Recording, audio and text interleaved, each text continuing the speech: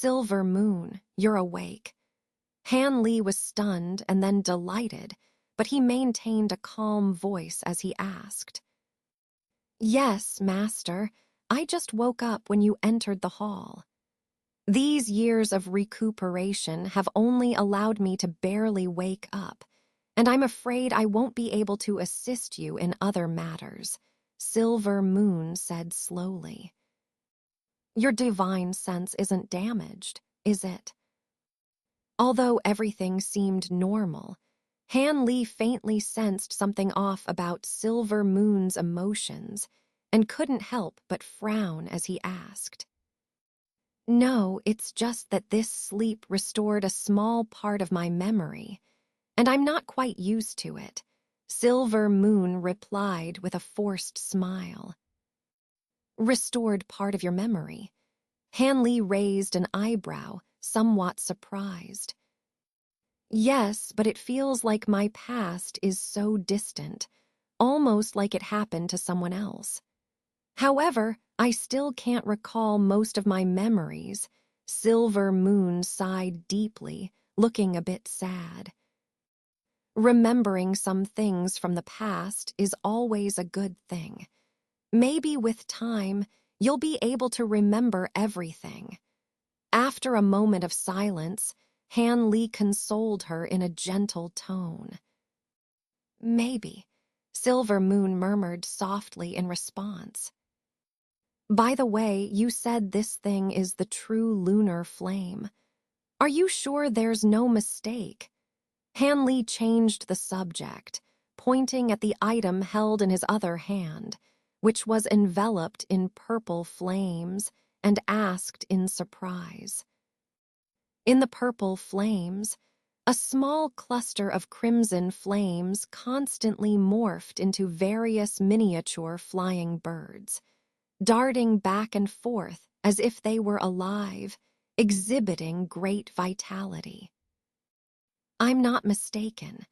This is indeed an essence of the yin fire. In my memory, this true flame is only the lowest level. Otherwise, it wouldn't have lost so much of its spirituality after being hit by a few sword auras. Fortunately, this is the true lunar flame and not the solar essence flame. Although both are extremely cold and yin, this flame has just been born, and its power is much lower than the purple luo extreme flame. Otherwise, the purple luo extreme flame wouldn't have been able to trap it. If it were the solar essence flame, even the lowest level could break through the purple luo extreme flame and escape with some loss of its essence. However, if this flame is cultivated to a higher level, its power would definitely surpass the purple luo extreme flame. Otherwise, it wouldn't be as famous as the solar essence flame, ranking among the 3 great true flames of the human world. Silver Moon carefully explained to Han Li. Is this flame really that terrifying? I've never heard of the 3 great true flames, Han Li said, looking somewhat doubtful as he gazed at the spiritual flame in front of him. After all, the crimson flame only looked lively, but didn't seem particularly difficult to deal with. The 3 great true flames are something that came to my mind naturally when I saw this flame. It seems that I know a lot of miscellaneous things, Silver Moon said with a bitter smile. If it exists in your memory, then it seems the flame is real. Since this flame is also an extremely cold yin flame, I wonder if it can be devoured and fused by my purple luo extreme flame. Han Li's eyes flashed with contemplation. It should be possible. However, it's better to let the true lunar flame devour the purple luo extreme flame instead. This true flame already has a trace of spirituality, and destroying it would be a great pity, reducing its power significantly, Silver Moon reminded him. You're right, but before that, I need to refine this flame first. With its trace of spirituality, it's not easy to refine, Han Li nodded. Master, it would be best if this flame could also absorb a trace of the solar essence flame. If that happens, the yin and yang would converge along with the power of the purple luo extreme flame. The power would be unimaginable, perhaps able to burn anything in the human world, Silver Moon said with a smile. The solar essence flame? It would be great if I could capture it, but I heard from Grand Master Dayan that the solar essence flame is impossible for cultivators in our world to capture. It's just wishful thinking, Han Li said, somewhat helplessly. That is true. But since you have obtained the true lunar flame, which is interrelated with the solar essence flame, maybe you can use this flame to capture the essence flame, Silver Moon said hesitantly, clearly uncertain if this method would work. We'll talk about it later. It's still unknown when I will be able to refine this true lunar flame, Han Li said, shaking his head, though he was moved by the idea. Seeing Han Li say this, Silver Moon smiled and changed the topic, reminding him. Master, you need to set some restrictions on the true lunar flame before you can put it away. Otherwise, it might break free and escape. Yes, I know. Han Li chuckled and suddenly tossed the purple flames into the air. Immediately, the purple flames enveloping the yin flame floated lightly above his head. Then his 10 fingers flicked continuously, and slender electric arcs shot out, entwining the purple flames and the yin flame within, forming a golden ball the size of a fist, shining brilliantly.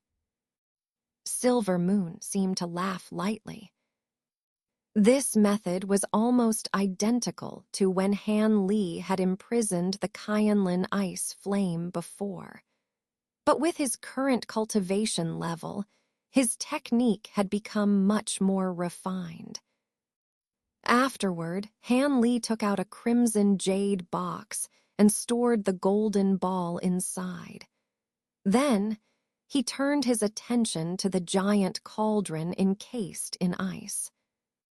This kind of extremely yin true flame should have been born in a place of extreme cold.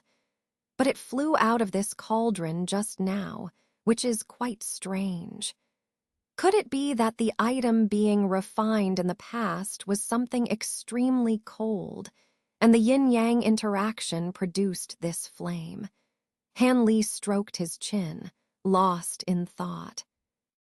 Silver Moon said nothing, evidently also finding it peculiar. But after Han Li's eyes flickered a few times, he stopped pondering over it and instead walked over to the giant ice block. With a shake of his sleeve, he released a thick electric arc that instantly transformed into a golden electric net, covering the surface of the giant ice. A series of crackling electric flashes followed, and the entire ice block shattered inch by inch, turning into a pile of ice shards scattered on the ground, revealing the quietly still giant cauldron inside. Han Li gazed at the unmoving cauldron, and with a flash of blue light, he floated up, hovering about 10 feet above the cauldron to look down.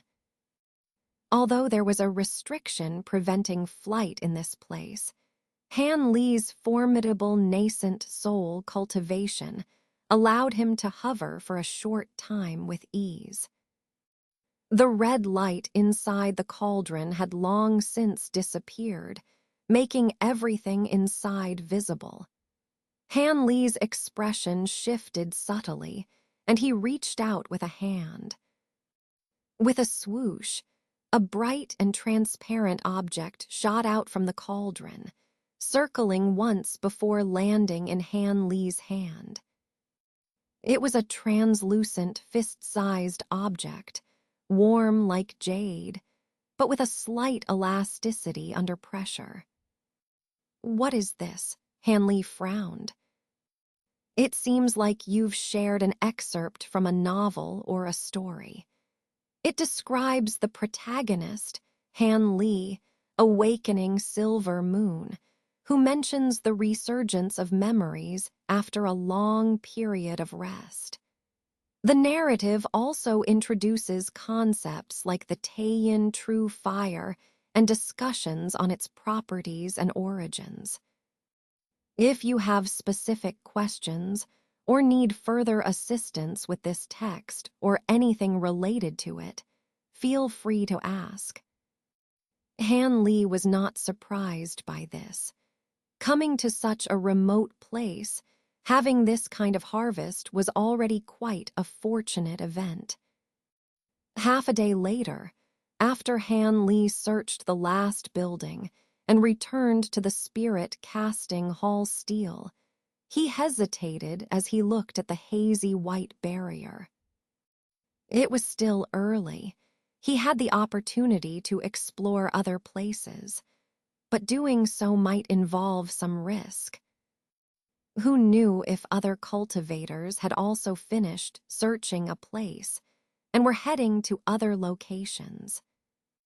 If it were the likes of the wealthy elder or other notable figures, it wouldn't matter. Han Li wouldn't fear even if it were Cayenne Old Devil or people from the Poison Saint sect. But if he encountered the first wave of cultivators who entered this mountain, it would be troublesome. They would likely attack him immediately. Yet, Han Li was reluctant to stay put and wait for several days until the fissure passage reopened. Thinking about it, Han Li laughed at himself. Even if he stayed here, if someone finished searching other places, wouldn't they come to the spirit casting hall as well? Moreover, he speculated that by now, Cayenne Old Devil and others might have already clashed with the first wave of cultivators at some key locations in Kunwu Mountain. If that were the case, it might be better to take advantage of the distraction to search more places, maybe even take advantage of the chaos. After all, if he found valuable items like the true fire of Taiyan in this small spirit casting hall, other places should have some good finds too. Besides, with his current abilities, even if surrounded by several late nascent soul cultivators, he was confident he could escape even if he couldn't win. After weighing his options, Han Li no longer hesitated. He took out the 3-flame fan, easily broke through the barrier with 3-colored flames, and headed down the mountain. At the same time, in a hall deep within Kunwu Mountain glowing with a faint blue light, a large-headed monster, an ancient demon, and a nascent soul stage cultivator from the Yi family were surrounded by 7 or 8 red-haired, naked ghosts. These ghosts had blue faces and sharp fangs, exhaling sinister energy. With every movement of their fingers, they sent out black claw lights, striking at the 3 men. The large-headed monster and his companions, trapped in a haze of grayish energy, had set up several layers of protective light shields with their defensive treasures. No matter how fierce the sinister energy or sharp the claw lights were, they couldn't break through. However, the yellow flying sword controlled by the monster, along with the black small sword and white jade ruler wielded by the ancient demon and the Yi family elder, shone brightly, but were equally ineffective against these ghosts. No matter how the flying sword sliced a ghost in half or the ruler smashed a ghost's head to pieces, as long as the other ghosts exhaled sinister energy, the slain ghost would immediately recover and rejoin the fight, seemingly invincible. The Yi family elder rubbed his hands together and released a series of red fireballs, which entered a ghost's body and exploded it into nothingness. But the surrounding sinister energy quickly gathered, and the ghost reappeared, attacking the shield again. Seventh uncle, Elder Han, this won't work. These ghosts have obviously cultivated for countless years in this place, reaching the yin soul forming stage. Ordinary spells and treasures can't kill them. Only extremely yang, positive energy, techniques, and treasures can be effective, the Yi family elder said anxiously. HMPH, if it were that simple, I would have done it already. These ghosts are not just at the yin soul forming stage. They are all clones of a single ghost king. Unless we kill all the ghosts simultaneously, they will immediately revive in the sinister energy. I've been searching for its true body, the large-headed monster snorted. All clones. The elder was shocked. Exactly. Otherwise, even yin soul-forming ghosts should be weakened after being killed so many times. But look at them, not a trace of fatigue. It seems this ghost king intends to wear us down before finishing us off, the ancient demon said calmly, as he directed the black small sword to pierce through another ghost. I see. It's a pity about the 15th brother, who was hit by the shadow sand of the shadow snake on the previous level. If he were here, his yang techniques would be perfect against these ghosts, the elder said, looking at the gray surroundings with a changing expression. There was nothing we could do. Who could have expected such a shadow-dwelling demon snake to exist, suddenly attacking from the shadow of Brother Mingley himself? Even I couldn't react in time. Moreover, its poison was so potent, destroying Brother Mingley's body in moments, the large-headed monster sighed. I didn't mean to blame you, seventh uncle. It's just that this demon suppression tower is so eerie. It's built upside down with the entrance at the top and the tip at the bottom, and each level's demons are harder to deal with than the last. We've only reached the 7th level after so long, and Elder Han said there are 9 levels. Who knows what kinds of demons we'll face below? Should we continue? The elder hesitated. HMPH, scared already after a bit of danger. The more formidable the beings suppressed below, the higher the chance of finding heavenly treasures. Only demons feared by ancient cultivators would need heavenly treasures for suppression. Do you want our family's centuries of effort to be in vain? The monster coldly reprimanded. You're right, 7th uncle. I was too timid, the Yi family elder replied, driving his treasure to fend off the attacking ghosts. I've found the Ghost King, the ancient demon suddenly said. Where is it? The elder's spirit lifted. Just as the ancient demon was about to answer, his face changed. and a muffled boom sounded from afar. The hall entrance flashed, and a large green light mass flew in, revealing 4 figures of varying builds. These 4 gasped upon seeing the ghostly chaos and the besieged trio in the hall. "Yi Yuisheng, I thought you had perished. So it was your family that broke the seal." The speaker was a green-patterned face cultivator, Hua Tianqi, one of the 4 elders of the Poison Saint sect. Seeing them, the faces of the trio in the hall also turned ugly, especially since they were still entangled with the ghosts. "Hua Taoist, I didn't expect your sect to move so quickly into this mountain.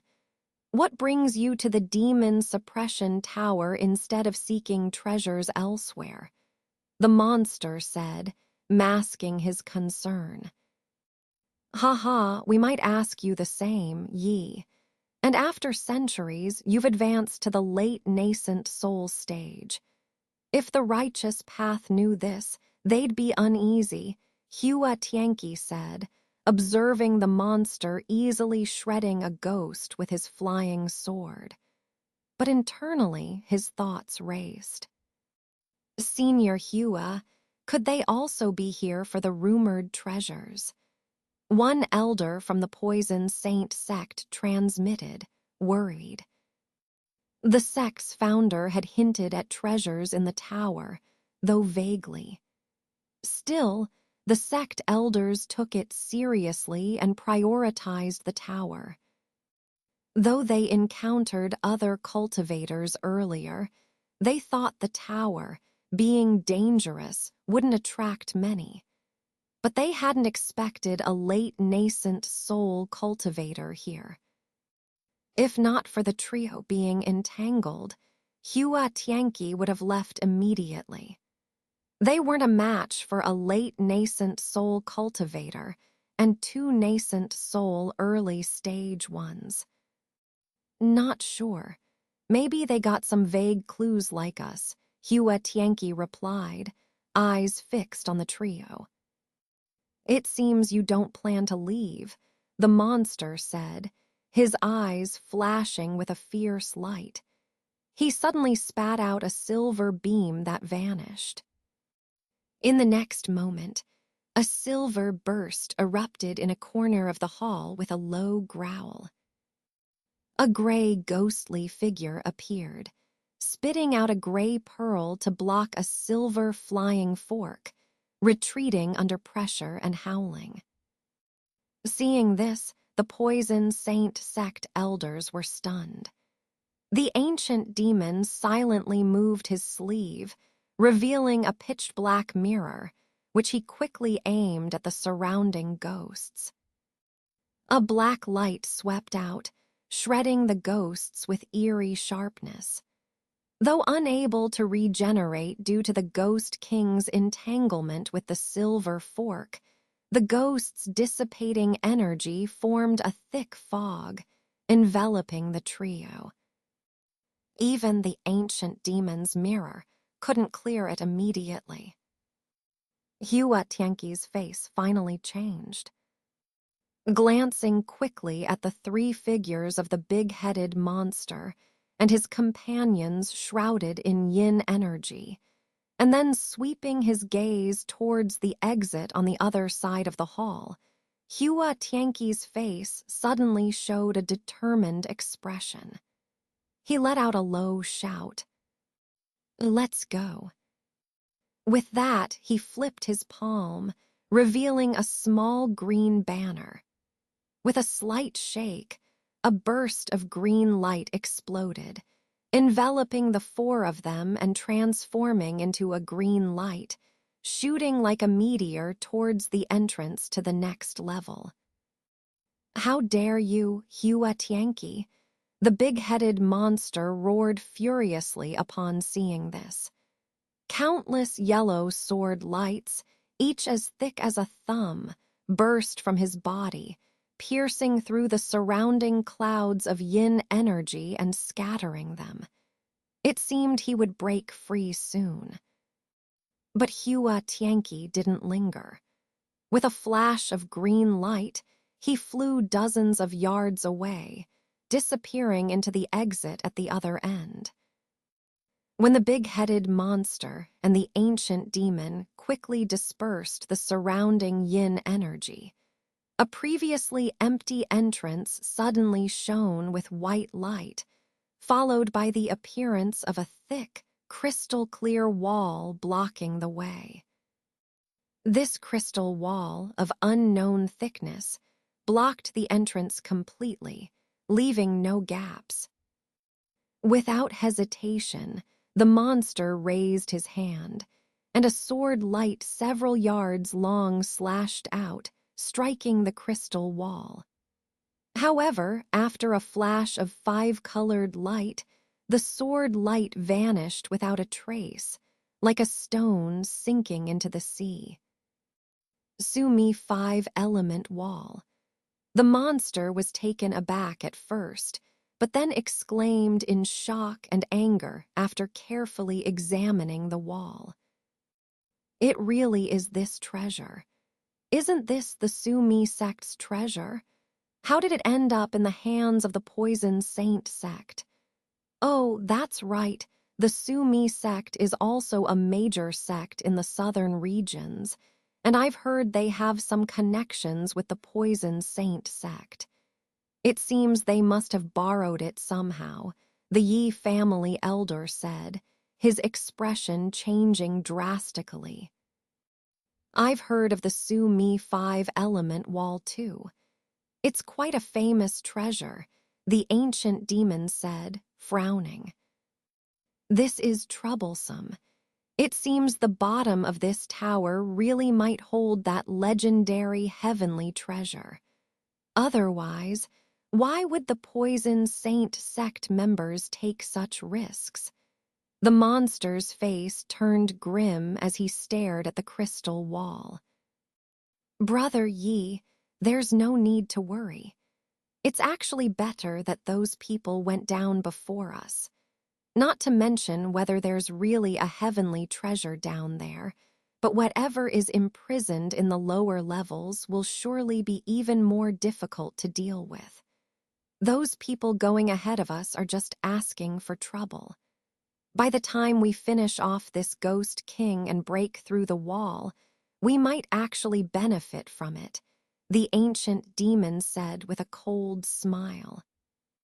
The big-headed monster was stunned for a moment, but then relaxed and smiled after thinking it over. Brother Han is right. I was too concerned about the treasure and became anxious. As he finished speaking, a cold light flashed in his eyes, falling on the ghost shadow tightly entangled by the silver flying fork. On the other side of the crystal wall, Hua Tianqi and the other three elders of the Poison Saint sect had already reappeared. Just as Hua Tianqi breathed a sigh of relief, one elder couldn't help but complain. Elder Hua, wasn't this too risky? Although the Sumi five-element wall can temporarily block them, we've offended them greatly. What will we do in the future? HMPH, are you still dreaming of peacefully coexisting with the Yi family? Even if we give up the treasure, since Yi Yuesheng faked his death to escape the 10 Great Sects' extermination, now that we've encountered him, do you think he'll let us go easily? Offending them or not makes no difference. Besides, given how even our ancestor remembered this treasure, do you think it could be ordinary? It's most likely the legendary heavenly treasure. What's a little risk for that? Hua Tianqi glanced at the uneasy fellow disciple, his face sinking as he spoke. A heavenly treasure. If it's really such an extraordinary item, it would be worth our risk. But with Yi Yuesheng guarding the outside, how will we escape even if we get the treasure? Another elder of the Poison Saint sect asked worriedly. Haha, do you think I'd do something so reckless without a plan? Before coming here, I brought the sect's poison dragon pearl. If we obtain the treasure, at worst, I'll take the pearl and fight a late nascent soul cultivator for a while. That should give us enough time to escape, Hua Tianqi said confidently. So Elder Hua came prepared. In that case, there's no problem, the other 3 elders relaxed. Though the treasure was tempting, their lives were more important. It's a pity Elder Yuan isn't here. If we worked together, we could fight a late nascent soul cultivator without using the poison dragon pearl, Hua Tianqi lamented. Indeed, but didn't Elder Hua leave a message? Maybe Elder Yuan is already on his way. If so, it will be much easier when we leave with the treasure, one of the elders said with a smile. Let's hope so. Everyone be careful. The ghosts on the 7th level were already difficult to handle. Who knows what horrors await on the 8th and 9th levels? Don't lose your lives here. But this true demon tower certainly lives up to its name. If the Yi family hadn't cleared the way, it would have taken us much more effort to get here, Hua Tianqi warned. The other 3 naturally agreed. Then the group began walking into a sloping passage behind them. According to their previous experience, descending a few dozen yards would naturally lead them to the next level. But this time, after only 10 yards, they suddenly found themselves in a small square stone room with nothing inside except 2 small teleportation arrays, one black and one white. What's this? Hua Tianqi was startled and then frowned. The other 3 elders also looked at each other in confusion. Taking a few steps into the room, Hua Tianqi swept his gaze around with his hands behind his back, circling the 2 small arrays. Elder Miao, you are skilled in ancient formations. Check if these arrays are short-distance teleportation arrays, Hua Tianqi finally said to a thick-browed elder. Understood. The elder immediately complied, examining one of the arrays carefully. The other 2 elders also walked over out of curiosity. Indeed, they are short-distance teleportation arrays, and very short ones at that. I estimate the distance to be no more than 100 miles, the thick-browed elder said after a while. Then there's no mistake. This should be the teleportation array to the 8th level. If it requires a teleportation array, something unusual must be there. The array is 2-way, right? Hua Tianqi asked cautiously. Of course, short-distance teleportation arrays are usually 2-way. But why are there 2 arrays here? Does the 8th level have 2 destinations? The thick-browed elder wondered. Not sure, but we'll find out by going through one. Let's try this white array first. The other one gives me an uneasy feeling, Hua Tianqi said, pointing to the white array and stepping onto it without hesitation. The other 3, feeling a similar sense of unease from the black array, quickly followed him onto the white array. Hua Tianqi cast a spell on the array, which lit up with a bright white light, and the group disappeared. The next moment, after a dizzying sensation, Hua Tianqi and the others found themselves in a place resembling a fairyland. Above them was a blue sky with white clouds, and all around them were spirit flowers and exotic grasses. The air was filled with dense spiritual energy.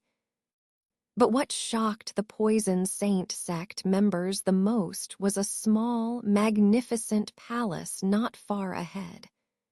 The palace sat atop a massive formation, surrounded by numerous altars, each guarded by a giant stone figure holding a golden blade, silently facing the palace. The rough appearance of the altars and stone figures exuded an indescribable primal aura, standing silently as if in eternal vigilance. The scene left even Hua Tianqi speechless in awe. Meanwhile, Han Li stood in the white jade square where he had initially arrived, staring coldly at a group of cultivators glaring back at him. He suddenly felt a deep sense of regret. Perhaps staying hidden in the spirit casting hall wasn't such a bad idea. Or if he had come out a bit later, he might not have been greeted by so many people.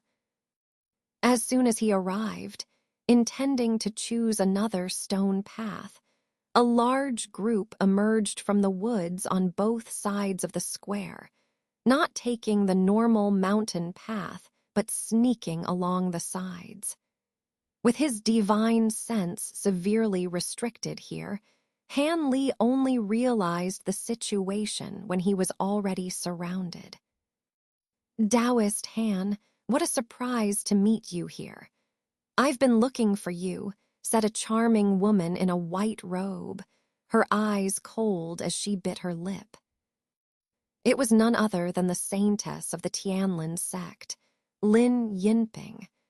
Beside her was a white-robed young man who looked familiar to Han Li, Ji Tianhao, and two black-robed elders. They had surrounded him in a semicircle, blocking the path down the mountain, as if fearing Han Li would escape. Han Li sighed. Thinking back to the auction, he had taken a jade pendant from this woman to refine a sensing artifact against her. But after a few years, its effect had long worn off. If he had met her a couple of years earlier, this misunderstanding wouldn't have happened. I didn't expect to meet the saintess here either. It's an honor. This fellow Taoist must be one of your tribe's grandmasters, Han Li said, his mind racing but his expression unchanged as he nodded to Lin Yinping and then turned to the white-robed young man. For Han Li, the only real threat among these people was the late nascent soul cultivator. Despite being surrounded, most of his attention was on this person. Indeed, I am one of the 4 grandmasters of the Tu Wu tribe. I once caught a glimpse of Taoist Han's back, but you didn't stop for a chat. Might you be willing to exchange a few pointers now? The young man, surnamed Su, said each word slowly as he looked at Han Li, who appeared just as young. Under different circumstances, I'd be happy to spar with you, Brother Su. But now, Han Li glanced at Ji Tianhao and the others and shook his head with a half-smile. Oh, it seems Brother Han is quite confident. I heard you killed a mid-nascent soul peak elder from the Yin Luo sect. Is this true? The white-robed youth remained calm, asking coldly. Ji Tianhao and the other Yin Luo sect members' faces changed upon hearing this. At this point, denying it would be pointless. Yes, I did kill an elder of the Yin Luo sect in Tainan. Does Brother Su intend to stand up for the Yin Luo sect? Han Li's lips tightened, his eyes cold. To kill a mid-nascent soul peak cultivator with your mid-nascent soul skills, Brother Han must have extraordinary abilities. If we didn't have such deep enmity with you, I'd want to make friends with you. How about this? I've heard you used a peculiar small cauldron to take our sacred hall's inheritance cauldron and sacred beast avatar. If you hand over the cauldron, I'll ensure the sacred hall reconciles with you. And if you give up the ghost Luo banner, I'll also help resolve your enmity with the Yin Luo sect. What do you say? The white-robed youth stared at Han Li, making an unexpected offer. What, Brother Su? This can't be. No need to say more, Saintess.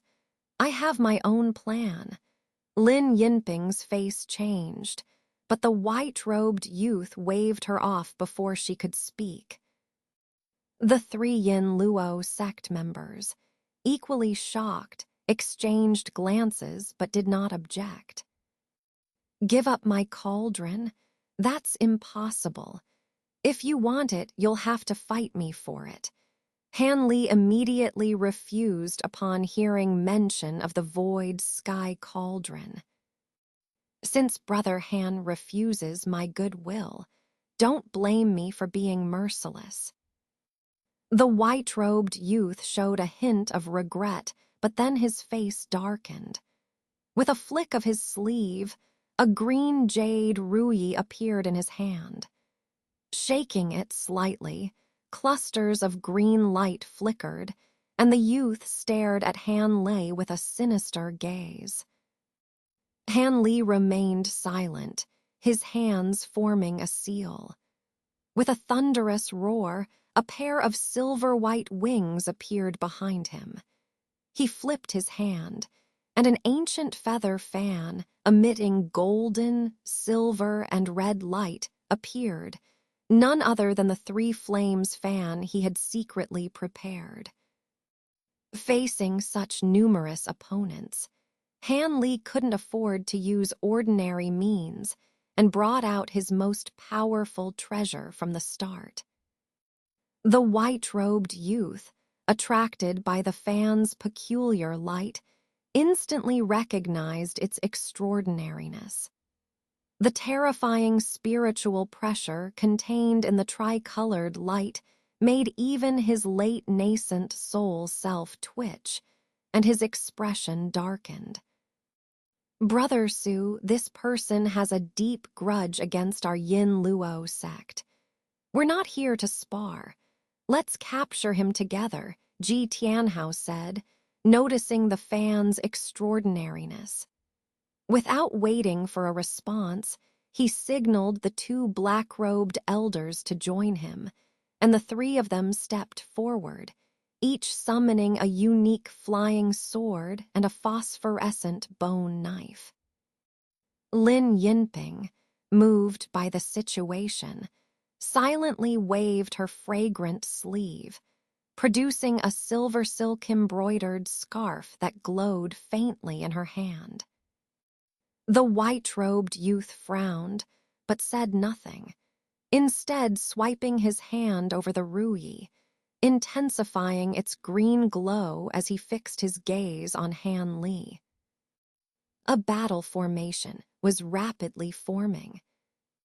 But Han Li, already prepared, wouldn't let himself be cornered. With a thunderous roar, he disappeared in a flash of silver light, reappearing several yards away on a stone stair.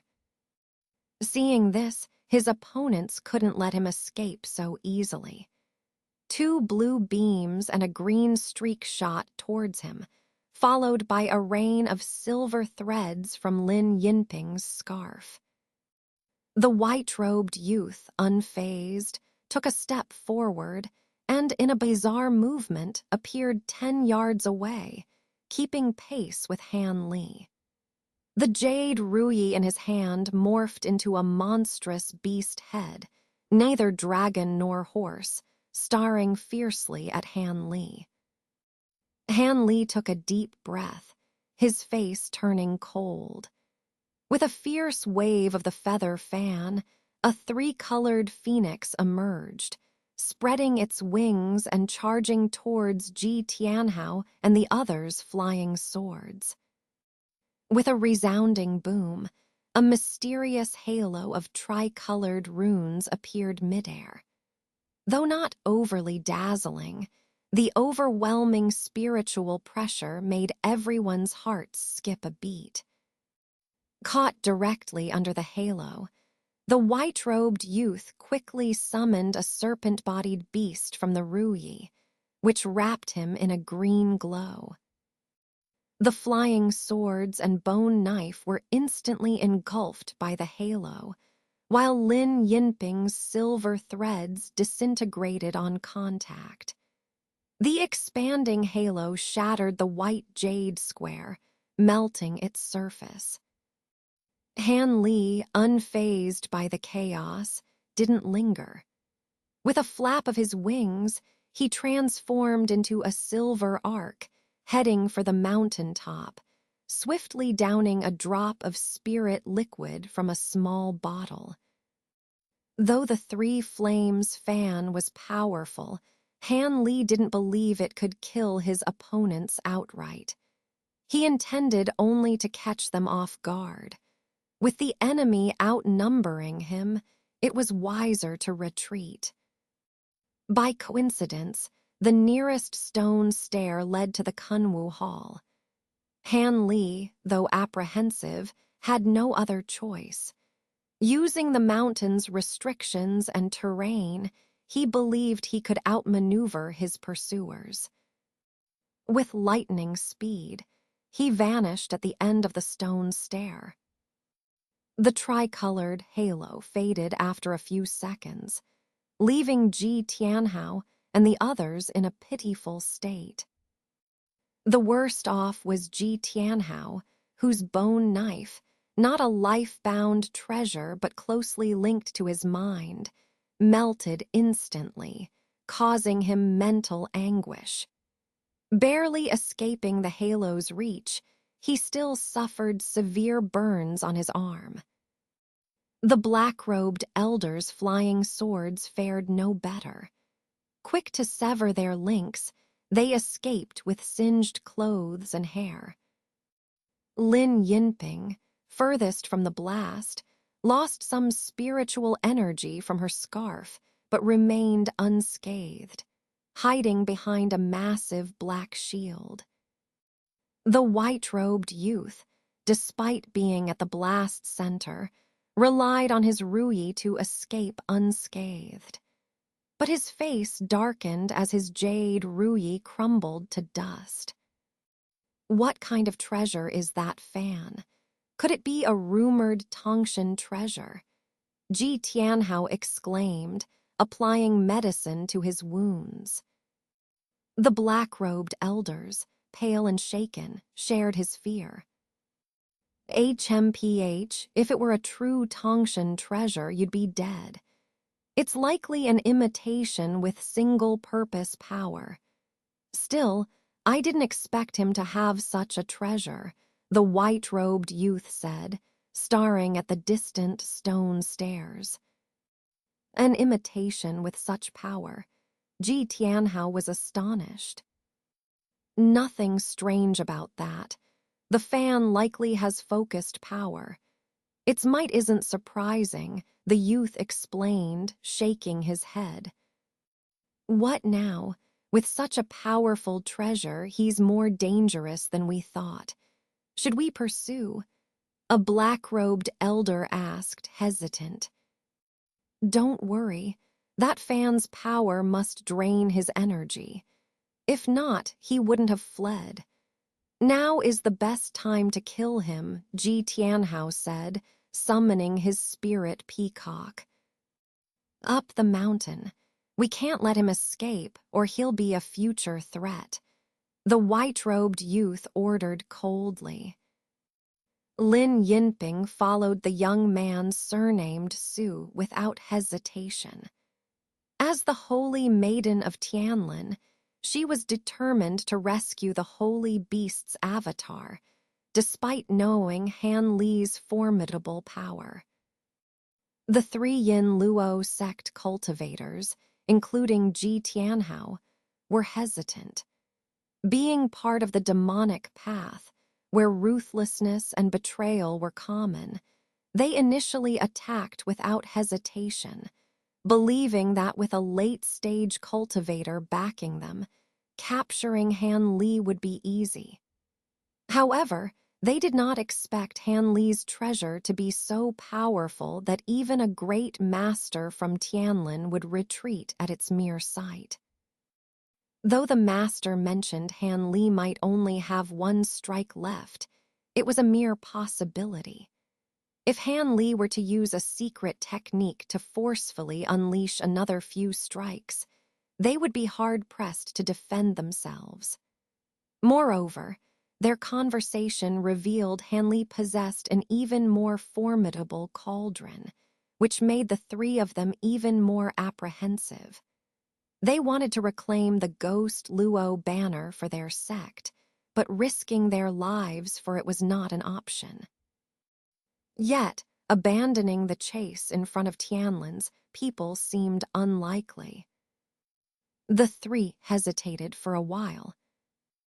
"Let's go. We should follow, but don't engage Han Li head-on. We'll provide some support from the side. As long as we avoid that fan, we should be fine," Ji Tianhao finally decided, whispering to the other 2. The 2 black-robed elders hesitated briefly, but then nodded. The 3 then flew after Lin Yinping and the young man.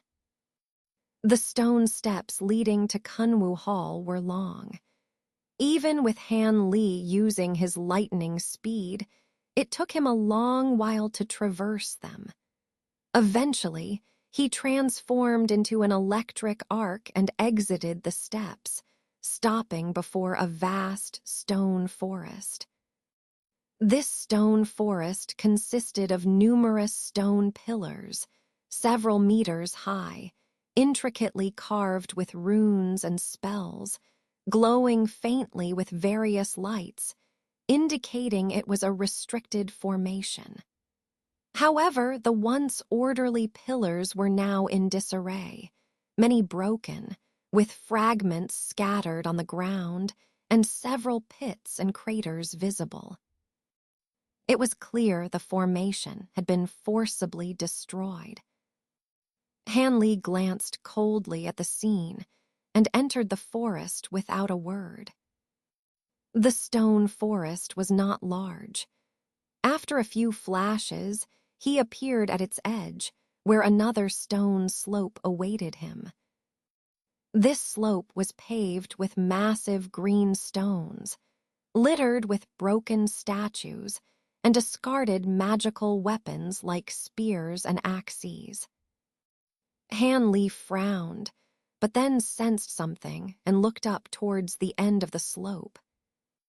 He saw a platform in the distance, over 100 meters away, where lights flickered, and sounds of battle echoed, indicating a fight was happening. Could it be that old demon Cayenne is fighting others? Han Li wondered, quickly flying towards the platform with his aura concealed, his figure becoming faint and eventually disappearing. With his concealment, Han Li silently stepped onto a vast expanse of white jade, much larger than the previous plaza. But upon seeing the scene before him, he was taken aback. In the middle of a massive white light curtain, 5 white figures, 1 yellow figure, and 2 green figures were engaged in a fierce battle. The 5 white figures were old demon Cayenne's 5 magical avatars, each exhaling gray gas and fighting ferociously. The yellow figure was a middle-aged cultivator wrapped in a giant white bone ring, exuding yellow light that neutralized the gray gas. The cultivator wielded 2 red-yellow swords, desperately fending off the 5 avatars. The 2 green figures were 2 bronze lions, over 10 feet tall, attacking swiftly with their teeth and claws and occasionally shooting green beams from their mouths, seemingly powerful. Though neither the 5 avatars nor the middle-aged cultivator were particularly concerned about the lion's ranged attacks, they were wary of the beast's close combat capabilities, maneuvering agilely to avoid them. When necessary, they would momentarily abandon their opponent to strike the beasts hard. However, the bronze lions were covered in a shimmering green light, appearing impervious to harm, withstanding attacks from the gray gas and flying swords with only slight retreats and no visible damage. The white light curtain was peculiar, occasionally flashing with silver arcs. Anyone approaching the edges would trigger thunderous sounds and be bombarded by dense electric arcs. Though both the 5 avatars and the cultivator with the bone ring could withstand these arcs, neither wanted to be hit unnecessarily, making the battle even fiercer. "Is this a coliseum?" Hanley muttered, seeing the scene. He could tell the middle-aged cultivator at the mid-nascent soul stage would have been overwhelmed by the 5 avatars if not for the strange bone ring. The bronze lions, despite their ferocity, were merely unmanned puppets, and once either the cultivator or old demon Kyan gained an advantage, dealing with them would be easy. Hanley's gaze swept to the sides. The light curtain covered almost the entire platform, with light glows on both sides indicating more restrictions, blocking passage. Thus, Hanley's path was blocked. Looking forward, he saw a massive gate behind the light curtain, seemingly the entrance to Kunwu Hall. Hanley frowned slightly. He had no intention of stopping here. Within moments, the young man surnamed Su and the others would catch up to him. He discreetly shook his sleeve, letting the tricolored fan slip into his hand. He intended to rely on the fan's power to temporarily break through the restriction and swiftly cross to the other side.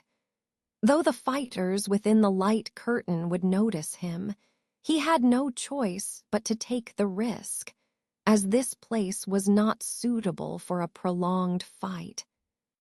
Just as Hanley was about to channel his magic into the fan, he turned his head towards a large stone block at the platform's edge, his face showing a hint of suspicion. Was it a hallucination? He felt a faint, unusual spiritual fluctuation from that direction. This fluctuation was so subtle that if he hadn't been fully extending his spiritual sense in this perilous situation, he might not have noticed it. Suspicious, Hanley activated his bright sight technique, infusing his eyes with spiritual power.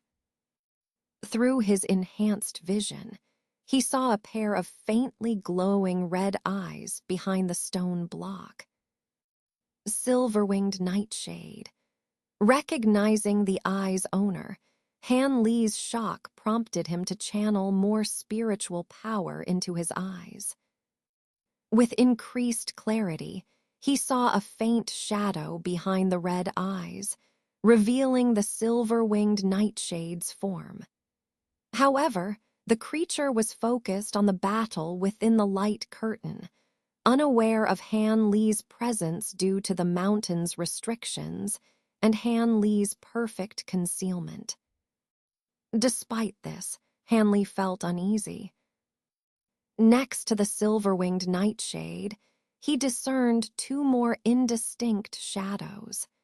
His enhanced vision couldn't clarify further, but he guessed one was the lion-bird beast he had encountered at the mountain's base, while the other was an unfamiliar humanoid figure. These creatures seemed to be lurking here together. Were they also after some treasure within Kunwu Hall? Han Li pondered.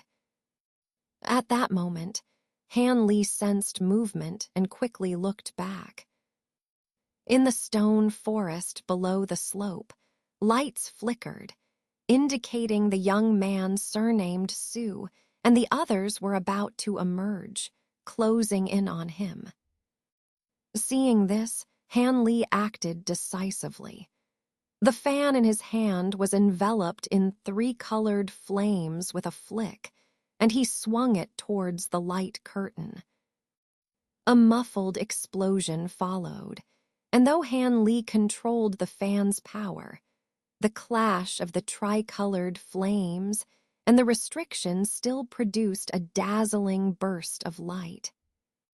Both the silver-winged nightshade and the combatants within the light curtain were startled, turning to look at Han Li. Realizing his cover was blown, Han Li leaped, transforming into a blinding azure streak, shooting through the newly formed hole and darting towards the other side of the light curtain. With his rapid magic infusion counteracting the anti-flight restriction, Han Li's azure streak sped like lightning, covering dozens of meters in the blink of an eye, nearly crossing the platform's center. "How dare you?" Old Demon Kyan roared, and 3 of the 5 white figures vanished from around the middle-aged cultivator, reappearing before Han Li with 6 cold green eyes glaring at him. "Get out of my way." Han Li's voice thundered from the azure light, and with a clap of thunder, a massive golden arc shot out, transforming into a golden lightning dragon, pouncing on the 3 white figures. Divine lightning of exorcism. Recognizing the attack, old Demon Kyan's angry voice rang out, and the 3 avatars hastily disappeared again to evade the strike. The golden dragon struck empty space, and the azure streak seized the moment, flashing past and reaching the light curtain's other edge.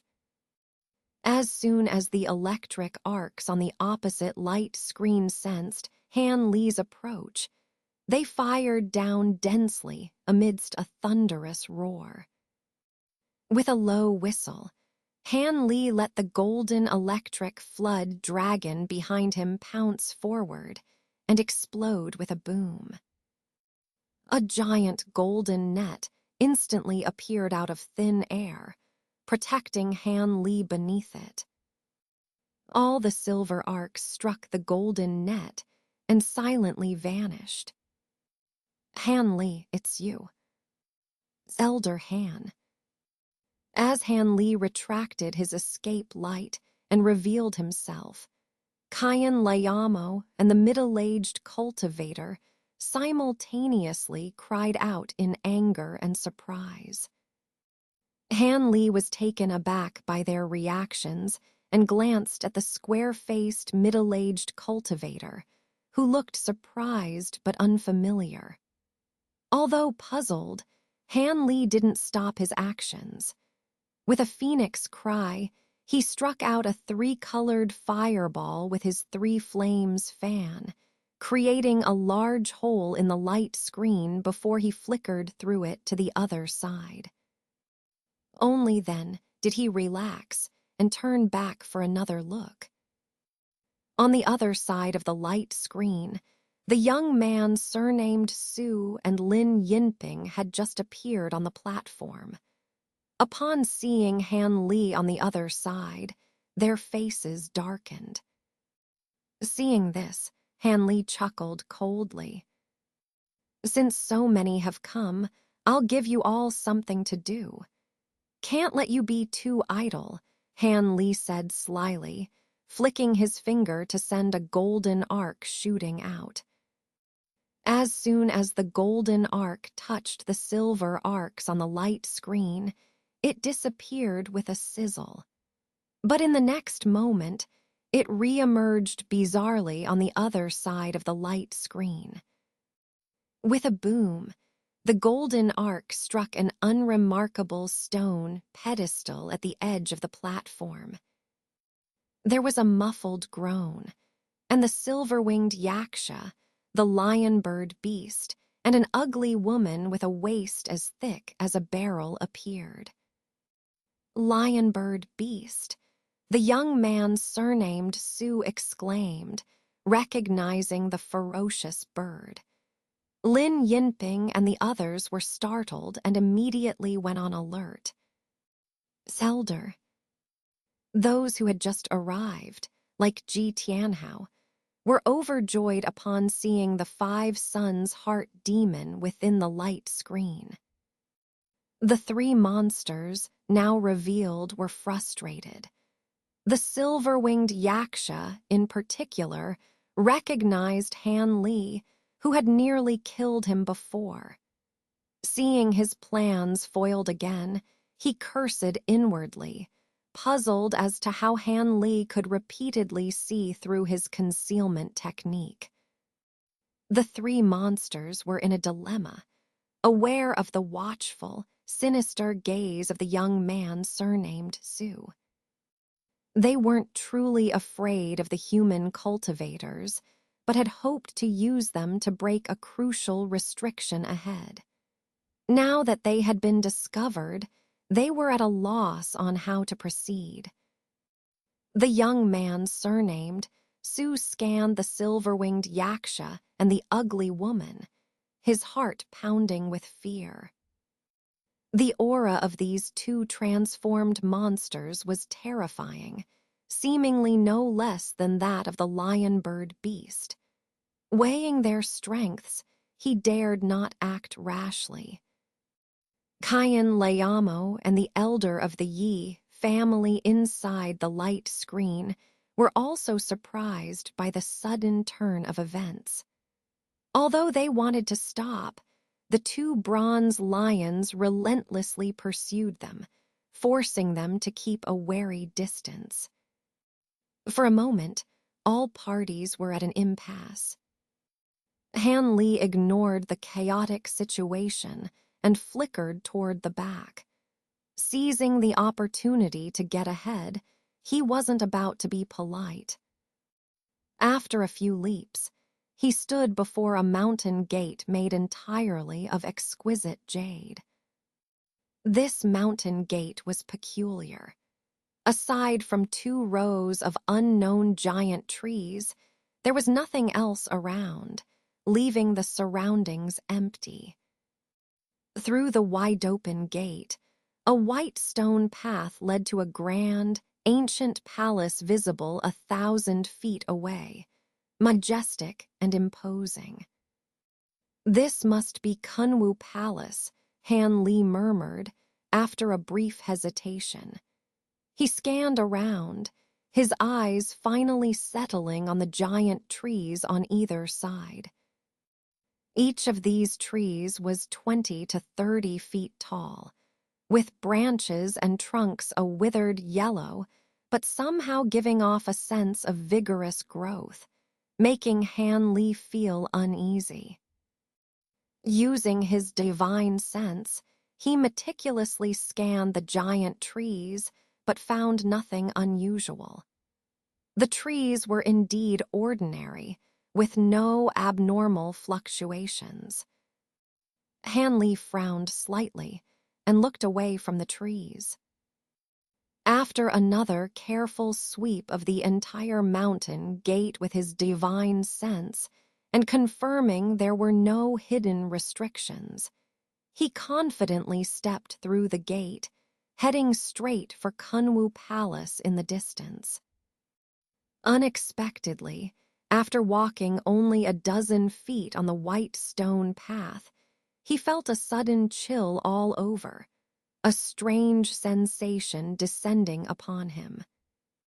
"Not good," Han Li exclaimed inwardly, attempting to retreat immediately. But it was too late. Before he could rise, a heavy pressure bore down on his shoulders, and he involuntarily sank to one knee on the stone path. Han Li shouted and released his protective spiritual light, enveloping himself in a blue glow. This allowed him to merely bend his knees, half kneeling on the ground. Despite the protective light, his body trembled and cracking sounds came from his bones, as if they were being crushed by an immense weight. Han Li was stunned. The protective light only offset a portion of the weight. Though slightly better than before, he could barely remain upright, feeling as if he was bearing 1,000 kati of force. Had he not trained in the Bright King technique and taken the heavenly corpse pearl, which made his body far tougher than ordinary cultivators, this pressure alone would have crushed his bones and left him unable to move. But despite having meticulously searched the area and finding no signs of formations, he was now inexplicably trapped in a powerful restriction. Han Li was inwardly cursing, unable to move even his fingers.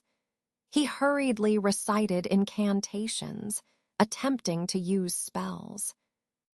In an instant, lightning flashed within the blue light around him. A layer of golden electric clothing appeared on him. With this force, Han Li tried to stand, though barely managing to rise halfway before the pressure intensified, forcing him to kneel again. This time, Han Li's expression changed drastically. While Han Li was trapped at the mountain gate, the cultivators below could not see his predicament due to the distance and the obstructing light screen. They only saw him vanish into the fray, which made them impatient. "You beast, seeking death, I'll oblige," Kayan Layamo roared within the restriction. The 5 white shadows coalesced into a towering white giant, its arm transforming into a white python that swallowed one of the bronze lions and trapped it in a glowing sphere. On the other side, the square-faced cultivator activated a large bone ring, which bound the other bronze lion with countless yellow rings, causing it to topple. Ignoring the fallen lion, the square-faced cultivator coldly eyed the white giant. "Humph, the heavenly bracelet lives up to its name. It's said to be a replica of the ancient spiritual treasure, Moon Reflection Ring. Even if just a replica, it is almost as powerful," Kayan Layamo's voice coldly emanated from the giant. "Without it, I would have perished at your hands long ago. But aren't you worried about that kid taking all the treasures?" The square-faced cultivator laughed, glancing toward the mountain gate. "If Kunwu Palace's restrictions were so easily broken, you would have entered long ago. But you called him Elder Han earlier. Is he one of your clan?" Kayan Layamo's voice turned icy. "I was mistaken. I don't know him," the square-faced cultivator replied, feigning ignorance. Kayan Layamo was silent for a moment, assessing the truth of the claim. Then he spoke coldly. "Whether he is related to your clan or not, you wouldn't want the treasures to fall into an outsider's hands. You found Kunwu Mountain and broke the seal. intending to take the treasures yourselves. How about we join forces to break this restriction and then compete for the treasures inside Kunwu Palace? Each to their own. Very well, I'd agree. To Kayan Layamo's surprise, the square-faced cultivator agreed without hesitation. This made Kayan Layamo hesitate, but he soon nodded in agreement. Now that we're facing these demons, friends, shouldn't we consider how to deal with them first? Otherwise, obtaining treasures is just a dream. Hearing Kayan Layamo and the others talking, the young man surnamed Su turned his head and glared coldly at the light curtain, speaking discontentedly. He, this must be Brother Su from Tianlin. I have no interest in fighting over treasures that haven't even been seen yet and ending up severely injured by something else. Besides, even if everyone here joined forces, we probably couldn't do anything to these three, right? Kayan Layamo sneered unexpectedly. What do you mean by that, Brother Kayan? Although the Tianlin grassland and the Yin Luo sect have always been friendly, the young man's face darkened upon hearing this. Nothing much. Since these three have been lurking around without making a move even during my fierce battle with Brother Yi, they must have other intentions. Otherwise, the best time to attack would have been earlier. The voice from the giant white shadow said faintly. It's good that you understand. Even if you wanted to fight, do you really think you could defeat us? There's no need to hide it. The three of us are also here for a few items in Kunwu Hall. We don't want to fight before entering the hall, the silver-winged yaksha said calmly, his eyes flashing green. The ugly woman and the lion-like beast beside him remained silent, clearly following his lead. My saintess and I have no interest in the treasures in the hall, but the items on that Han boy are what the Tianlin Holy Land must obtain. Of course, if we find the ghost Luo fan, I will return it to your sect, the young man surnamed Su said, not wanting to risk his life against the three powerful demons, and his tone softened after a brief hesitation. In that case, there's no need for us to fight here. We should work together to break the restriction and get the treasures.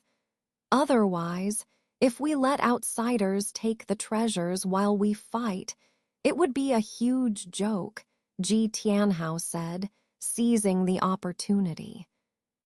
The cultivators and demons here were all very old and wise. Naturally, they wouldn't do something as foolish as letting others benefit from their fight. In the blink of an eye, they reached a temporary agreement. Although the agreement would likely break once they entered Kunwu Hall, it was better than killing each other before even seeing the treasures. Since no one has any objections, let's work together to break the restriction. Kayan Layamo laughed strangely, then flicked his sleeves, releasing two giant white pythons that fiercely attacked the light curtain above. The square-faced cultivator beside him silently pointed at the two flying swords hovering above his head, and two beams of light slashed at the sky. The three demons and the young man surnamed Su didn't let their guard down, but also started attacking the restriction upon seeing this. For a moment, all sorts of lights and demonic energy mixed and exploded together inside and outside the light curtain, accompanied by a continuous rumbling sound. Tusk, tusk, Who would have thought that Kayan Layamo, with his fiery temper, could turn around and ally with demons like the silver-winged Yaksha and the lion-like beast? I'd better be more careful when dealing with him in the future, so I don't get tricked. A green-clad, graceful figure murmured softly, hiding in a stone forest down the slope. HMPH, with your current cultivation level, Kayan Layamo doesn't need to use any tricks. His 5 sons united devil could easily overwhelm you, said another green-clad figure beside her bluntly. These two were the Wood Mistress and a beautiful young woman from the transforming immortal sect. Sister, do you mean I really can't deal with Kayan Layamo? The young woman said, somewhat dissatisfied. A nascent soul early-stage cultivator wanting to deal with a late-stage cultivator. Not to mention you, even I can barely protect myself against him. Our sect's techniques aren't suited for direct confrontation. But if I can obtain a drop of his blood and use a curse secretly, I have a 70 to 80% chance of seriously injuring him. Wood Mistress sneered. Our transforming immortal sect is a semi-hidden sect. In terms of techniques and secret arts, we're not inferior to the top 10 sects. If we hadn't followed those rules strictly for generations, we would have produced late-stage great cultivators long ago and wouldn't have to fear people like Kayan Layamo, the young woman said, somewhat unwillingly. Our sect's founder was a descendant of one of the 3 elders of Kunwu. Establishing the sect near the seal and setting the rules was to keep an eye on the seal. After so many years, these matters have been mostly forgotten. If we hadn't received the old message recently and rechecked our founding records, we would still be unaware of the seal. Otherwise, why would we risk entering this mountain? Wood Mistress sighed. Speaking of Kayan Layamo, I'm more concerned about that young man wielding the thunder evading divine thunder. The power of his feather fan is such that even late-stage nascent soul cultivators avoid it. If used in a confined space, its power would be even greater, resembling the legendary 7-flame fan. The young woman suddenly mentioned Han Li. It is indeed a replica of a heavenly treasure, but whether it is the 7-flame fan remains to be seen. However, this person looks unfamiliar, and his other abilities are impressive too. His silver wings can perform the rare thunder evasion technique. He's not an ordinary cultivator, but he doesn't seem to be from our great Jin and doesn't seem to be with the Yi family either. Forget it.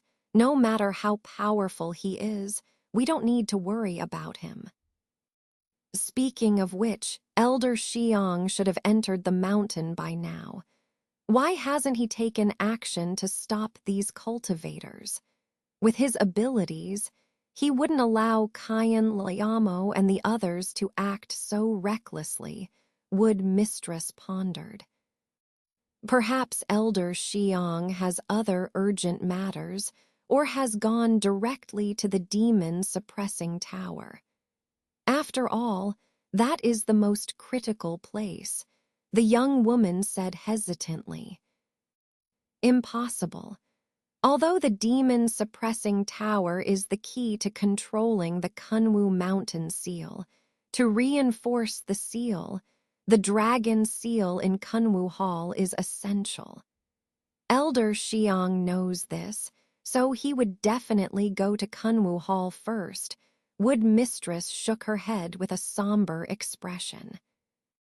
Sister means Elder Xiang has encountered some trouble.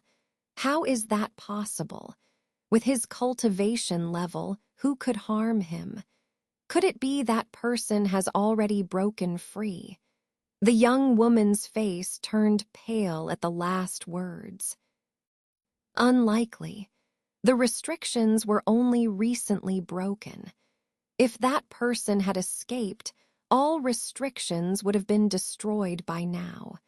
He wouldn't wait until now. Perhaps Elder Xiang was delayed by something else and hasn't entered the mountain yet, Wood Mistress said with a forced smile. Let's hope so. Anyway, we should follow these people closely and see if we can obtain the dragon seal first. But besides the dragon seal, wasn't there another item called the heavenly crystal tablet for reinforcing the seal? Why wasn't it left with us? We wouldn't have to take risks following these people then, the young woman complained again. You don't understand. The heavenly crystal tablet is only a backup. Its whereabouts are with another branch of Kunwu's descendants. It's a contingency plan in case something happens to one branch, ensuring the seal can still be controlled. The exact location of the tablet is unknown, even to the descendants, to ensure dual protection. The ancient cultivators put a lot of thought into this. I wonder what the Kunwu 3 elders were thinking, leaving such a big problem for us. Why didn't they just kill the person instead of sealing them and wasting such a spiritual mountain? The young woman frowned. The records mention that the person had a special identity, affecting even the upper realms. The ancient cultivators didn't dare act rashly and chose to seal them instead. Wood Mistress hesitated but revealed some of her knowledge. No wonder they were so cautious. But how powerful was this person to make even Elder Xiang uneasy?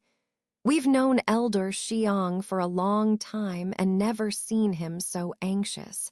The young woman asked curiously. No matter how powerful, they could easily crush us. Guessing won't help us, Wood Mistress said, glancing disdainfully. True, the young woman sighed helplessly. By the way, did you bring the 4 symbols ruler? We need it to seize the dragon seal, Wood Mistress asked, changing the subject. You reminded me repeatedly, sister. Of course, I brought our sect's treasure. It's a pity that your cultivation method contradicts the 4 symbols ruler. Otherwise, you'd be the best person to wield it. You mentioned that one of the 2 heavenly treasures used to suppress the person was the 8 spirits ruler, which this 4 symbols ruler replicates. I'd love to see it, the young woman said with a smile. We need to follow them, but not too closely. We're fortunate that the restrictions on this mountain can suppress spiritual senses. Otherwise, we'd have no chance of tracking a late-stage nascent soul cultivator, Mu Furin said, her voice a mere whisper. With a flash of white light, the 2 women stealthily left the stone pillar, using a secret technique to follow the group ahead. Not long after the 2 women departed, a faint green light flickered from behind another stone pillar nearby. A tall figure, shrouded in a green glow, emerged, its crystalline green eyes coldly staring in the direction the women had disappeared before it vanished once more. By the time Kayan Layamo and his group reached the mountain gate, Han Li was walking slowly along the path between the gate and the massive palace. Each step he took seemed to be a laborious effort, as if his every move bore the weight of 1,000 pounds. He was only a few hundred feet away from the palace. At this moment, Han Li's entire body was enveloped in a halo of green light and golden arcs, and he was also wrapped in an extraordinarily bright purple flame. He had already used a spirit-lowering talisman to transform himself into a half-dragon, half-human form, causing Kayan Layamo and the others to be taken aback. What kind of ability is this? How did this person transform into such a state? An old man in a black robe exclaimed. No matter what it is, it looks like this kid is trapped by a restriction. Now is the perfect opportunity to get rid of him, Ji Tianhao said with a sinister glint in his eyes. He quickly raised his hand, and a fiery red spear shot out, transforming into a red beam that hurtled towards Han Li. Han Li had previously destroyed one of Ji Tianhao's refined bone swords with his three-flame fan, causing Ji Tianhao considerable loss. Now, seeing an opportunity, he was not about to let it slip away. However, just as the red beam flew out more than 10 feet, it suddenly fell with a bang, crashing into the ground and creating a deep pit, where it remained firmly lodged. What is this? Ji Tianhao was greatly shocked and urgently channeled his magical power to retrieve his weapon, but the spear seemed to be rooted in the ground, utterly immovable. Is this the Great Five Elements' magnetic force? Lin Yinping exclaimed softly at the sight. No, it's the golden magnetic heavy light. This is a natural restriction produced by the golden magnetic spirit wood. Anyone stepping into the range of these spirit trees will be subjected to an invisible magnetic light's heavy gravity, making it nearly impossible to move, the silver-winged Yasha said, glancing at the rows of yellowish giant trees on either side. Nearly impossible to move. How is that Han kid managing to walk through it? Su's surnamed youth scoffed, casting a glance at Han Li's distant figure. Can't you see it? Or are you deliberately ignoring the drastic change in his form? After transforming, this person's cultivation has increased by at least half, reaching the peak of the mid-nascent soul stage. Moreover, both his repelling divine lightning and that purple ice flame are extraordinary great abilities. If you went in there, you probably wouldn't last as long as he has, the silver-winged Yasha said with a mocking smile. Oh, from your tone, it seems you are quite familiar with this Han fellow. Do you know him? Su's surnamed youth asked, his expression unchanged but his tone probing. Whether I know him or not is none of your business, the silver-winged Yasha retorted with a cold smile, recognizing the underlying probe in his words. The Su surnamed youth remained expressionless, but was inwardly furious. Golden magnetic spirit wood. Could it be the ancient spirit tree known as the falling treasure tree? It said that any treasure mixed with metal materials would be suppressed by this tree.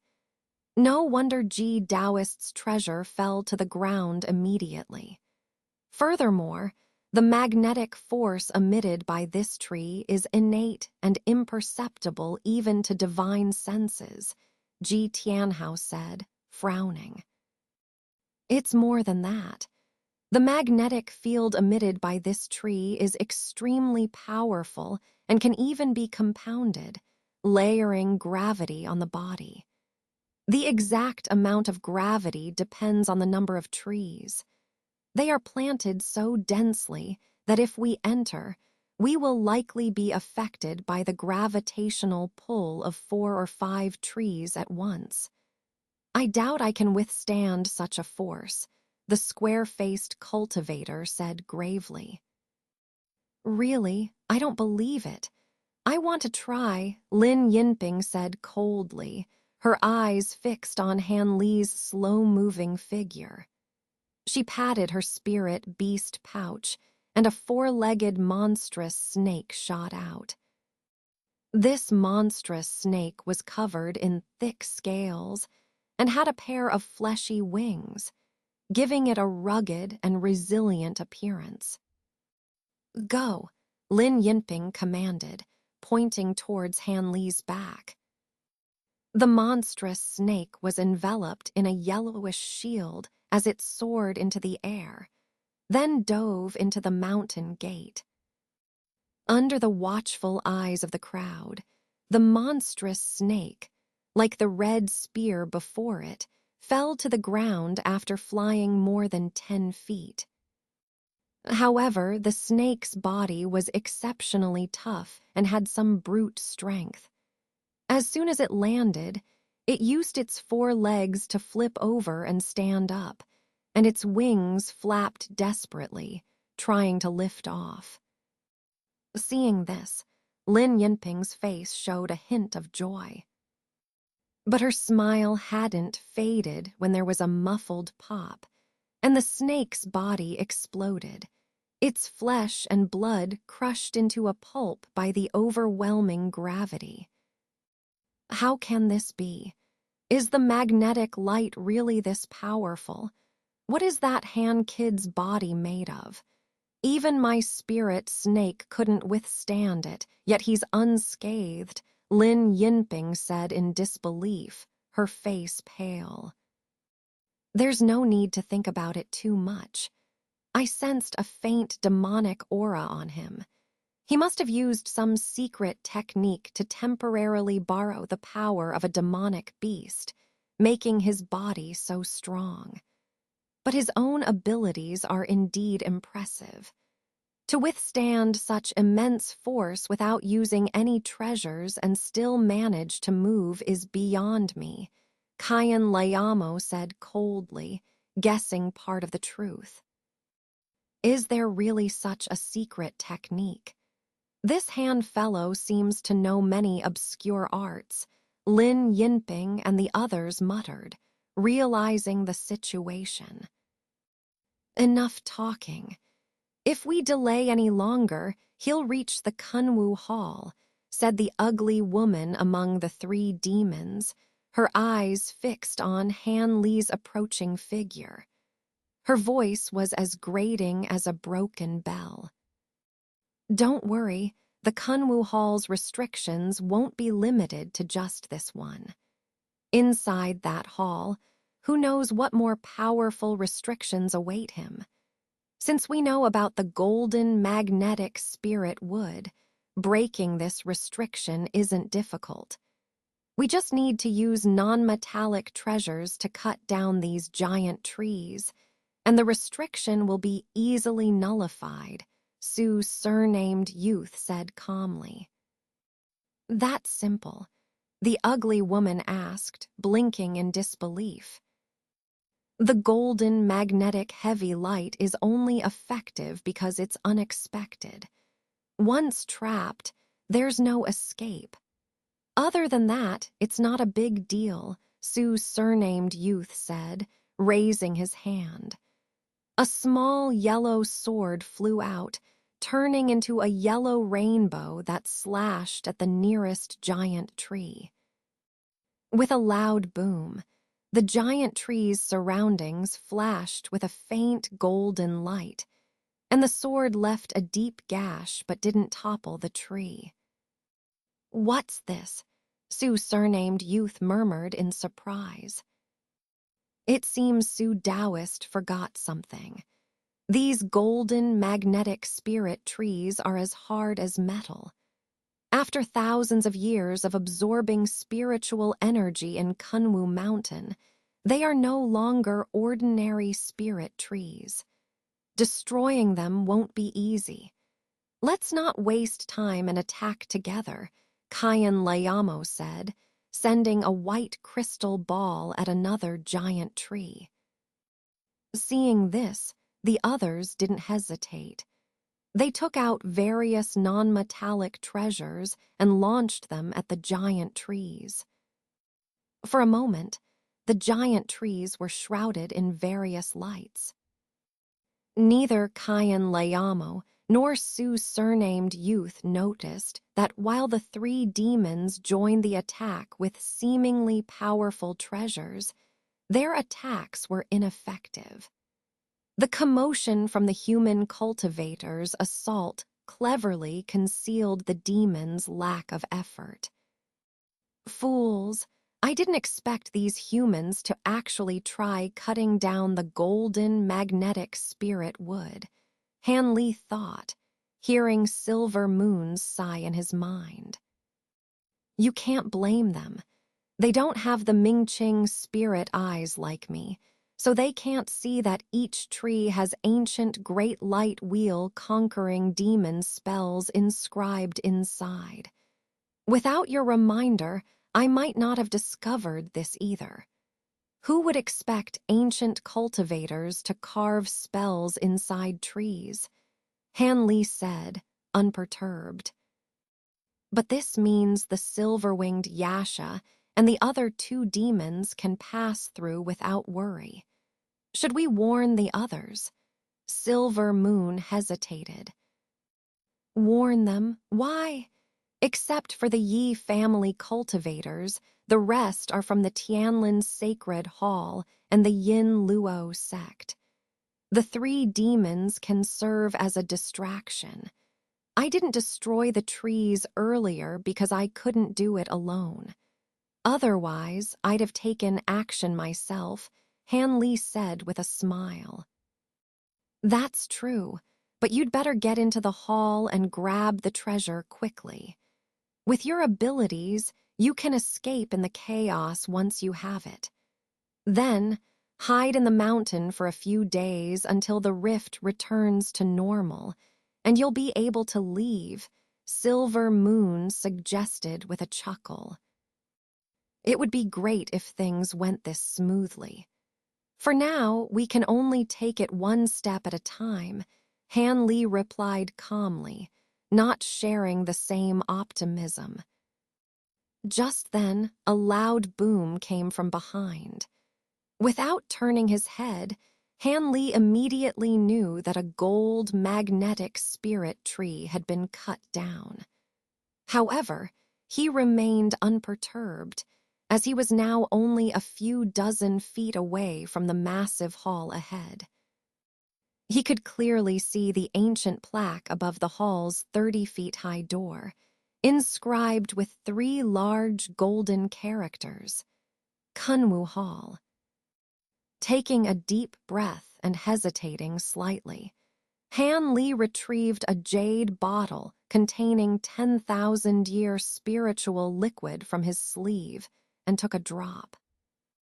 Instantly, the mana he had mostly depleted resisting the gold magnetic heavy light was replenished, and the green light, golden arcs, and purple flames around him intensified.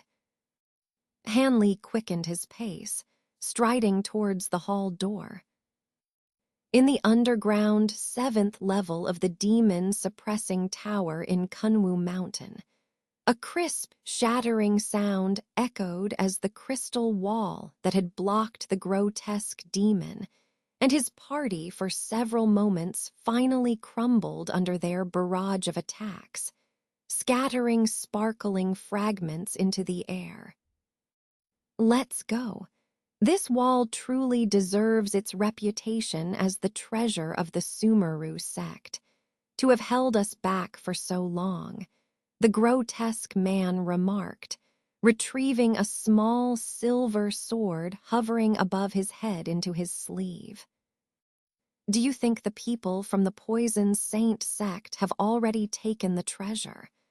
Another elder from the Yi family asked worriedly, putting away a white jade ruler. Don't worry. Even if they obtain the treasure, it won't be immediately usable. If they get it, we'll simply take it back, the grotesque demon said nonchalantly. Exactly. Elder Hand's plan is just what I intended. The grotesque man laughed heartily before stepping into the exit leading to the 7th level. The Yi family elder, with a forced laugh, followed suit. In no time, the three of them passed through a sloping stone staircase and appeared in a stone chamber equipped with teleportation arrays. Seeing the black and white teleportation arrays, they paused briefly, just like the Poison Saint sect members had. The grotesque demon's gaze swept across the two arrays and fixed on the black one, a hint of delight flashing on his face. Why are there two teleportation arrays? Which one leads to the 8th level? Or do both? The Yi family elder muttered, his eyes lingering on the white array, as it still had lingering traces of spiritual energy from the Poison Saint sect's use. No need to choose. This one will do, the grotesque demon said in an odd tone, staring at the black array. Use that array? But the Poison Saint sect people. The elder started to ask, but the grotesque demon suddenly waved his sleeve without warning, and a jet-black demonic arm shot out like lightning, gripping the elder's head in an icy iron grip. Ah, the elder cried out in shock, but his head was crushed like a watermelon with a bang, brain matter and blood splattering everywhere.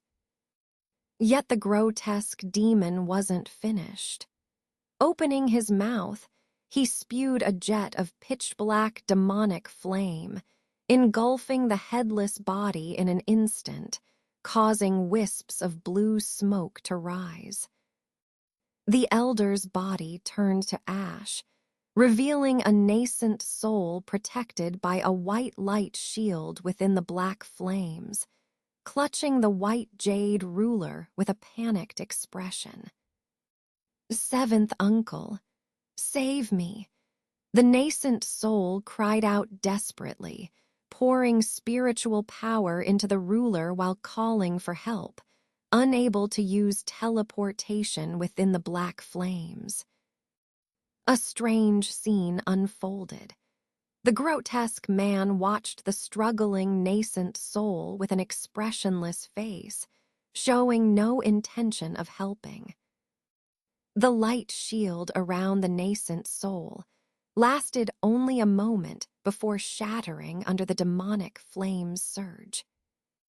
With a final scream, the elder's nascent soul was consumed by the black flames, disappearing from the world in a mix of disbelief and hatred. Why act now? Weren't we supposed to wait until the final level? The grotesque man finally spoke coldly, seeming somewhat displeased. I thought we'd have to reach the last level to find our target, but I sensed its presence here, so there was no need to keep him around. Are you having second thoughts? The grotesque demon asked, glancing at the man. Just a junior, nothing to regret, the man said after a moment's silence, with a complex look in his eyes. Glad to hear it. Once we rescue the holy ancestor's avatar, the ancestor will perform a secret technique to infuse you with demonic energy. With your talent, you have at least a 60 to 70% chance of advancing to the divine transformation stage, the grotesque demon said with satisfaction. HMPH. If my time wasn't running out, I wouldn't betray the Yi family to help a demon like you, the man snorted, his expression conflicted. Demon, Once the demonic energy infusion succeeds, you'll become part of our holy race. In our realm, many human cultivators like you have transformed into holy race descendants. There's nothing to hesitate about, the grotesque demon said dismissively. Enough talk, let's go.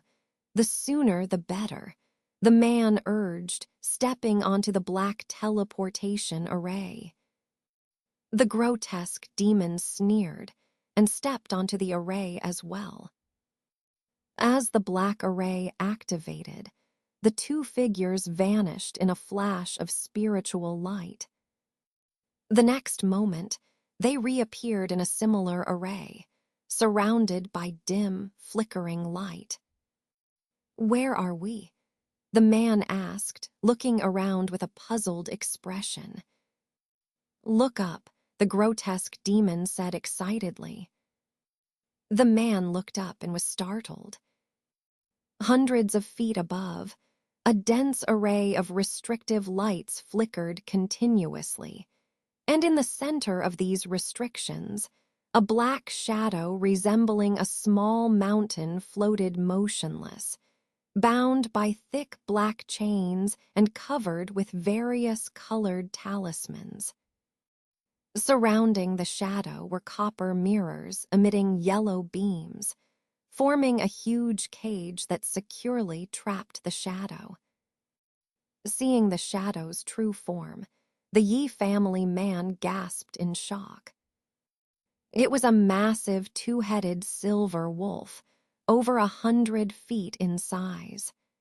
Despite being covered in restrictions, its fur glowed like pure silver, exuding a majestic presence. But oddly, one wolf head remained silver, while the other turned jet black, wrapped in a faint black aura with a purple horn growing from its head, looking extremely fierce. Both heads had their eyes closed, seemingly in a deep sleep, possibly due to the restrictions. "Is this the holy ancestor's avatar?" the man asked, frowning. "Yes, this is the holy ancestor of Yuantia. Among the holy ancestors of our holy realm, Yuantia ranks in the top 5. This isn't its true form, just a spirit attached to a spiritual realm demon wolf. Even so, it's not something ordinary divine transformation stage cultivators can compare to. As long as there's no interference from the spiritual realm, it's invincible in the human realm. Yuantia was one of the 3 commanders when our holy race descended to the human realm, the grotesque demon said proudly. "The holy ancestor of Yuantia," the man muttered. "Brother Yi, guard me while I perform the secret technique to communicate with the ancestor's spirit," the grotesque demon said suddenly. "All right, go ahead," the man replied without hesitation. The grotesque demon, seemingly confident in the man's cooperation, immediately began chanting incantations, dark demonic energy enveloping his body completely. A low growl followed, and a 2-headed, 4-armed demonic figure appeared amid the cracking of bones. This demonic figure, several meters tall, radiated terrifying energy, causing the man to step back involuntarily. The grotesque demon's 2 mouths chanted incomprehensible spells, while his 4 scaly arms performed intricate hand signs, appearing like a demonic god. Though the man remained vigilant, his eyes were fixed on the twin-headed giant wolf above, looking for any changes. After a long moment, the grotesque demon paused his chanting, opened his mouth, and spat a black-red essence blood, sending 4 black spells into it. The essence blood turned into a strange blood pattern, disappearing above. The next moment, the blood pattern reappeared on the black wolf head, its horn flashing as it slowly opened its eyes, revealing dazzling purple light. As the silver box was enveloped by the green light emitted by the jade ruler above, it flashed briefly, and the silver radiance disappeared, returning the box to an eerie stillness. It was extremely mysterious. Had anyone glanced around the altar holding the silver box, they would have been shocked to see a figure standing motionless about 10 yards away. This person, dressed in a blue robe with a red turban, had green veins flickering on his face. It was Hua Tianqi, the grand elder of the Poison Saint sect. However, Hua Tianqi's eyes were half closed, his expression blank, and blood was streaming from his 7 orifices. If it weren't for the slight rise and fall of his chest, anyone would have mistaken him for a dead man. Moreover, the other 3 elders of the Poison Saint sect were nowhere to be seen. They had not entered the hall with him. Faint sounds of explosions and roaring came from outside the hall, suggesting someone was trapped in some kind of restriction. Meanwhile, in the strange space restraining the giant wolf, the purple light in the black wolf head's eyes vanished, and a woman's voice spoke from its mouth. "Zuyin, it's you. I thought you had long since returned to the Holy Realm. I didn't expect you to still be in the human realm." This voice was pleasant, remarkably similar to the woman who had trapped Xiang Zhili, only less seductive and more icy. "Greetings, holy ancestor. I was delayed in my departure and almost killed by human cultivators. If not for their mistaken belief that I knew the location of the Holy Realm's entrance to the human realm and their plan to slowly extract my soul, I wouldn't have survived until now," the ancient demon replied respectfully. "Oh, you were lucky. The spatial rift to Lingmiao Garden shattered soon after our entry into the human realm. There is no other passage." The black wolf head recalled the ancient human-demon war without any emotion, merely nodding. "So this is the ancient giant demon that almost wiped out the ancient cultivators." The large-headed monster watched the conversation, nodding the calm demeanor of the black wolf head and feeling perplexed. "Since you've come here, you must have planned everything. But let me warn you, freeing me is not as easy as you think. Just breaking the Grand Zhou celestial chain binding me is beyond your current power. This item, passed down from the spiritual realm, is specially designed to restrain our holy race," the black wolf head remarked, glancing at the dense black chains covering its body. "Rest assured, holy ancestor. Since I've come, I've made thorough preparations. This time I have," the ancient demon began to explain. The large-headed monster was stunned by these ancient secrets. "So, the second wolf soul is also in this body now," the ancient demon said bitterly, staring at the silver wolf head. "Not yet, but it will be soon. You're lucky to have awakened me at this moment," the black wolf head chuckled softly. "What do you mean, holy ancestor?" the ancient demon asked, his heart skipping a beat. "It's simple. When the ancient cultivators sealed me here with the black wind flag, They extracted the second wolf soul's primordial spirit and placed it in a separate palace filled with spiritual energy. As a result, the second soul would periodically return to this body to compete for control. When exhausted, it would return to its palace to recover. I, being sealed, had to use my demonic energy to counter this. Over time, I had to employ the soul fusion technique to prevent being expelled from this body. The Black Wolf Head explained calmly. What the soul fusion technique? You already. The ancient demon was horrified, momentarily forgetting to use honorifics. That's right, we have merged into a new soul. Initially unstable, the ancient cultivators recognized this and didn't release her, even abandoning Kunwu Mountain to keep us sealed. Over thousands of years, our souls have fused perfectly. Recently, the new soul split again when trying to trap a nascent soul stage cultivator, causing damage.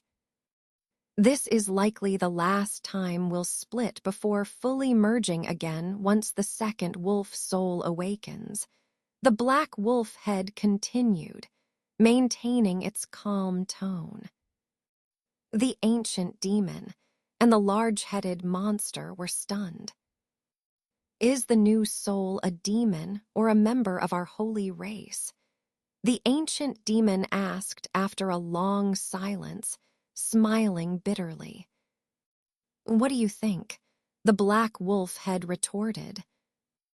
The ancient demon had no response. If you've explained so much, there must be a way to prevent this. Just tell us, the large-headed monster said after some thought. Oh, I haven't asked you yet. As a human, why are you helping Zuyan? I see your life force is nearly depleted. Are you seeking demonic energy infusion? The Black Wolf Head's eyes flashed with purple light, speaking meaningfully. Since you've figured it out, there's no point in hiding it. I'd rather fall into demonic ways than face death. After nearly 1,000 years of cautious cultivation and countless life-and-death battles, I refuse to return to dust and ashes, the large-headed monster revealed, his face turning grim. Your words are straightforward, no beating around the bush. Since you have such determination and can help this saint ancestor escape, I can assist you with a demonic infusion. Let me be frank, given your current condition, there's at most a 50% chance of advancing. However, our saint clan's natural lifespan far exceeds that of your cultivators. Even if you fail to advance, the demonic infusion will significantly extend your lifespan. You will still have a chance to advance to the nascent soul stage on your own. The Black Wolf Head swept its gaze over the large-headed man, speaking in a calm manner. 50%. Even if it's only 10%, ye, will still give it a try. Just tell me how to help you escape. The large-headed man laughed wildly without hesitation. Very well, I shall be direct. At this stage of the fusion spirit technique, as soon as that wolf soul returns to this body, I will be compelled to merge with her without any need for spell casting. The only way to prevent this is to kill the wolf soul. However, the Silver Moon wolf soul is resting in a place guarded by an extermination array set up by the 3 elders of Kunwu, using 81 demon execution blades. Anyone with demonic energy approaching will be slashed into pieces by these giant blades. The blood flame cannot break this array. I observe that although your cultivation method isn't orthodox, it isn't an evil demonic art either. Thus, the task of eliminating the wolf soul falls to you. Complete this, and I will handle the demonic infusion, the black wolf head said with a voice full of endless temptation, causing the large-headed man to gaze at the giant wolf with a complex expression. Where is that wolf's soul? After a moment, the Yi family man gritted his teeth and spoke, without any intention of bargaining. Friend Yi, you're indeed a smart person. Among the 2 teleportation arrays you arrived through, the other one leads to the palace where the wolf soul is located, the black wolf head said cleanly, showing a hint of appreciation in its eyes. If it's that teleportation array, the Poison Saint sect people have already gone in. It will be troublesome, but if I act secretly, dealing with them will be easy. I'll head over and eliminate the wolf's soul right away, the large-headed man muttered, then formed a hand seal, and with a flash of the teleportation array, he vanished. Instantly, only the ancient demon remained near the teleportation array. Just now, with the human cultivator present, it wasn't convenient to ask. Now, tell me, how many demonic artifacts have you gathered? As soon as the man disappeared, the black wolf head's gaze darkened, emitting a chilling aura. The chains on its body hummed and countless black spikes shot out, piercing into the giant wolf's body. But the black wolf head's expression remained unchanged, as if nothing had happened. Reporting to the saint ancestor, I have found 5 demonic artifacts left by our clan in the human world. The ancient demon bowed more respectfully. 5 artifacts, barely enough. Set them up immediately. Although I can only control half of this body's power, it will be enough to break the Black Wind banner's restriction. Even if it's a transcendent treasure, without a master to wield it, it's just a dead object, the black wolf head said coldly. Yes, the ancient demon did not hesitate, its 4 arms waving in the air, and with a flash of black light, 4 dark demonic artifacts appeared in its hands. A black mirror, a blood-red arrow, a jade lotus, and a gray-white ring. The ancient demon's head also spat out a small black bottle. As soon as these 5 artifacts appeared, they spun rapidly above the ancient demon's head. The ancient demon let out a long howl, and black light flashed around it. The 5 artifacts trembled and flew towards the giant wolf in the air. The restrictions in the air sensed something and began to glow, with multicolored lights flashing. The entire sky seemed to come alive at that moment. Han Li, unaware that an ancient giant demon was about to break free from the demon-suppressing tower, was standing at the entrance of the Kunwu Hall, looking at the scene inside with a strange expression. Polar Yuan Guang, how could this thing be here? Han Li muttered, his gaze sweeping over the dense silver threads ahead. After a few more glances to confirm that these things were exactly like what he had seen in the falling Demon Valley, he noticed these threads were not emanating from any rocks, but were shooting out from hundreds of stone pillars inside the hall, filling the entire space and making it impossible to see what was at the back. At that moment, a wild laugh came from behind Han Li, distant and arrogant. Fellow Taoist Han, Are you planning to jump into the polar yuan guang yourself, or should we send you in with a magic treasure? The voice belonged to that old devil, Kyan. Han Li frowned and glanced back. Through the large hall doors, he could see that only a dozen or so of the original rows of magnetic spirit trees remained. Kyan Layamo and the silver-winged night fiend, along with several other monsters, had chased to the entrance.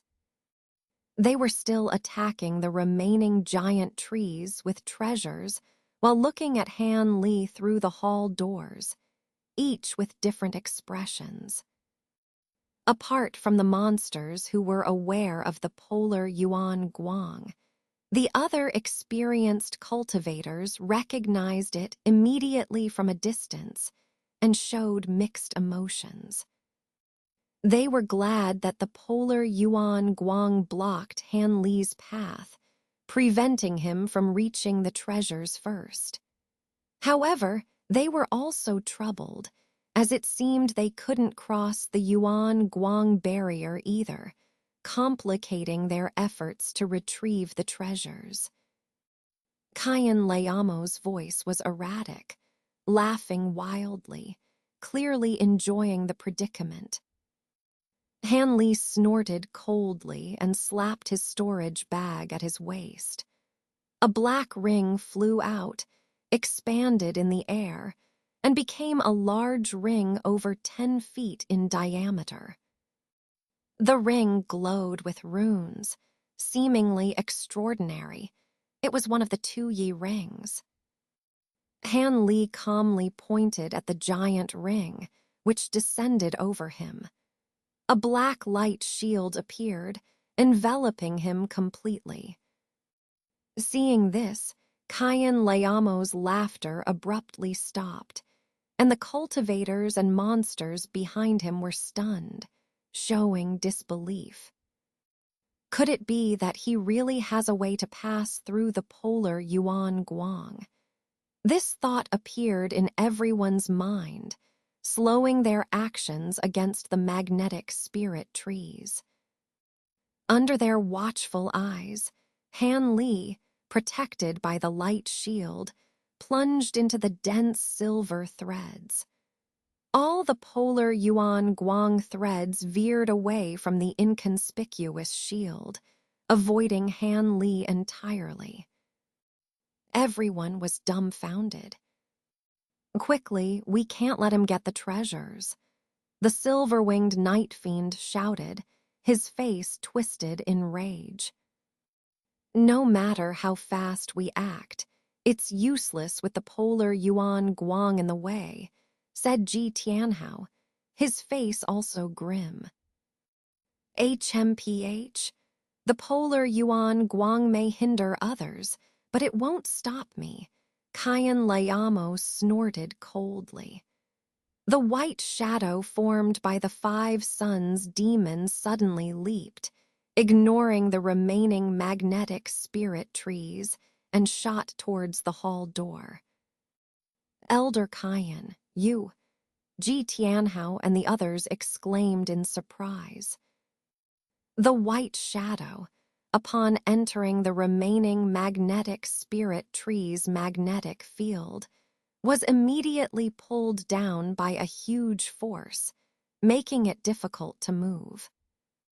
A thunderous roar came from the white shadow, and a blood shadow shot out, flying over 10 feet before being pulled down by the force. However, the blood shadow, trembling slightly, began walking step by step towards the hall. This scene shocked everyone. At this point, we can only rely on Gui Deayu's powers. Let's act. We can't wait any longer. Those treasures must not fall into others' hands. The silver-winged night fiend, no longer hesitating, transmitted a message to the ugly woman with a dark expression. The ugly woman nodded solemnly. Her body flashed with white light, and she rolled on the ground, transforming into a giant black and white tortoise over 10 feet in size, crawling swiftly forward. The other two monsters, the lion-eagle beast and the silver-winged night fiend, flew onto the tortoise's back. The giant tortoise entered the magnetic field of the magnetic spirit trees. The lion-eagle beast and the silver-winged night fiend swayed, barely maintaining their positions on the tortoise's back, while the tortoise's body glowed with alternating black and white lights, continuing forward without slowing down. However, it wasn't entirely unaffected. As the three monsters entered the magnetic field, golden runes appeared around them, quickly entering their bodies. Despite the protective glow, these runes couldn't be blocked, and the lion-eagle beast and the silver-winged night fiend's expressions dimmed, showing signs of a powerful restriction. Fortunately, the remaining magnetic light field wasn't extensive. In moments, the giant tortoise with the two monsters emerged from the field. The two monsters sighed in relief, their energy partially restored. After descending from the back of the giant turtle, the two demons instantly transformed back into their hideous forms, their faces pale and appearing drained of energy due to the earlier usage of the golden magnetic light. The three demons moved swiftly, not pausing as they shot towards the grand hall. At this moment, the blood shadow that old devil Cayenne had transformed into had already flown inside ahead of them. The three demons saw countless silver threads piercing through the blood shadow, riddling it with holes. However, a dazzling blood radiance burst from the shadow, constantly repairing the damage. Despite the dire situation, old devil Cayenne's blood shadow did not stop, and in the blink of an eye, it vanished into the polar light. Witnessing this, the three demons dared not hesitate. It seemed they had pre-planned their actions, as the lion-headed beast moved to the front and opened its massive maw. A wave of golden sound emanated silently, instantly severing all the silver threads in its path. Following closely, the silver-winged yaksha flapped its wings, releasing a gust of cyan wind that scattered the severed threads. With these two supernatural powers clearing a path, the three demons seized the opportunity to advance further into the hall. Outside the Kunwu Hall, Lin Yinping's expression turned grim. In the blink of an eye, only she, Ji Tianhao, and their companions were left, continuing to attack the giant trees. Biting her lip and furrowing her brows, she turned to the youth named Su and said, "Brother Su, No need to rush, Saintess. Our primary target is Han Li, not the treasures in this hall. Besides, with so many people entering, no one can easily claim those treasures for themselves. We should destroy these giant trees and guard the hall entrance," Su replied, his jade flying sword relentlessly attacking a giant tree. Haha, Brother Su is right. Even if others obtain the treasures, they must exit through the hall entrance. Though we can't enter the polar light, they can't leave without our consent, Ji Tianhao laughed. Lin Yinping glanced at the silver light in the hall, contemplated briefly, and then nodded calmly. The two black-clad elders also found this reasoning convincing, and resumed their attacks on the trees with less apprehension. In no time, a loud crash echoed as a massive, yellowish tree, over 10 zhang tall, fell under their assault. Simultaneously, Han Li, standing deep within the Kunwu Hall, exhaled a long breath and looked back at the dense silver threads. Ancient cultivators were indeed cunning, setting up an illusion array within the polar light. Without my clear sight spirit eyes, it would have been troublesome to find my way out, he murmured, turning his gaze forward.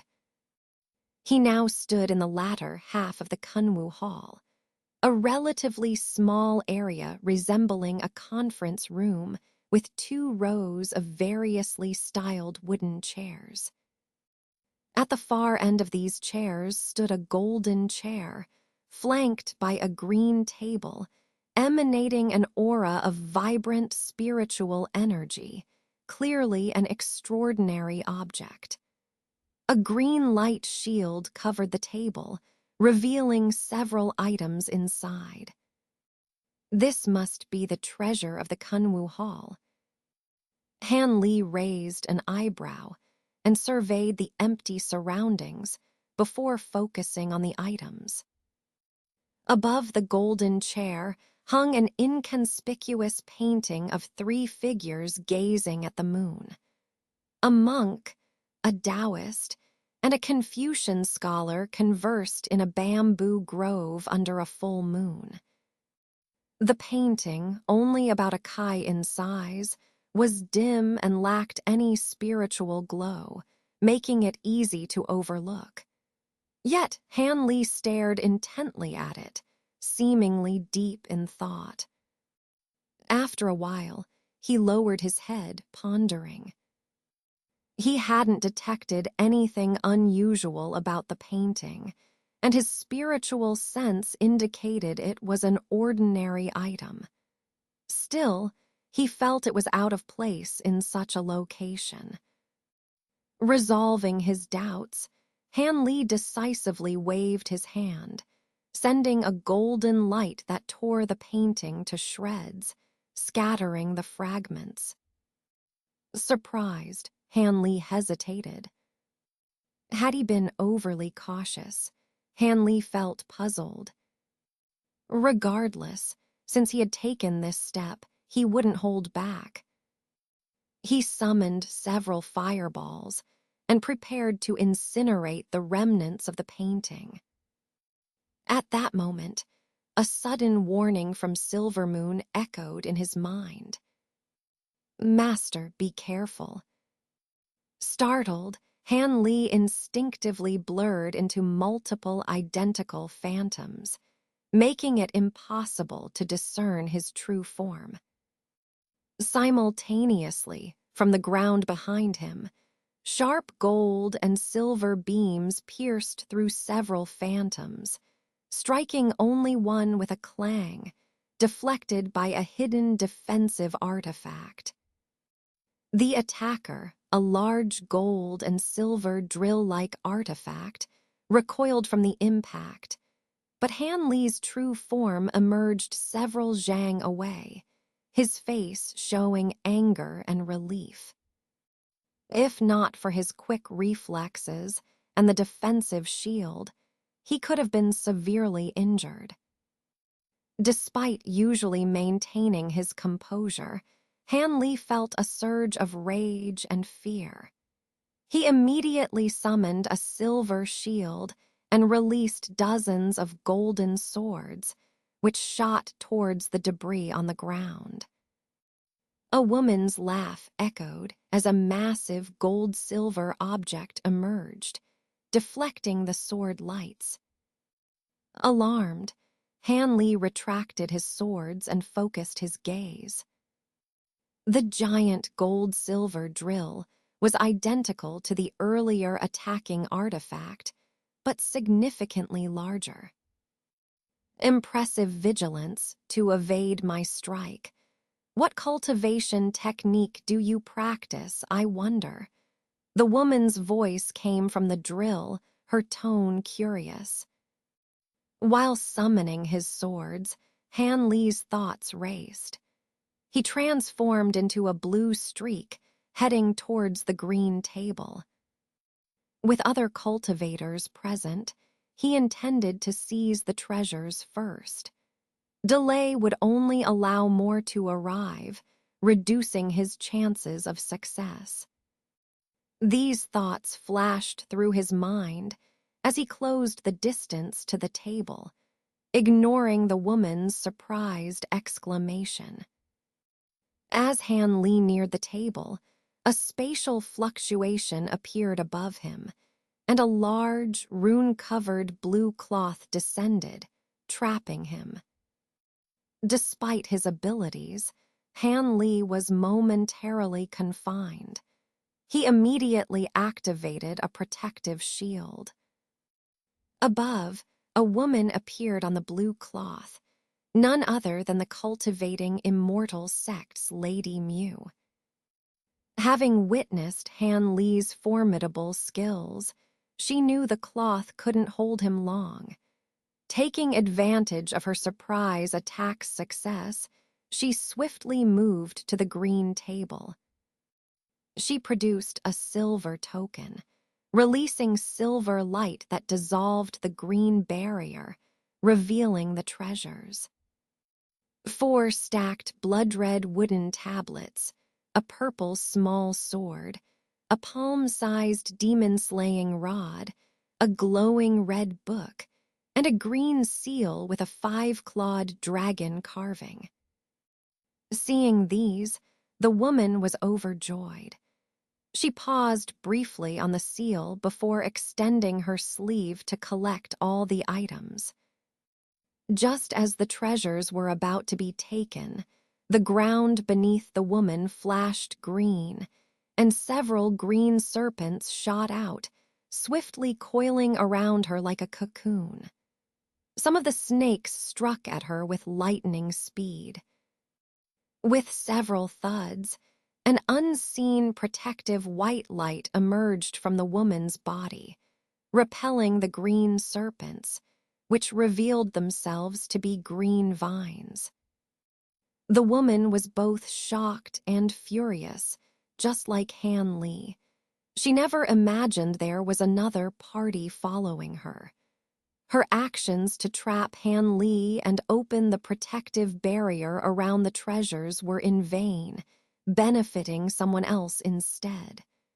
Who could this attacker be, following her so closely without being detected? She relied on a silver token left by the Kunwu 3 elders to enter the place stealthily, using it to control part of the restrictions within the hall and to drive the Sun Moon shuttle underground, getting ahead of the other cultivators. At this moment, a grating laugh echoed, and a tall green figure emerged silently from the ground nearby. The cold green eyes of this figure swept over the woman, sending a chill down her spine. Upon seeing the figure clearly, she exclaimed in shock, "Wooden corpse, how can such a demon exist in the human realm?" The green figure, though resembling a human with limbs and a head, was covered in bark-like pieces, looking more like a walking tree. The wooden corpse sneered at the woman's exclamation, but paid her no further attention. Instead, it transformed into a green light and shot towards the table of treasures, intending to take them all. The woman's heart sank. Even if she could break free, she wouldn't be able to stop this demon in time. However, an unbelievable scene unfolded. As the green light neared the table, the remains of the 3 corpses from the 3 immortals painting glowed, releasing yellow, white, and red rays of light. These rays struck the green light, sending it flying 10 yards away. The green light dissipated, revealing the staggered form of the wooden corpse, which spun uncontrollably in place before barely regaining its footing. Its eyes were filled with terror as it gazed at the light. The 3 rays of light on the table transformed into 3 small, indistinct figures of about a foot tall, resembling the Taoist, Confucian, and Buddhist from the painting, staring coldly at the wooden corpse as if looking at a dead man. Kunwu 3 elders. The wooden corpse cried out in terror, immediately transforming into a green streak of light, fleeing towards the northern celestial light without looking back. The 3 small figures silently pointed at the sword, staff, and scroll on the table. The items hummed and leaped into the air, transforming into 3 streaks of purple, yellow, and red light, which vanished only to reappear just as the wooden corpse was about to escape, combining into one strike. The wooden corpse couldn't evade. With a thunderous explosion, the 3-colored light engulfed the green light, forming a blinding light sphere like a scorching sun. As the light dissipated, nothing remained but the 3 treasures hovering in the air. The combined strike had obliterated the wooden corpse, body and soul. Simultaneously, one of the blood-colored wooden tablets on the table spontaneously combusted into ashes. The 3 treasures returned to their original positions on the table, and the 3 figures vanished without uttering a word.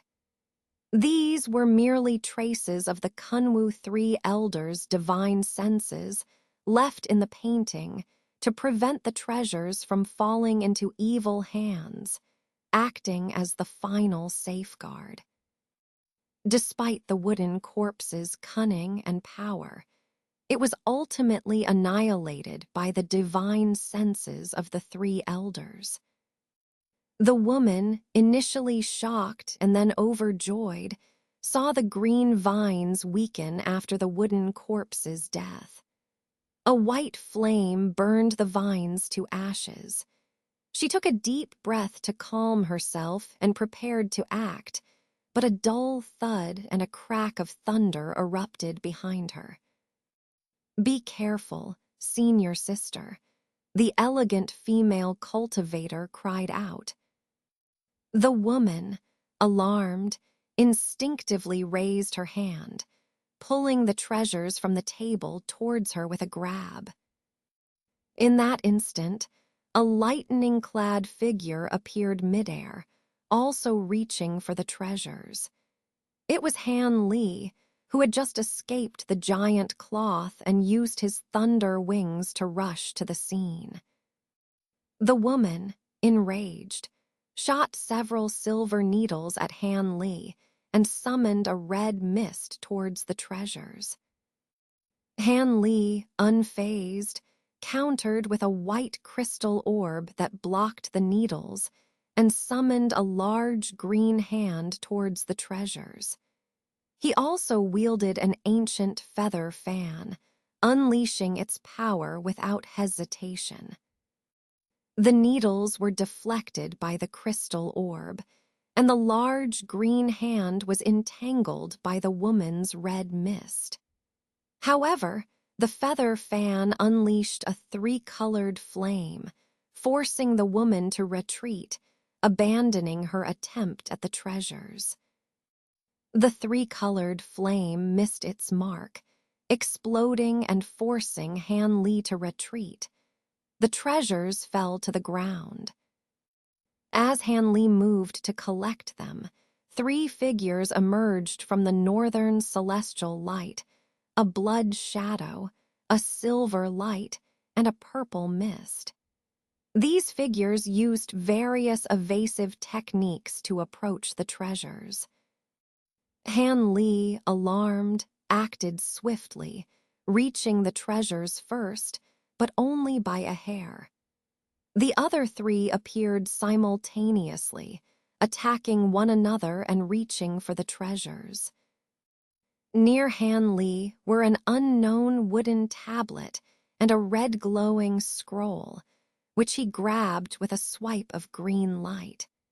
He attempted to reach for the demon-subduing staff, but was forced to retreat by a barrage of blood-colored beams and golden sound waves. The blood shadow grabbed the staff, while the silver light and purple mist enveloped the remaining wooden tablets, wary of each other. Han Li was momentarily stunned, then saw the blood shadow grab a green seal-like treasure. "Stop, you can't take the dragon seal," a female voice shouted, and a white jade ruler appeared above the blood shadow, smashing down with a powerful aura. The ruler emitted Buddhist chants and white lotus flowers, trapping all three figures in a radiant lotus. The blood shadow, silver light, and purple mist struggled, disoriented and unable to act further. Han Li, outside the ruler's influence, watched in astonishment as the lotus continued to unfold, emitting powerful Buddhist scriptures and chants that shook the entire hall. Just as Han Li was astonished by the spectacle before him, the Vajra relic embedded within him reacted to the appearance of the giant lotus, expanding and contracting in response. Alarmed, Han Li immediately gathered his mana to suppress the relic's anomaly, then cast a deep glance at the distant, colorful lotus. Without hesitation, he spread his silver wings and disappeared from his original position. In the next moment, he reappeared near the northern polar light, transforming into a green streak and diving into it. For Han Li, having already acquired 2 treasures, the wisest course was to flee from this chaotic scene.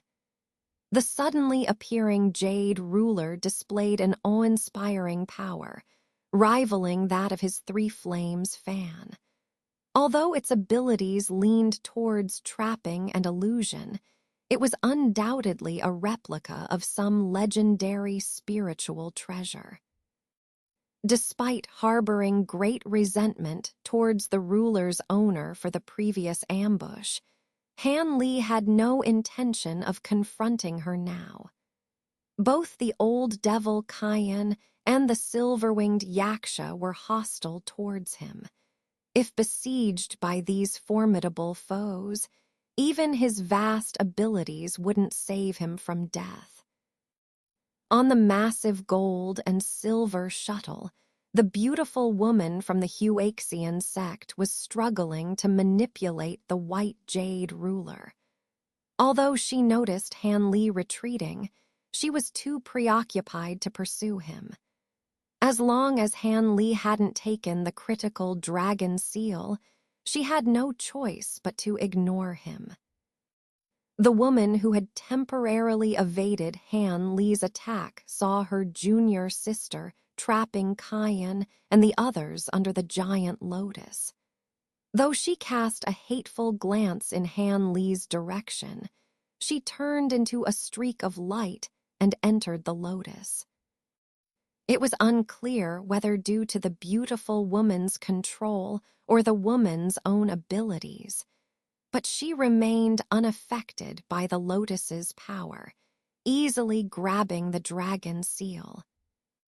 With a sweep of her long sleeve, she also collected the small purple sword. However, a flash of 7-colored Buddhist light caused the lotus trapping everyone to shatter. The previously suppressed Kayan and the 2 demons broke free, casting fierce glares at the woman. The young woman could no longer sustain her mana. and the power of the four symbols ruler was retracted.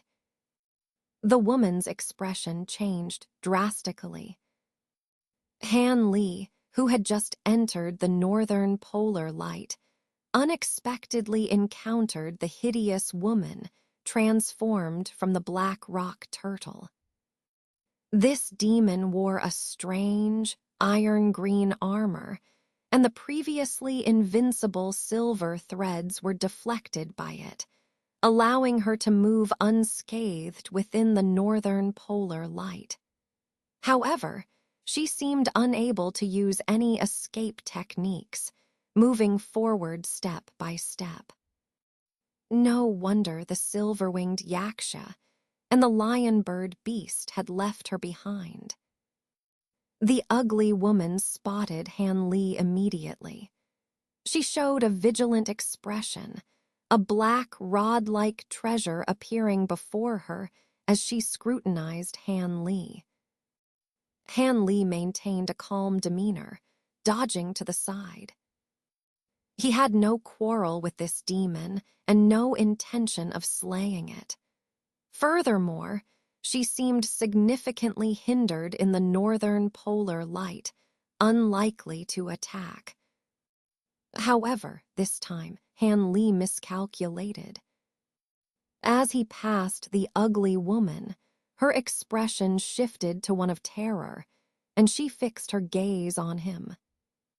Startled, Han Li instinctively paused, gripping an item in his hand, puzzled. "You took it, hand it over," the woman shrieked, brandishing the black rod. It extended to several yards long, transforming into countless black shadows that rained down on Han Li.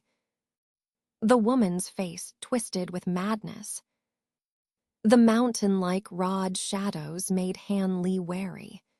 Though puzzled by her words, he showed no fear, raising a black ring to meet the attack. Seeing this, the woman was overjoyed. Her rod, refined from underground metals over tens of thousands of years, was immensely powerful. Each shadow weighed 1,000 pounds, and she was confident the ring would be pulverized upon contact. With such thoughts, her ferocity surged. Pouring more power into the rod, she prepared to crush Han Li in one blow, eliminating the threat forever. Noticing the woman's vicious intent, Han Li surmised her plan. Though puzzled by her hostility, he too was filled with killing intent. He pointed at the black ring. Just before the rod shadows hit, the ring emitted a buzzing sound. In an incredible scene, the surrounding silver threads of light converged on the ring, piercing through the shadows and dissipating them instantly. "You can control the northern polar light," the woman screeched, her face filled with shock. The two rings, one black and one white, known as the two instruments ring, allowed the wearer to manipulate the northern polar light.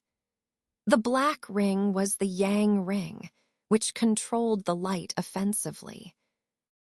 Han Li sneered. Outside the northern polar light, he would be wary of this late-stage demon. But now, with the two instruments, ring and her limitations, it was a different story. If she sought death, he would oblige, as her body and soul would make rare materials. With these thoughts, Han Li continued his assault, sending more spells into the ring. The ring spun, its buzzing louder, summoning more silver threads to converge and form waves, crashing towards the woman. She cried out, spraying a mouthful of black-red blood to coat her armor, turning it blood-red. The overwhelming silver waves enveloped her, her armor emitting a metallic screech as it resisted.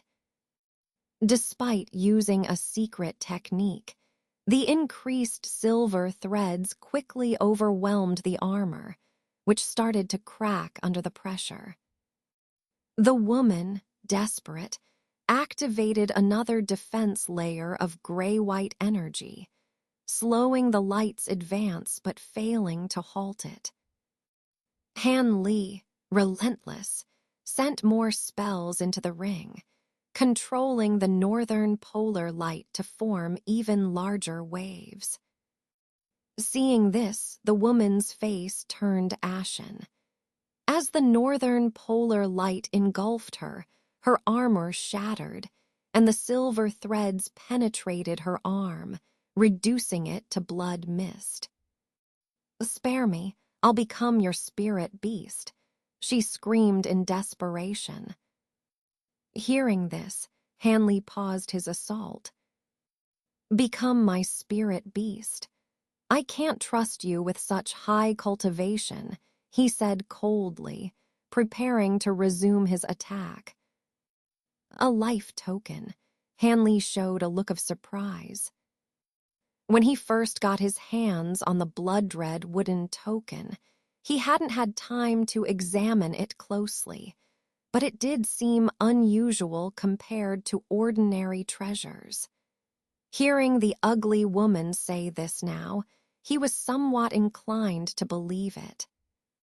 Without saying a word, he patted the storage bag on his waist, and a blood-red light flew out, circled once, and landed in his hand.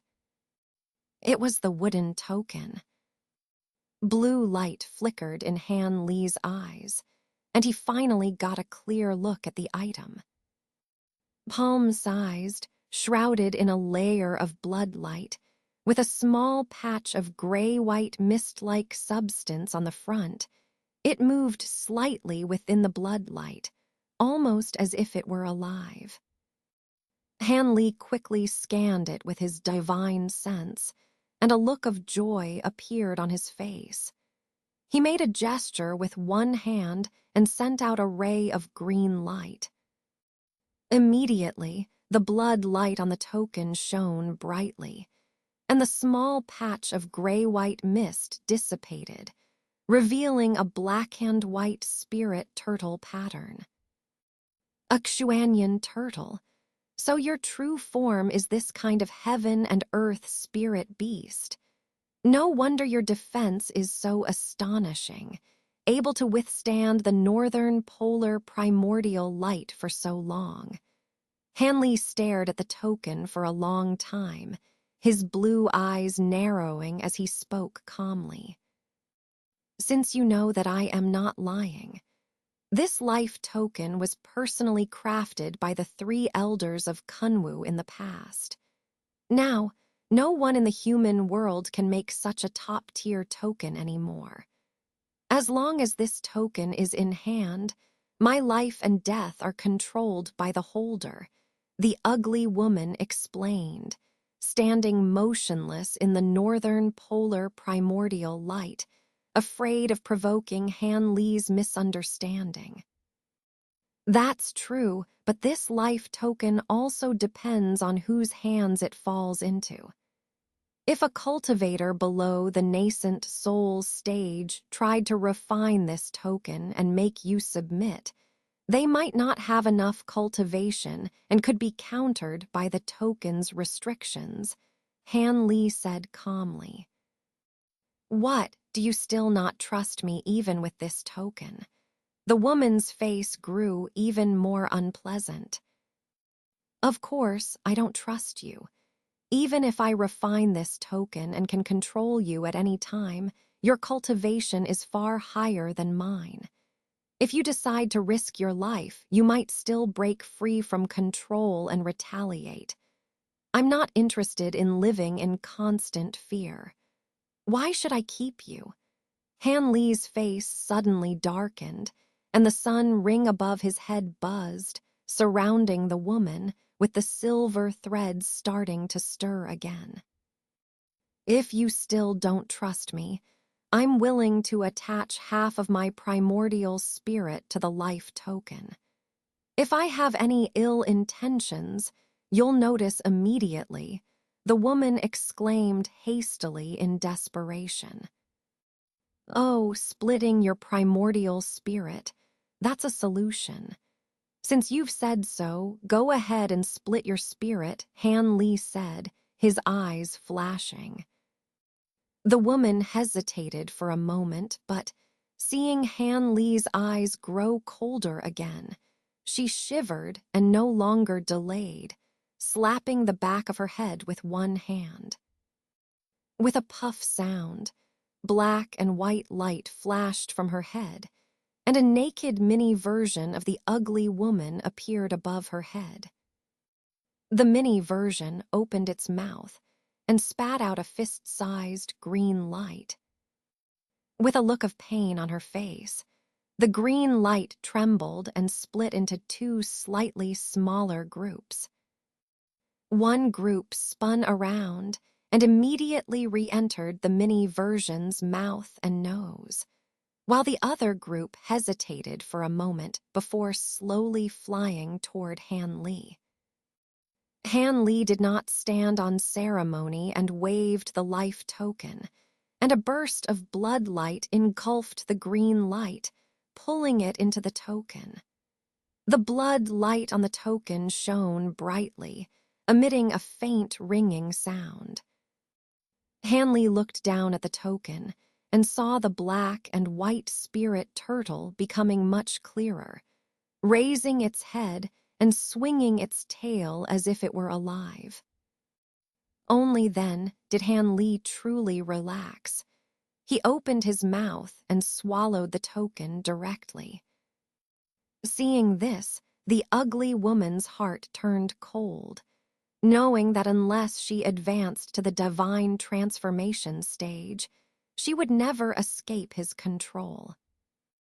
After swallowing the token, Han Li felt greatly relieved. He raised a finger and pointed at the ring in the air. Immediately, the northern polar primordial light surrounding the woman dispersed. Han Li's figure flickered, and he appeared in front of the woman, frowning as he looked at her broken arm. He flicked a finger, nonchalantly, at the protective shield in front of him.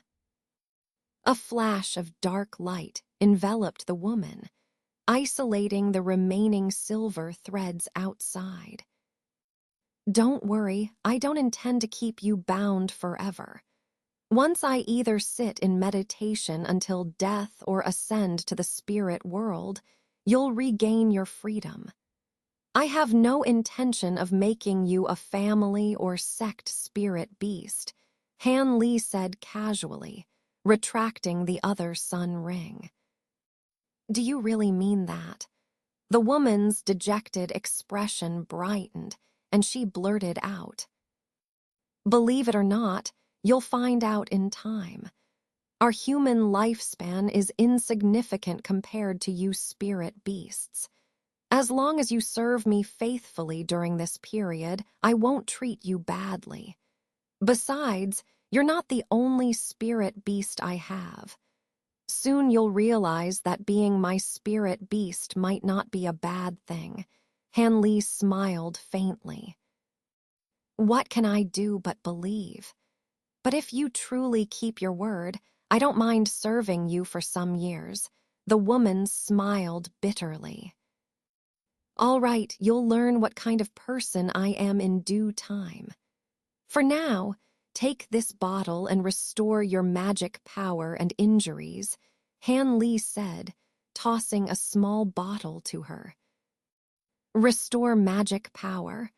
Wait, could this bottle contain? The woman suspiciously took the bottle and opened the lid, only to be hit by a wave of pure spiritual energy, causing her to exclaim in surprise. This contains a drop of Millennium Spirit liquid, enough to restore your depleted magic power. I'll need your help soon, Han Li said with his hands behind his back. As the spirit liquid circulated in her body, It turned into extremely pure spiritual power, filling her body in no time. Delighted, the woman made a gesture, and her body emitted black and white spiritual light. She then focused on her broken arm, chanting incantations. A surprising scene occurred. Black and white light intertwined at the wound, with countless flesh buds growing rapidly, forming a new arm in no time.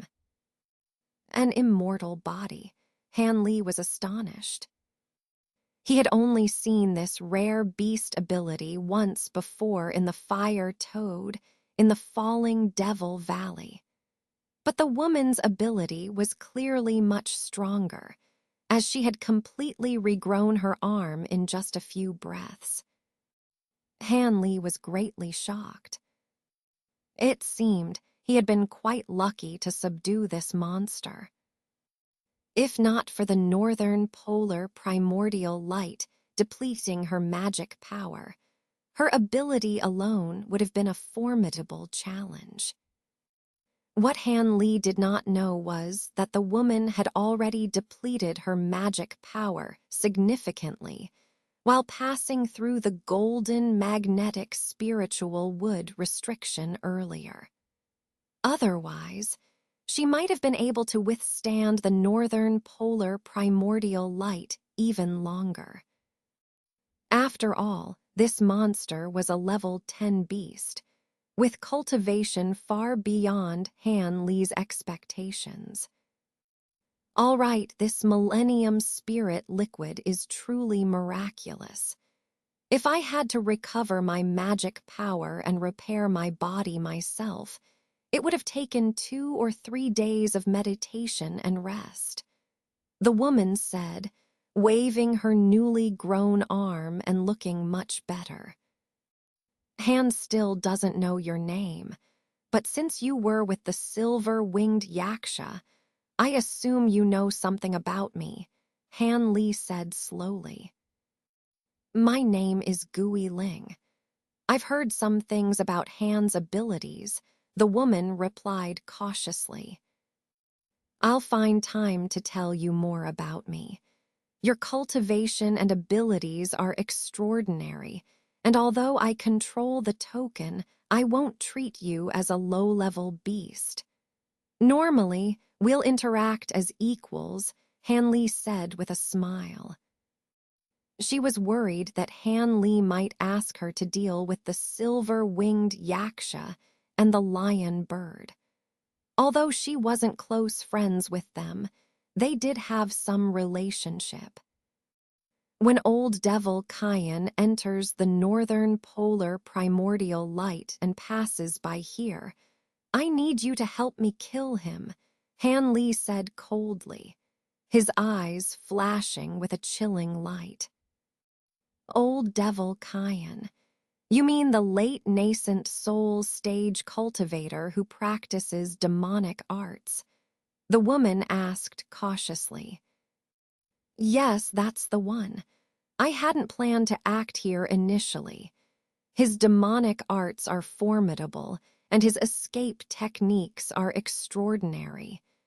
Even with the northern polar primordial light, the chances of stopping him are slim.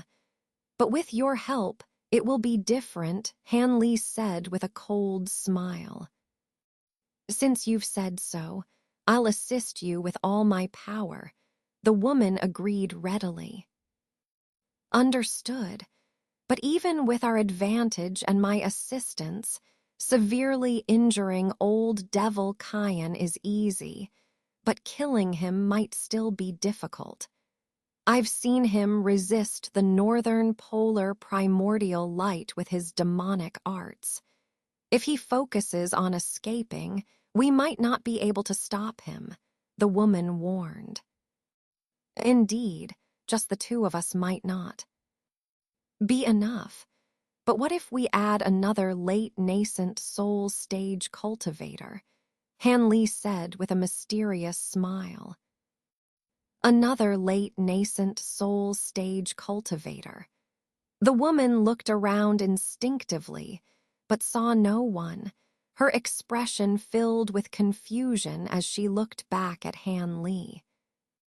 In the latter half of the Kunwu Hall, a giant shuttle streaked through the air like a silver dragon, while behind it, a silver mass, purple mist, and a blood shadow pursued closely. Various magical attacks bombarded the shuttle like a storm, but its surface emitted a gold-silver glow, blocking them all.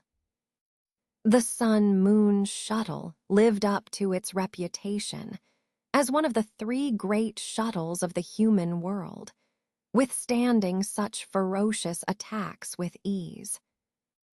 Inside the giant shuttle, Lady Wood was fully focused on steering it, desperately dodging the attacks from behind.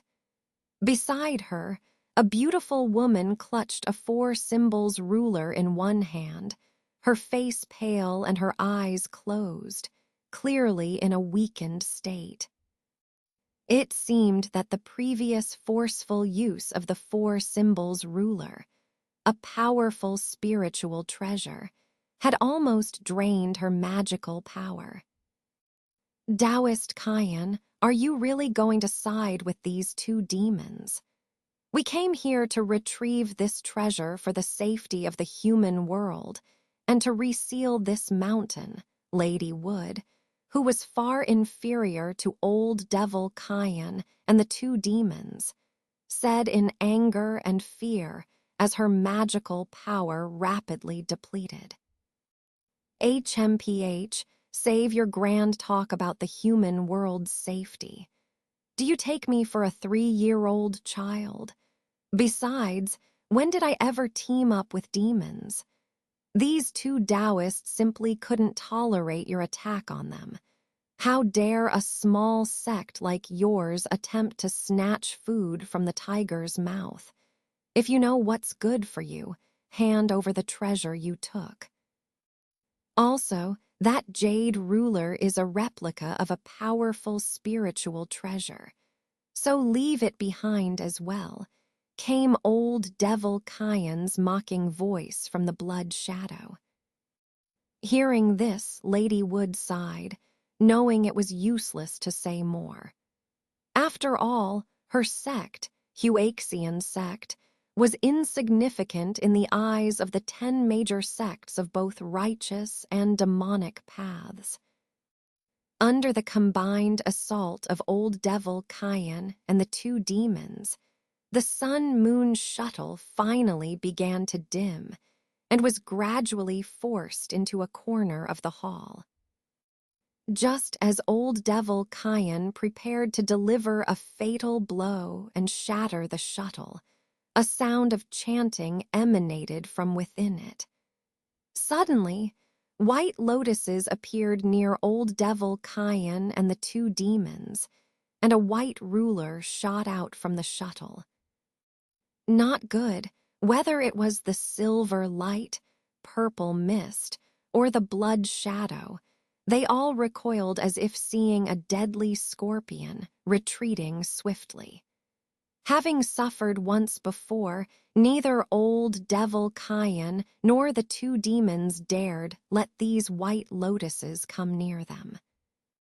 Taking advantage of this respite, the white ruler flashed back into the shuttle, which then disappeared from its original spot, reappearing behind the Old Devil and his companions, heading straight for the northern polar primordial light. The white lotuses then silently dissipated, revealing them to be mere illusions. Enraged, Old Devil Kyan and the 2 demons immediately gave chase, but it was too late. The gold-silver giant shuttle had plunged into the northern polar primordial light, with countless silver threads shooting towards it, but they were all repelled by a silver barrier on its surface. Inside the shuttle, Lady Wood was chanting spells, her face serious, as she continuously activated a silver token in her hands, which emitted rays of light that formed the silver barrier around the shuttle. Beside her, the beautiful woman, having used up her remaining magical power to wield the four symbols ruler once more for a bluff, was now completely exhausted. Amid her busy actions, Lady Wood glanced at her junior sister, her face full of concern. "Senior sister, don't worry. I just need to rest for a few years to recover," the beautiful woman reassured with a smile. "Let's hope so. It's really too much for you to use the four symbols ruler with your current cultivation," Lady Wood said helplessly. "But without this treasure, how could we have taken the dragon transformation seal from a great cultivator like old Devil Kyan? That Han guy is really cunning. As soon as he got the treasure, he disappeared. Otherwise, he could have helped us share the burden," the beautiful woman said resentfully. Lady Wood could only smile bitterly, her mind flashing with images of Han Li and his terrifying fan. Behind the shuttle, the blood shadow, silver light, and purple mist pursued relentlessly, also entering the northern polar primordial light. Lady Wood and her junior sister, both in a weakened state, would have been captured long ago if not for the Sun-Moon shuttle's exceptional capabilities. Therefore, their three pursuers showed no signs of giving up.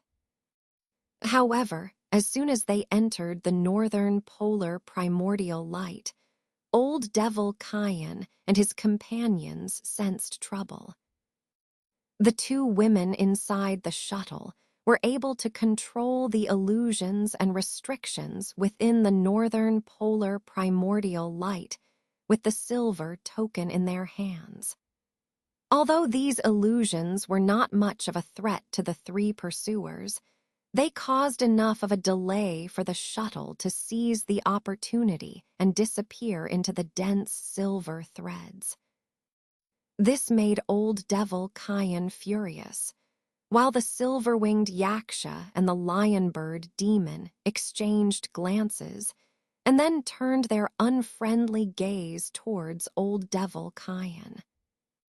Sensing this, old Devil Kyan's vigilance increased. He coldly swept his eyes over the two demons and said, "What? Are you two thinking of targeting me?" "Of course not. With your formidable powers, Taoist Kyan, how could we dare to do something so foolish?" The silver-winged Yaksha hesitated for a moment, seemingly realizing that even teaming up with the lion-bird demon wouldn't easily defeat the old devil. So, he laughed it off and then, with a signal to the lion-bird demon, the two demons used their abilities to break through a path and flew away. For the two demons, with their life tokens in hand, their main objective had been achieved, so they didn't want to complicate matters further. Seeing the two demons disappear into the northern polar primordial light, old Devil Kyan sneered and turned into a blood shadow, shooting off in another direction. Countless silver threads pierced through the blood-red shadow, but didn't slow him down at all. After a few maneuvers, he flew out of the illusionary restrictions. Only then did old Devil Kyan relax a bit. As he was about to fly towards the exit, he suddenly slowed down, his eyes flickering. "Who's there? Show yourself," old Devil Kyan suddenly shouted sharply. Taoist Kyan, as expected of the Grand Elder of the Yin Luo sect, your cultivation is indeed profound. A calm male voice came from behind a stone pillar, and a figure walked out leisurely, shrouded in a dim, protective light. Han Li. Old Devil Kyan immediately recognized the newcomer, squinting his eyes. "You've been here for a while, waiting for me, haven't you?" Seeing Han Li's protective barrier easily blocking the northern polar primordial light, Old Devil Kyan's facial muscles twitched, and he said darkly, "It seems I don't need to say more, as Taoist Kyan has already guessed. It's simple. Can you give me a copy of your sect's method for breaking the soul-sealing curse?" Han Li said calmly. The soul-sealing curse. Old Devil Kyan was a bit surprised, but after a moment of thought, he burst into laughter. "Although I don't know why you want the method to break this curse, do you really think I would tell you?" I knew it would be a waste of words, but I couldn't help but try. After all, if I were to extract the soul of a grand elder of one of the 10 major sects, I wouldn't be able to stay in the great Jin kingdom any longer. Han Li sighed as if chatting with a neighbor. Hearing the words extract the soul, Old Devil Kyan's pupils shrank, but then they shot out a sharp light. "If you think you can extract my soul, let's see if you have the ability. Show me all your helpers. With just a mid-nascent soul stage cultivator, you wouldn't dare to speak such big words," Old Devil Kyan said calmly. "Since you say so, gooey Taoist, you can come out now," Han Li said indifferently. As soon as he spoke, light flashed from behind another stone pillar, and the ugly woman, dressed in blood-red armor and holding a staff, appeared with an expressionless face. "It's you. What did this kid offer you to make you team up with him?"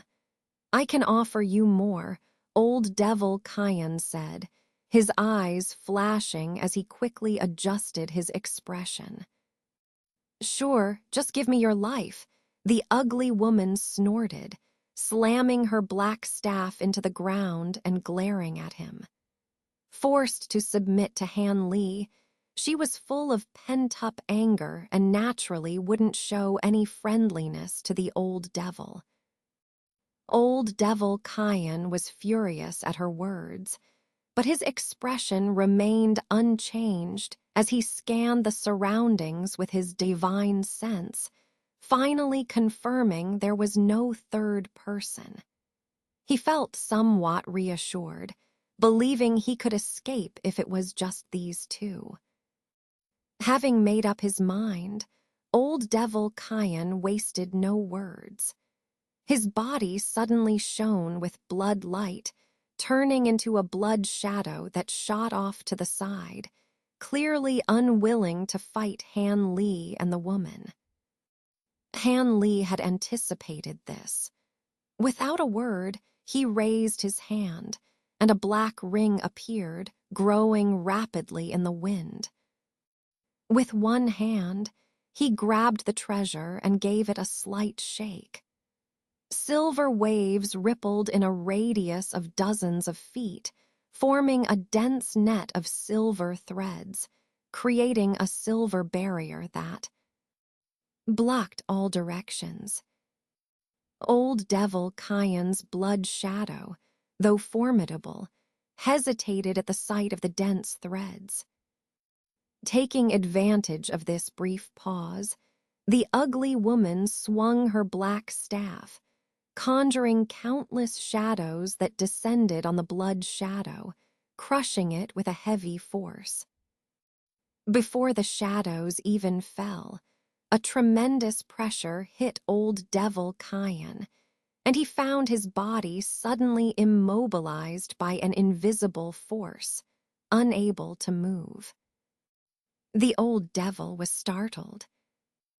Almost simultaneously, Han Li activated the Yang ring, sending countless silver threads from the surrounding silver waves to form a massive net, which descended upon the blood shadow. Old Devil Kyan's expression changed drastically, and he let out a sharp cry. An eerie scene unfolded. With spiritual light flowing around him, his abdomen suddenly swelled, and with a muffled explosion, his body burst apart, scattering countless blood threads.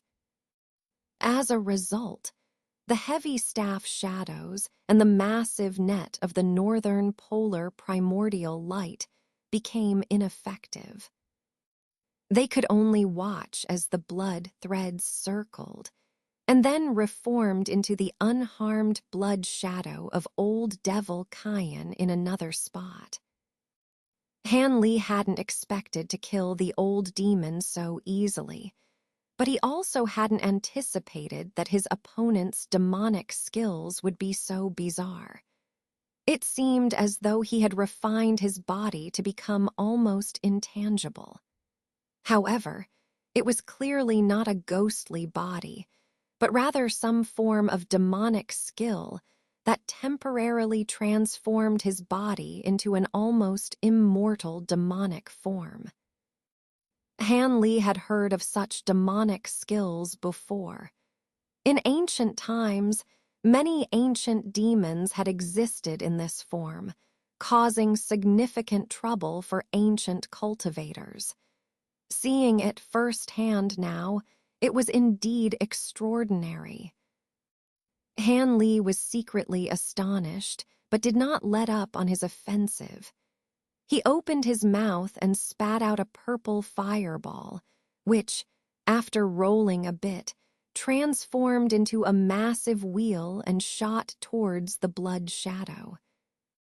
One hand cast a spell to enlarge the giant net formed by the Arctic essence light, which continued to envelop the blood shadow. Meanwhile, his other hand flicked his sleeve, and a large golden arc shot out with a crackling sound, disappearing in a flash and striking towards his opponent. Qiu Wu Gui Ling also swung her black staff several times, creating a dense array of staff shadows that surrounded the blood shadow, turning into a roaring tidal wave. In this battle within the Arctic essence light, neither side dared to casually release flying swords or knives. Otherwise, there was a significant risk of the Arctic essence light destroying the treasures before they even reached the opponent. Han Li thus refrained from using the green bamboo cloud-splitting sword, opting instead for the evil-repelling divine thunder and the purple star extreme fire. Seeing himself just freed from the previous attack, Kyan Layamo found himself faced with even more intense assaults. Infuriated, he bit his tongue and spat out a gray light ball entangled with blood threads, which collided with the golden arc. The thunderous strike resulted in a dull thud, and both attacks dissipated into a strange green smoke. Han Li was taken aback by this. However, Kyan Layamo's body spun rapidly, and 5 columns of gray-white gas emerged around him. 5 humanoid skeletons, each standing 2 feet tall with jade-like bones emitting cold air, appeared within the demonic aura. Kyan Layamo had summoned the true forms of the 5 sibling demons. As soon as the 5 skeletons appeared, they each spewed a stream of phosphorescent green flames from their mouths. The seemingly ordinary ghost fire confronted the purple star fireball, causing a stalemate in midair.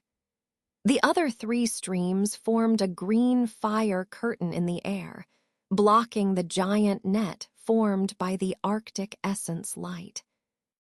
The staff shadows, roaring from all directions, were again halted by an invisible force before they could strike Kayan Layamo.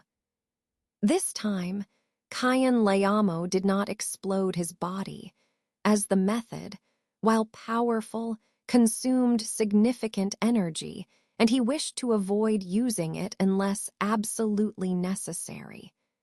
With the true forms of the 5 sibling demons summoned, he naturally had a countermeasure.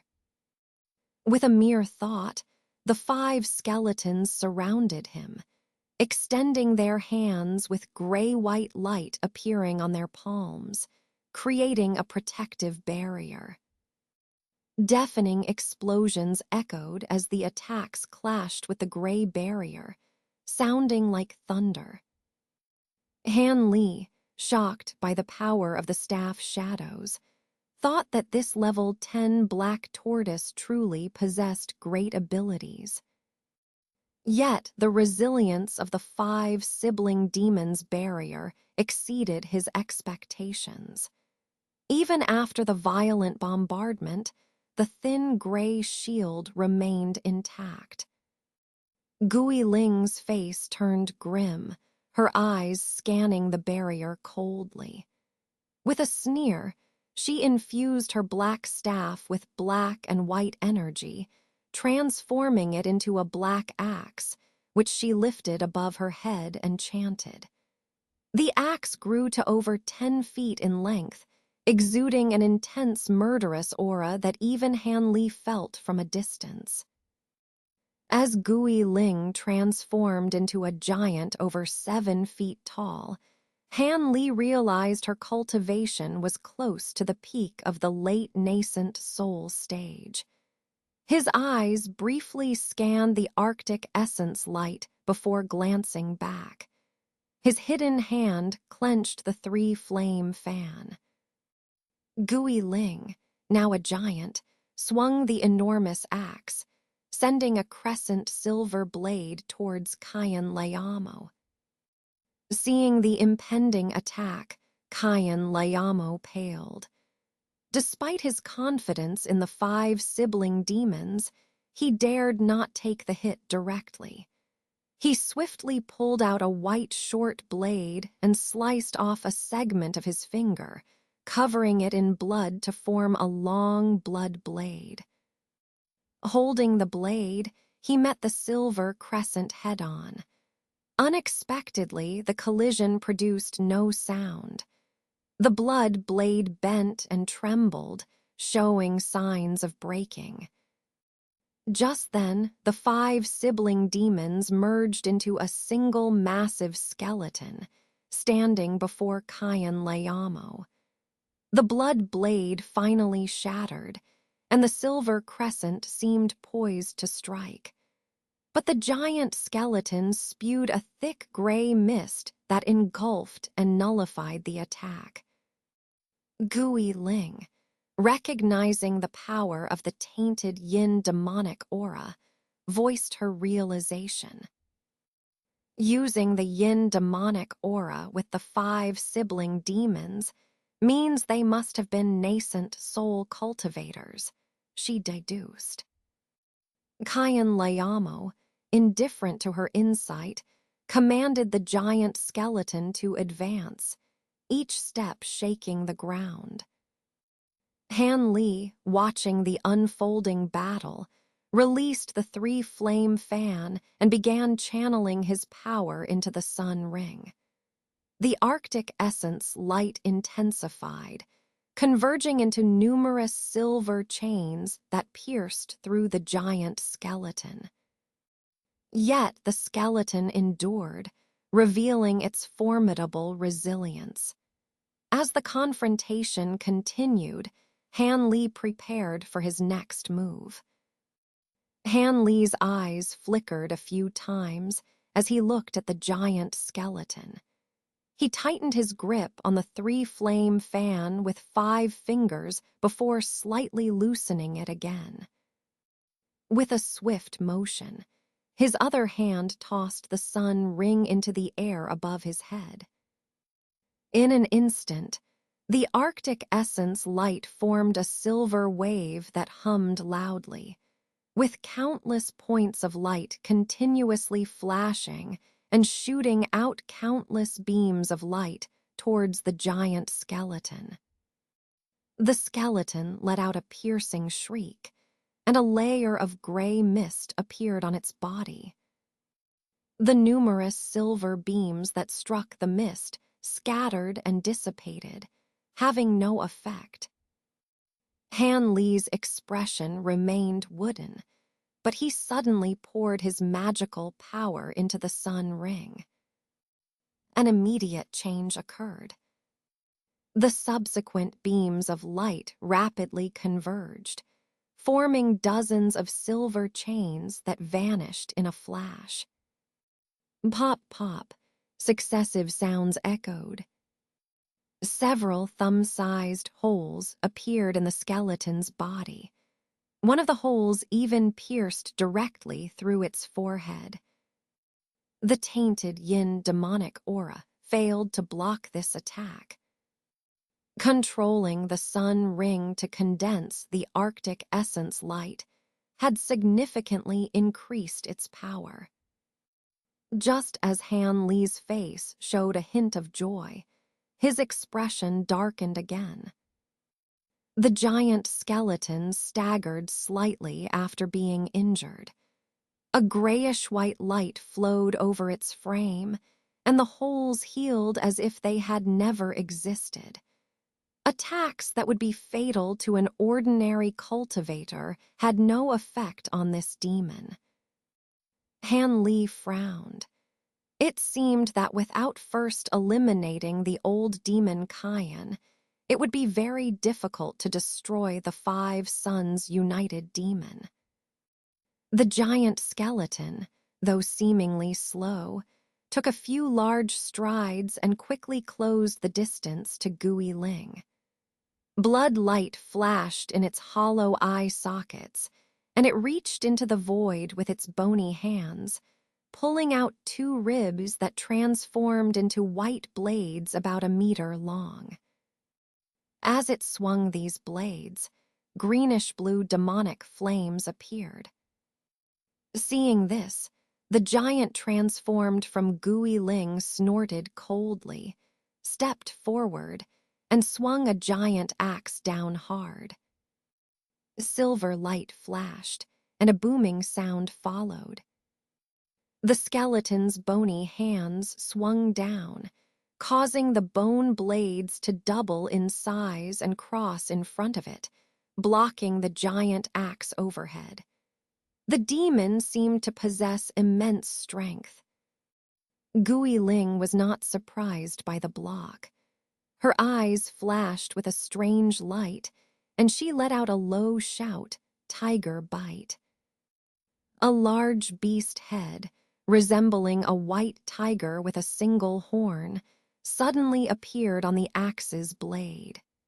The beast opened its huge mouth and, in a flash, bit off the skeleton's head, swallowing it in a few gulps before retracting. The silver axe was not only a fierce weapon, but also had its own spirit. This stunned not only Han Li, but also the blood-shadowed old demon Kayan. Without hesitation, the giant formed by Gui Ling swung the giant axe like a wheel, completely enveloping the headless skeleton in a massive cloud of cold light. Crack. With the sharpness of the axe and its immense power, the giant skeleton was instantly chopped into countless pieces, bones scattering all over the ground. Gui Ling then opened her mouth, spraying a yellow demonic flame that covered the remains, attempting to completely eradicate the 5 Suns United demon. However, the old demon Kayan quickly regained his composure. Seeing Gui Ling use demonic fire to refine the demon tied to her life, he silently formed a hand seal, activating his demonic power. A cold wind blew through the yellow flames, reducing their intensity. 5 crystalline black threads emerged from the flames and shot out, exploding a dozen meters away. 5 streams of grayish-white mist rose from the ground, which then dispersed, revealing 5 white skeletons swaying back and forth, transforming demons into formless entities. I didn't expect you to have mastered such a divine ability for your demon avatars. Aren't you afraid of being backfired one day? Gui Ling roared in shock. Backfired? As long as I'm careful, how could I give them such an opportunity? The old demon Kayan replied calmly. With a thought, he intensified his demonic power. In the blink of an eye, the 5 human skeletons merged back into a giant skeleton. It then formed 2 bone blades and charged at Gui Ling. This time, Gui Ling didn't use the giant axe to attack, but instead fought with the bone blades. A large cloud of cold light and 2 smaller clouds of white mist collided fiercely between the 2 giant figures. The booming sounds were deafening, causing the entire hall to tremble, as if it might collapse at any moment. Hanli watched everything with narrowed eyes. Although Gui Ling had regained her strength and transformed back into her giant form, the residual Arctic essence light nearby seemed unable to harm her. However, neither her giant form nor her blood-red armor could last as long as the giant skeleton in the Arctic essence light. This battle needed to be resolved quickly. Thinking this, Hanli glanced at the distant blood shadow with a fierce glint in his eyes and subtly manipulated the sun ring atop his head. Several silver chains shot out silently like venomous snakes from behind the blood shadow. Old Demon Kayan was also considering how to deal with Han Li and Gui Ling's combined assault. Whether because he was confident in his immortality or because his divine sense was severely suppressed in the Arctic essence light, he only noticed the silver chains when they were almost upon him. Startled, he tried to dodge, but the silver chains flashed and pierced through his blood-shadowed body. Kayan was initially shocked, but upon seeing the silver chains piercing through him, he smirked. Such injuries were nothing to him, easily recoverable with a thought. However, he soon realized something was wrong. The silver chains did not disappear after piercing him, but remained solid, emitting a faint silver glow. Kayan's expression changed. Too late, Hanli said calmly. The silver chains coiled around like snakes, binding the blood shadow tightly and tearing it into several pieces with a slight squeeze. Kayan, both shocked and furious, turned into a blood mist and shot to the side, trying to reform his body. But the silver chains followed, tearing the blood mist into pieces again before it could take shape. This happened 5 or 6 times, each time leaving the blood mist thinner than before. Die, came a furious roar from the blood mist. Kayan realized the danger. In the Arctic essence light, no matter how fast he fled, Han Li could quickly form silver chains around him, making it impossible to escape. Instead of reforming his body, Kayan condensed into a fist-sized blood-red pearl. The pearl emitted a nauseating blood scent, clearly not an ordinary treasure. Blood demon pearl, Han Li muttered, recognizing it instantly. Did you think I'd be scared of you? Prepare to die. Kyan's voice came from the pearl, which turned into a blood beam and shot toward Han Li. Han Li took a deep breath, and not daring to be careless, quickly cast several spells on the sun ring above his head. In the pearl's path, over a dozen silver chains appeared, all aiming at the blood pearl. The pearl moved quickly, but was still hit by the silver chains. However, the chains bounced off easily as the pearl emitted a buzzing sound and a green glow. Han Li showed no expression.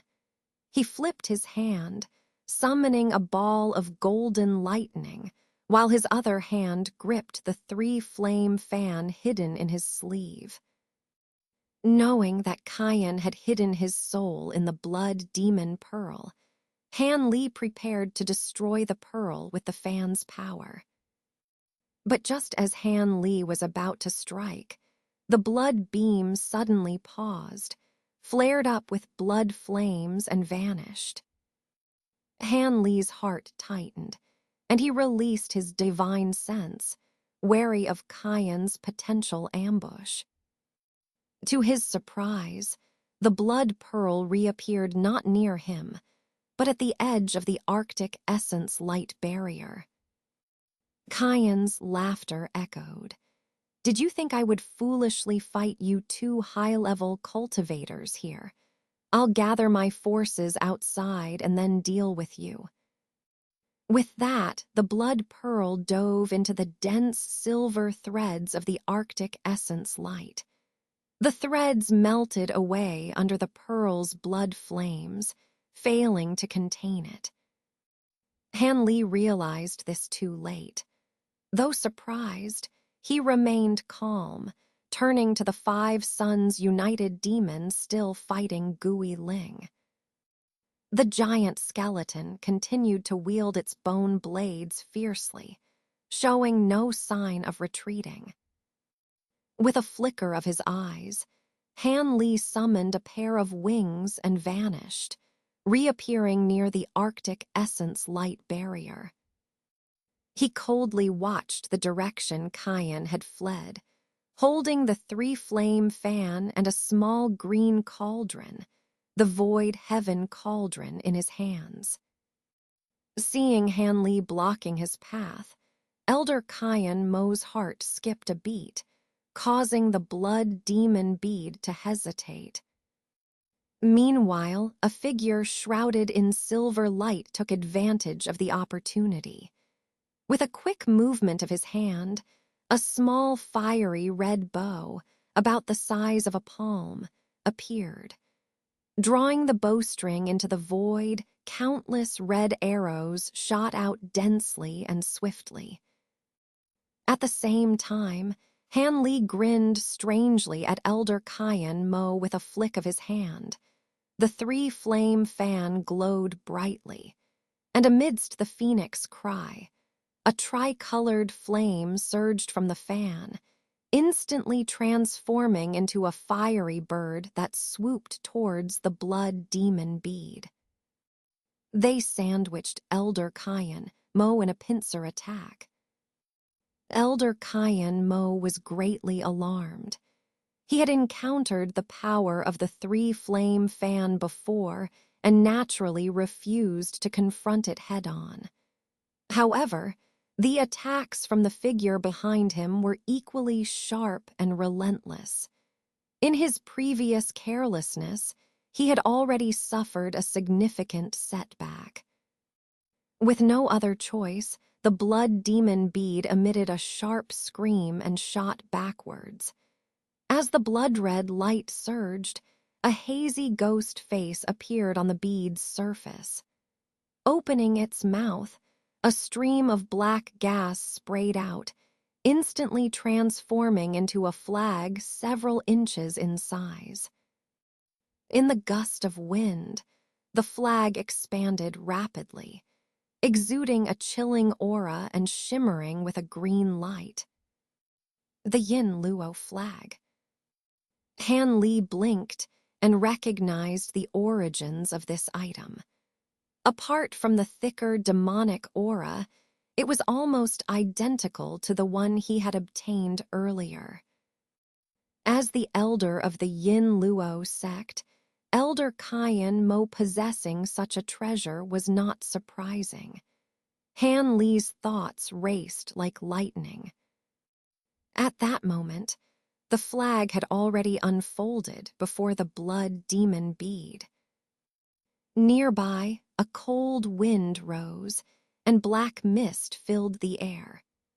Distorted and deformed ghost heads emerged one after another in the demonic aura, spewing phosphorescent fire as they rushed towards the arrows of fire.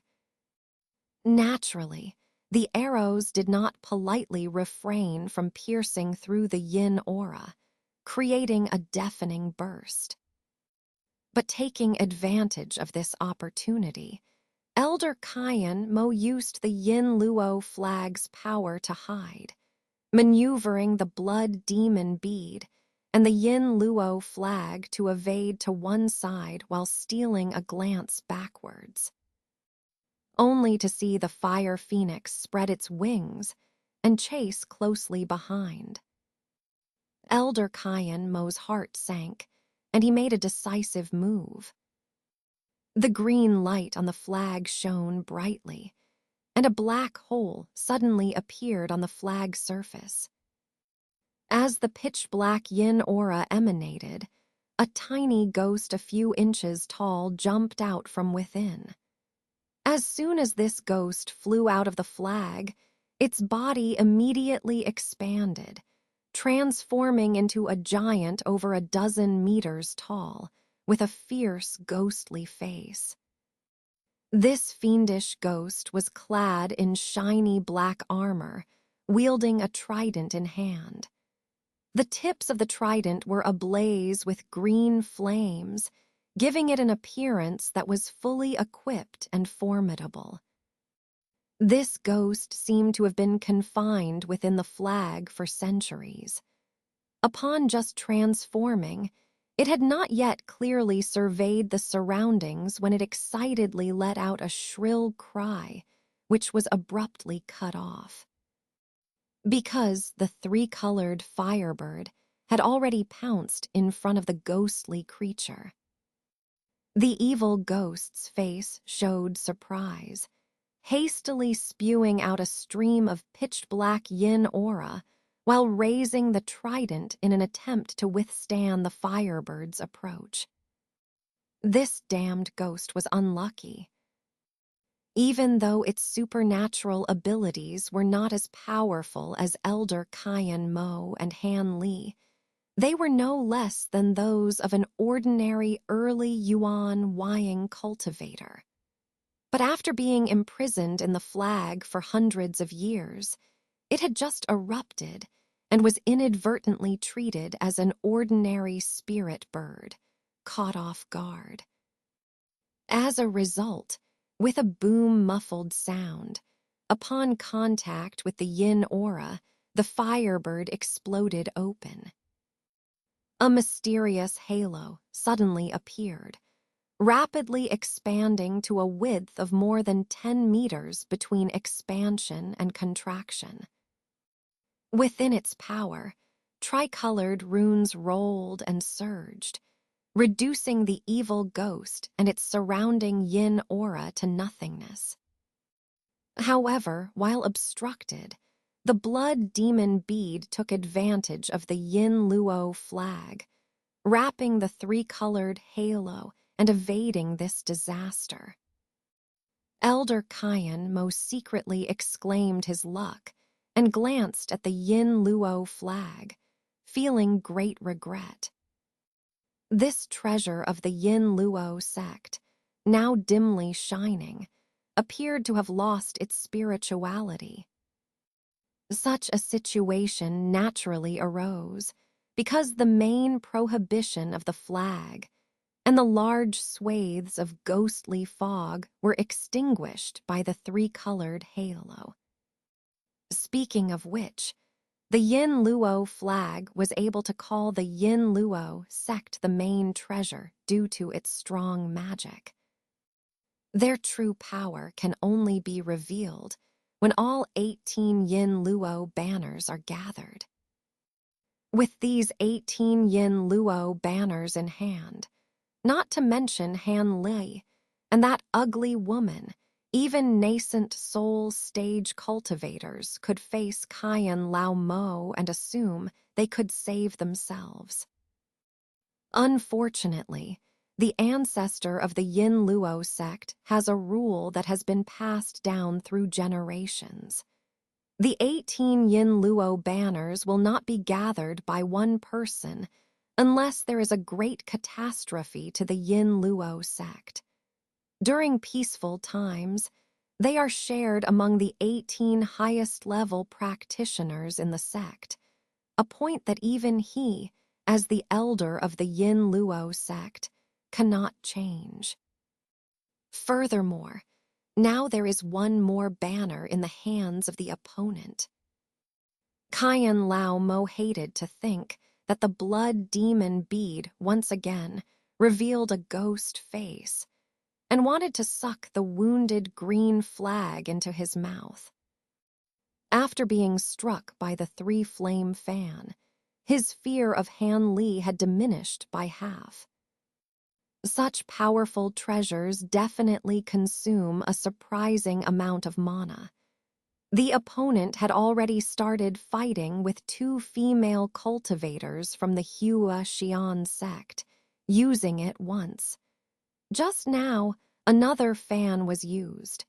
Within a short period of time, they should be unable to use this treasure again.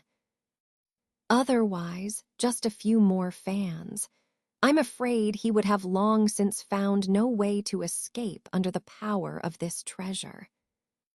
But at this moment, a change suddenly occurred. A thunderous sound came from the figure of silver light in the distance, and a bright green thorn shot out, roaring and flashing, and disappearing along the way. Not good. At the sight of this familiar scene, Kaiyan Lao Mo's heart skipped a beat. Earlier, under no guard, he was ambushed by this object, but he suffered a lot. The green light actually contained the profound evil thunder, which specialized in suppression of magic. Under his guard, there was no time to perform secret techniques to counteract the result of the loss of a lot of blood and flame protection. The old devil took a bitter lesson. Naturally, he would not let the same scene happen again. The ghost face immediately sucked in the ghost flag, and then the blood demon bead shimmered, becoming blurry. About 10 feet away, a green light appeared, and a few inches long green arrow flashed with golden electric light appeared there. With a thunderous sound, the short arrow flashed and pierced through the bead. The blood demon bead silently turned into nothingness. At the critical moment, Kaiyan Lao Mo used a secret technique to move the blood demon bead away, leaving only a phantom in place. A blood flame burst open several dozens of feet away, and the blood demon bead appeared among them.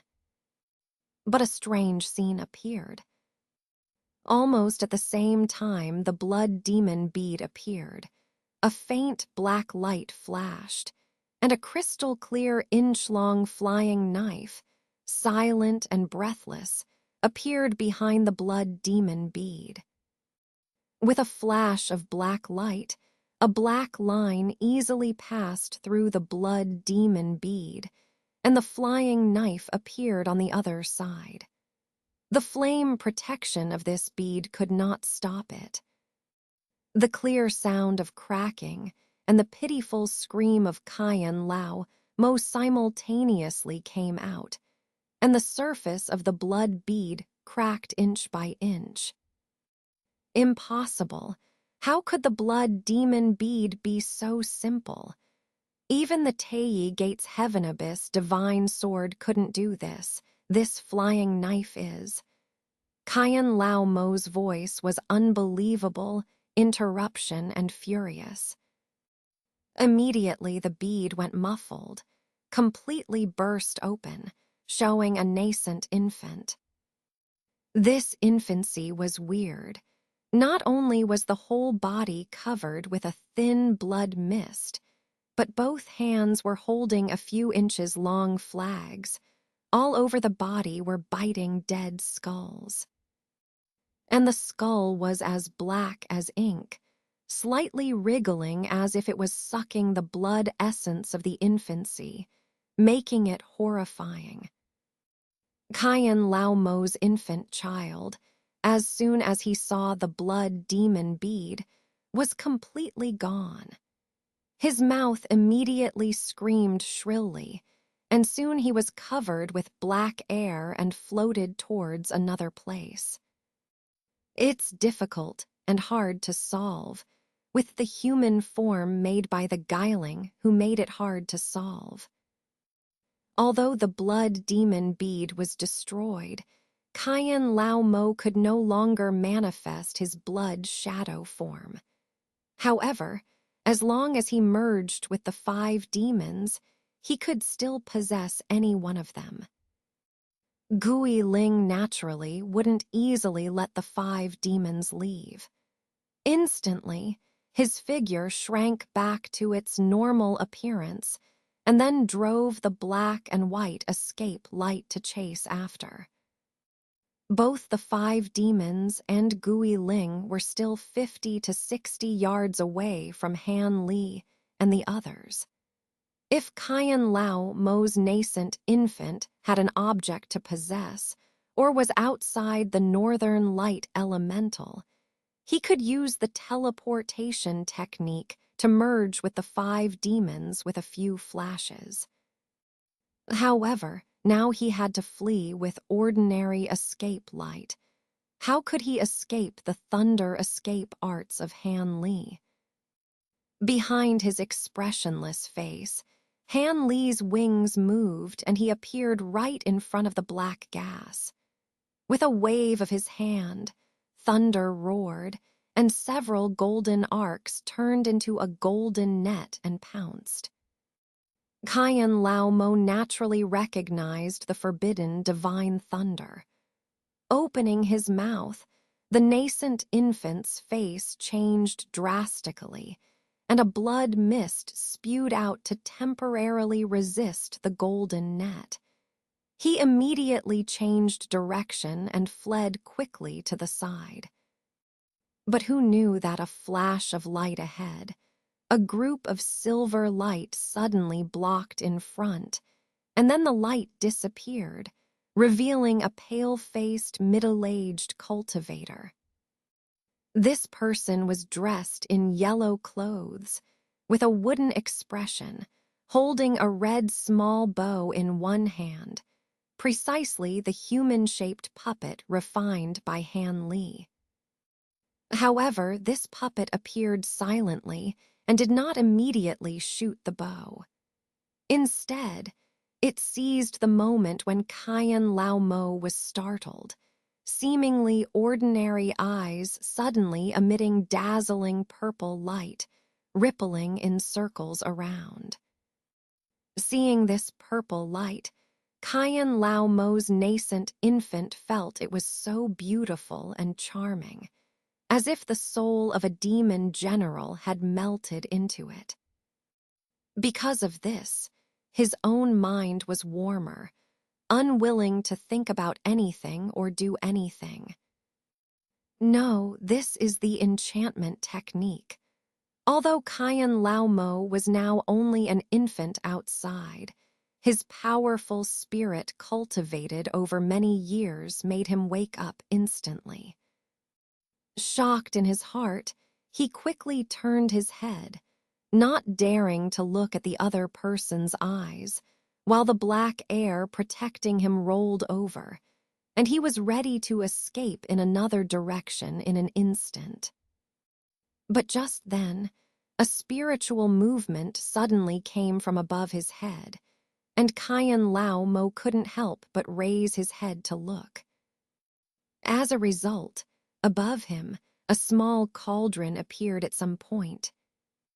The cauldron was slowly turning, emitting a faint green light.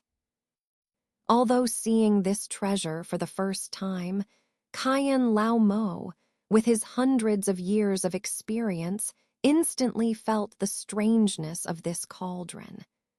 Immediately, he turned into a black air and shot out without thinking.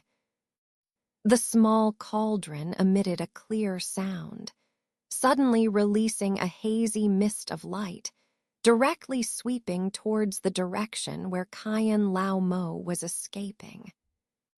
The multicolored glow appeared ordinary, but in a flash, it somehow reached the black mist's rear.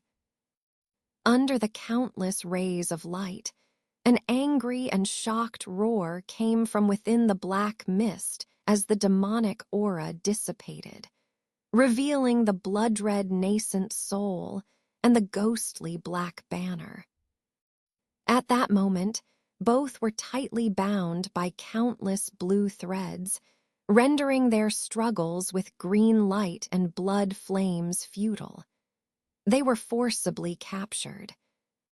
A flash of silver arcs, and Han Li used his thunder-escaping technique to appear in front of the nascent soul. With a slight smile, he gestured toward the distance. The space above rippled, and the small azure cauldron broke through the air to reappear. After a spin, it fell into his hand. Gently lifting the cauldron, Han Li looked indifferently at the captured nascent soul of old demon Kayan. The nascent soul's face was full of panic. Seeing Han Li's malicious gaze, it sank in despair before its ferocity returned. It gritted its teeth and bit its tongue, preparing to spray something out. Han Li's expression turned cold. With two puffs, a golden and a silver talisman stuck onto the nascent soul, halting its internal mana flow and dissolving its malicious secret technique. At that moment, a silver light flashed as a yellow-robed, middle-aged cultivator appeared from behind the nascent soul. It was the other middle-aged cultivator cooperating with Han Li. This cultivator had silently appeared without a sound. Han Li's expression relaxed, showing a faintly mocking smile. This pale-faced, expressionless cultivator was naturally the humanoid puppet Han Li had painstakingly created. When setting up the ambush, Han Li had the humanoid puppet stealthily position itself at the hall's entrance. If old demon Kayan were truly cunning and tried to escape without fighting, he would likely pass that way. As the puppet was not a living being, it could perfectly conceal its presence. Unless seen with the naked eye, it was almost impossible to detect. Thus, when old demon Kayan tried to flee, the puppet ambushed him with its thunderfire bow and golden thunderwood arrows, forcing him back.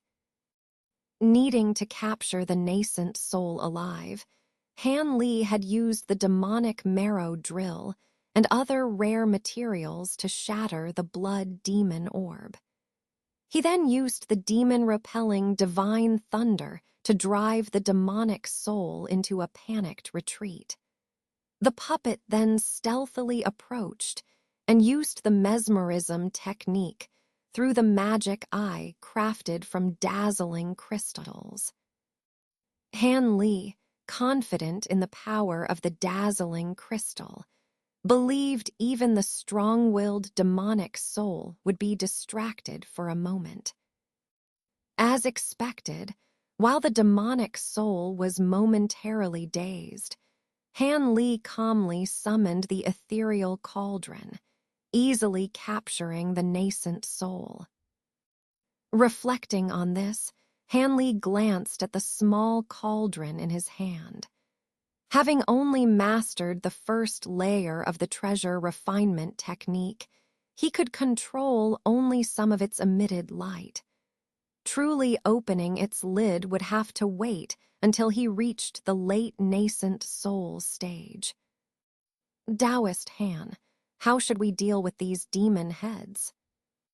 As Han Li pondered with a pleased expression, footsteps approached from behind. Gui Ling, holding a mass of black and white qi, came over, restraining 5 shrunken white skeletons. Just as the nascent soul was subdued, the 5 demon avatars lost control and collapsed, allowing the hunchbacked woman to restrain them with her technique. These 5 demon heads. Han Li glanced at the listless demon avatars, about to speak when the 5 black skulls unexpectedly released a piercing shriek, turning toward the 5 human skeletons. The screech was not only extremely irritating, but also caused one's blood to surge and mind to waver. Sensing this, the 5 skeletons, originally subdued within the black and white mist, suddenly had their eyes flare with blood-red light, full of bloodthirsty violence. Opening their mouths, they spat out 5 streams of deep green demonic flames at a single point in the mist. With a boom, the hunchbacked woman, caught off guard, had her black and white misty restraints shattered.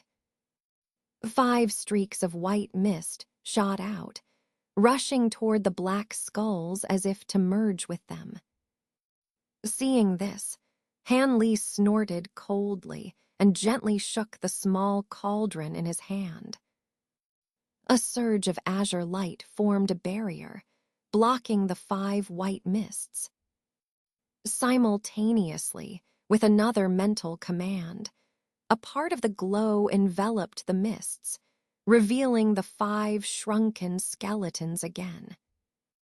The demons seemed to be in a frenzy. Despite being tightly bound by the dense azure threads, they struggled continuously, their mouths emitting green flames trying to burn through the restraints.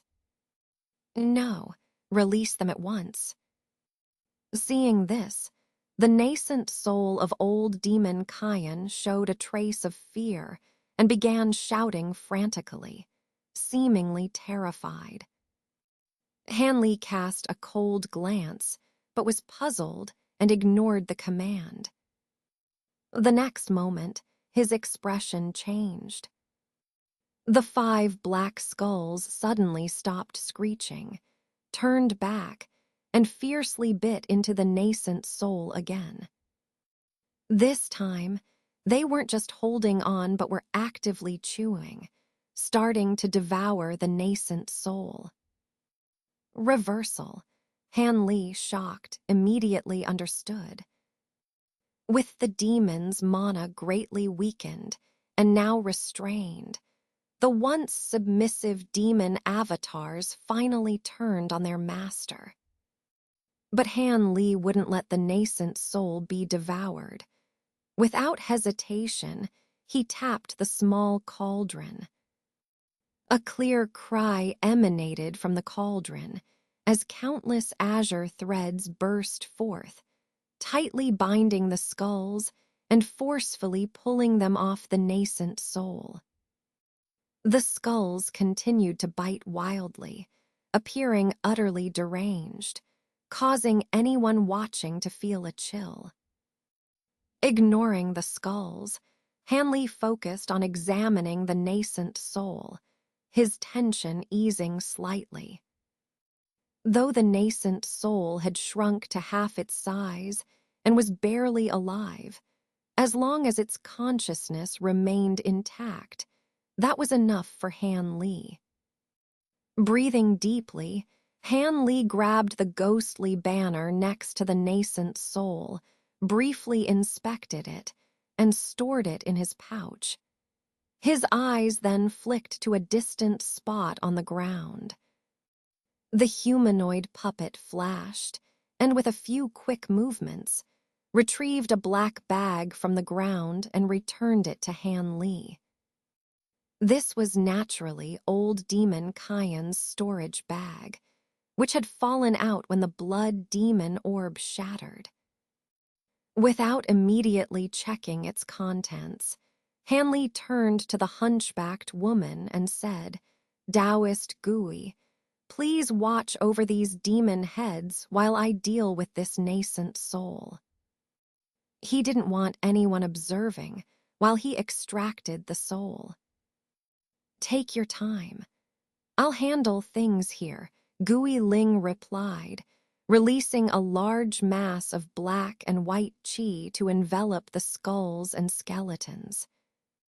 Han Li nodded, and with a wave of his hand, a large azure hand materialized, grabbing the nascent soul and skulls tightly. An azure streak flashed, and he vanished into the northern light barrier nearby. The humanoid puppet remained motionless. Seeing Han Li disappear, Gui Ling scrutinized the puppet, her face showing amazement after a while. Had she not seen Han Li summon it from his storage bag, she would have found it hard to believe that the being before her was a mere puppet. Time passed slowly. After a quarter of an hour, the northern light barrier rippled, and Han Li emerged, his expression unreadable, the nascent soul nowhere in sight. Gui Ling wasn't surprised, and, as Han Li approached, pointed at the restrained skeletons and asked, "How do we deal with these demon avatars?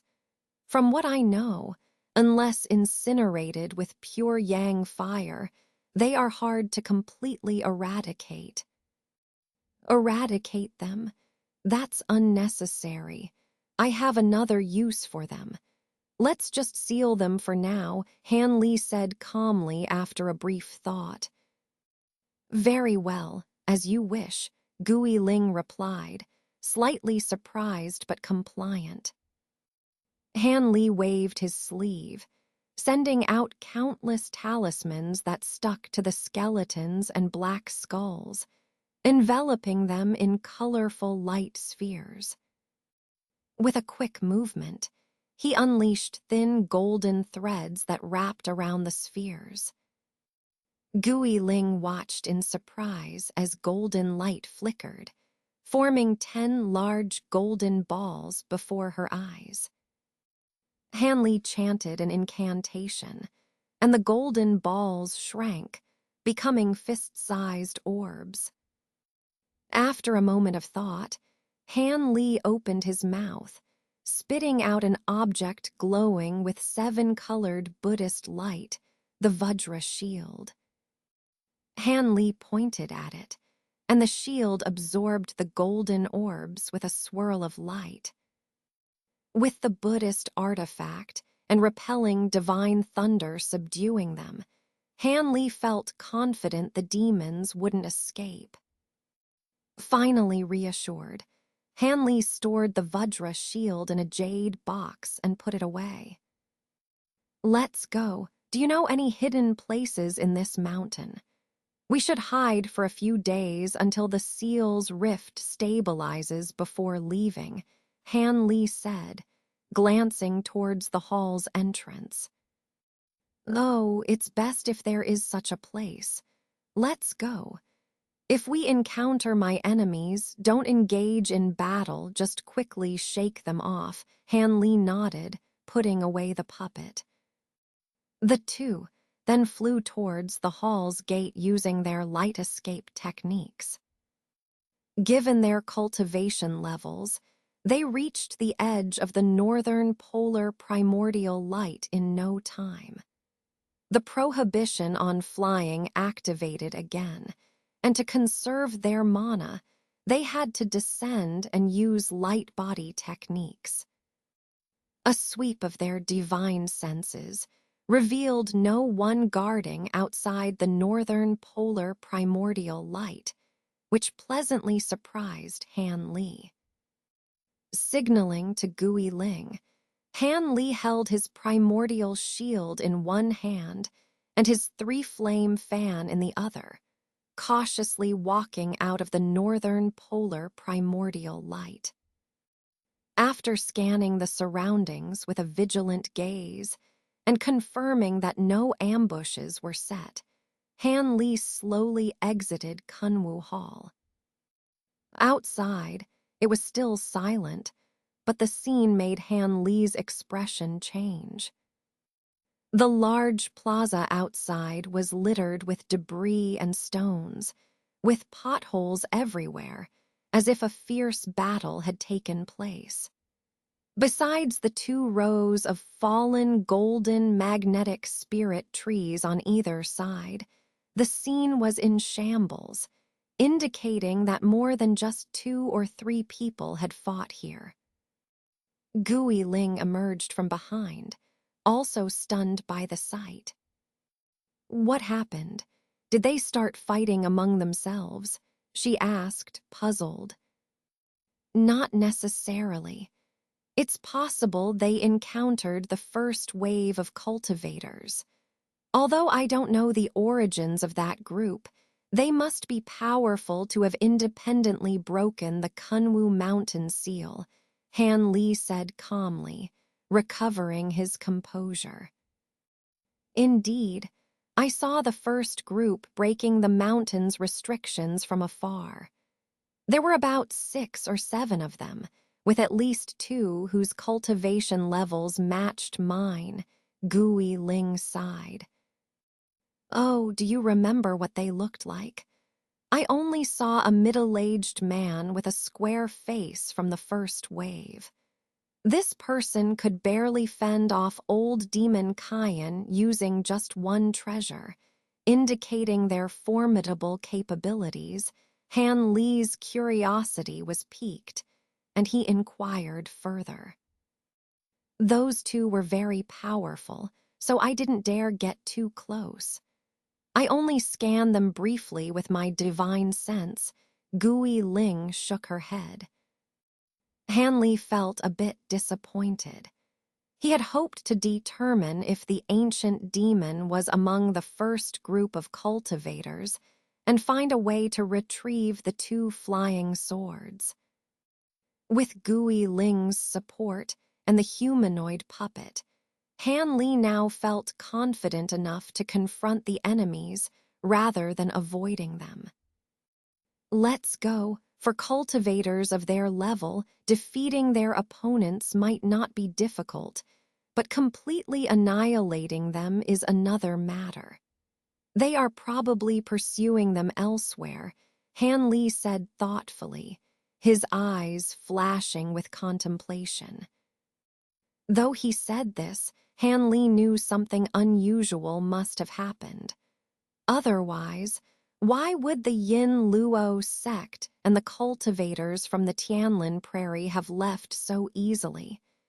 They had chased him all the way from the prairie, clearly determined to capture him. Could the first wave of cultivators have been so powerful that they forced all others to retreat? But that didn't seem right either.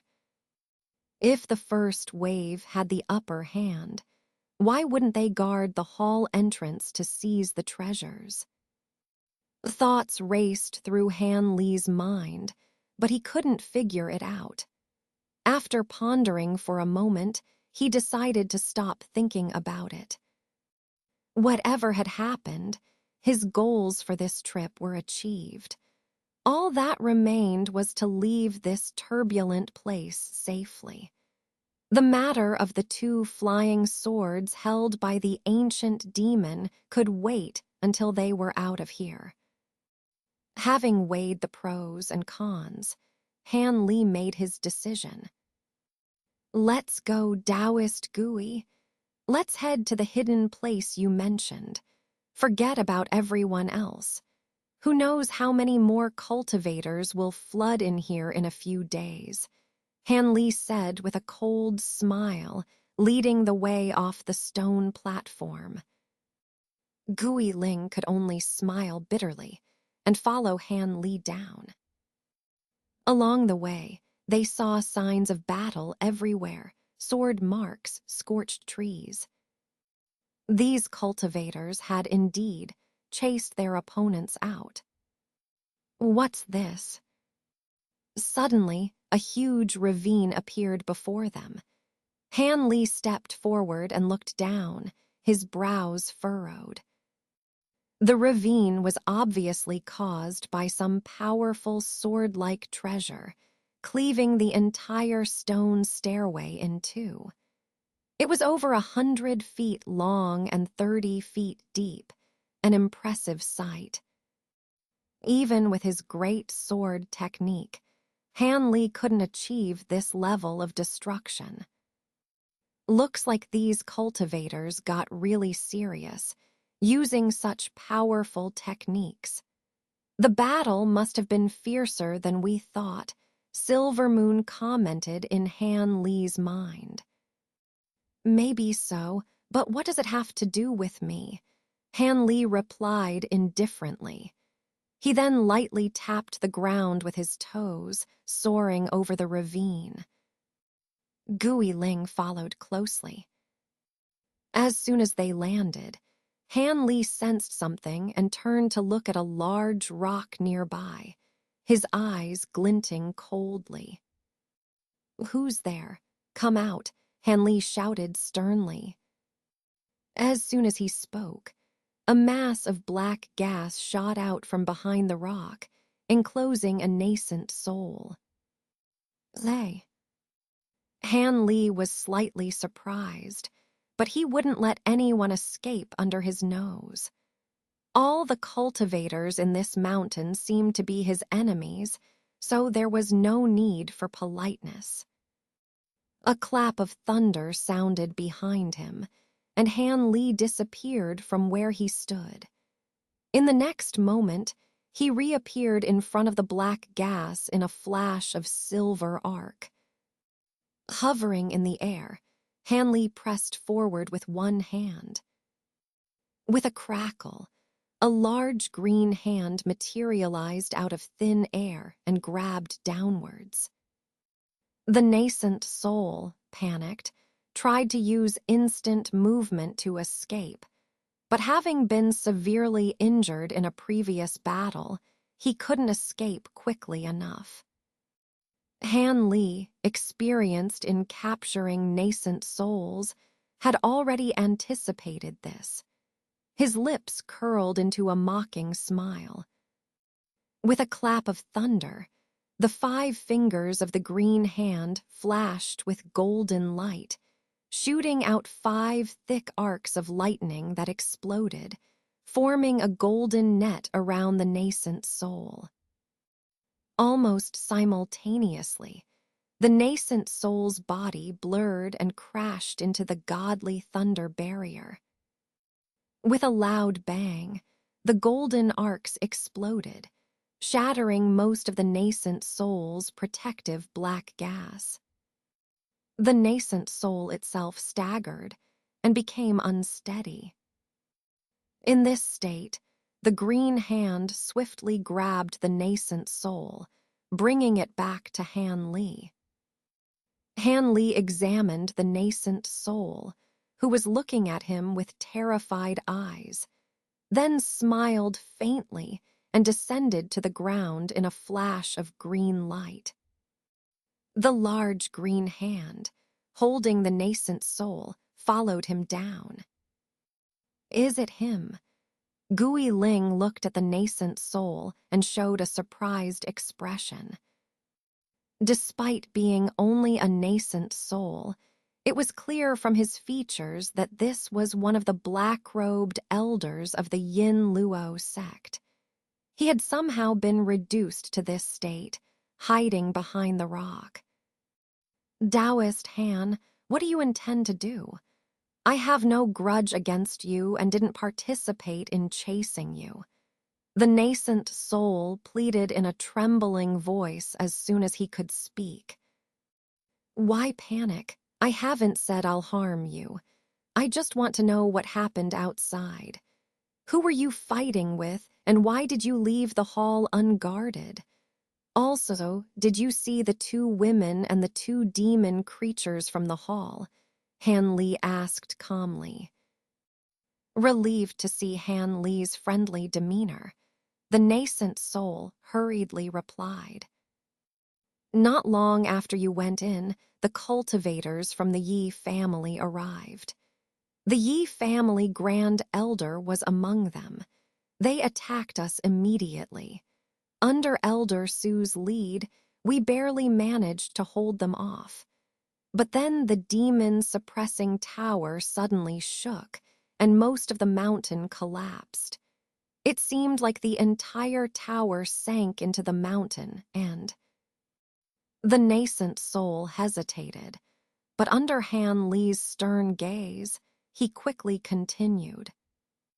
Bright light and Buddhist chants came from the tower, so loud we could hear them clearly.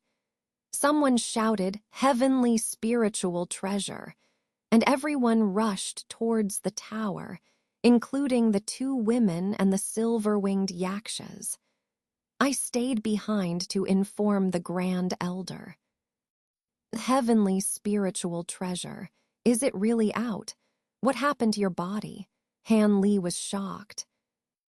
I don't know if it's a heavenly spiritual treasure, but the phenomenon was extraordinary. Since Elder Su and the Yi family Grand Elder went without hesitation, it should be true. As for my body, it was destroyed by Si San Zhen. That thief ambushed me with a blood-red long knife, absorbing all my blood. The knife was terrifying. I had to abandon my body and flee as a nascent soul, the nascent soul said bitterly. What kind of knife is so powerful? Han Li asked, raising an eyebrow skeptically.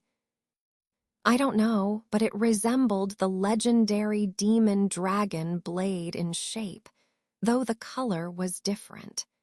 If it really was the demon dragon blade, I wouldn't have escaped, the nascent soul replied uncertainly. The demon dragon blade. Han Li's expression changed dramatically upon hearing this. The demonic blade, which can only be forged using demonic marrow, is renowned far and wide, causing shock and awe among those who hear of it. This treasure is said to possess the sinister ability to absorb the flesh, essence, and spirit of the cultivators it slays, refining them into its own power. The more cultivators it kills, the more powerful the demonic blade becomes. It is rumored that a demonic cultivator once used the demonic dragon blade to slay a nascent soul stage cultivator. Many believe that given enough time and continuous slaughter, this treasure could even surpass the power of a heaven-reaching spiritual treasure. Of course, both heaven-reaching spiritual treasures and the demonic dragon blade have been absent from the mortal realm for many years, so there's no real way to compare them. But even so, the mention of this treasure by the elder of the Yin Luo sect caused Han Li's expression to become somewhat grim.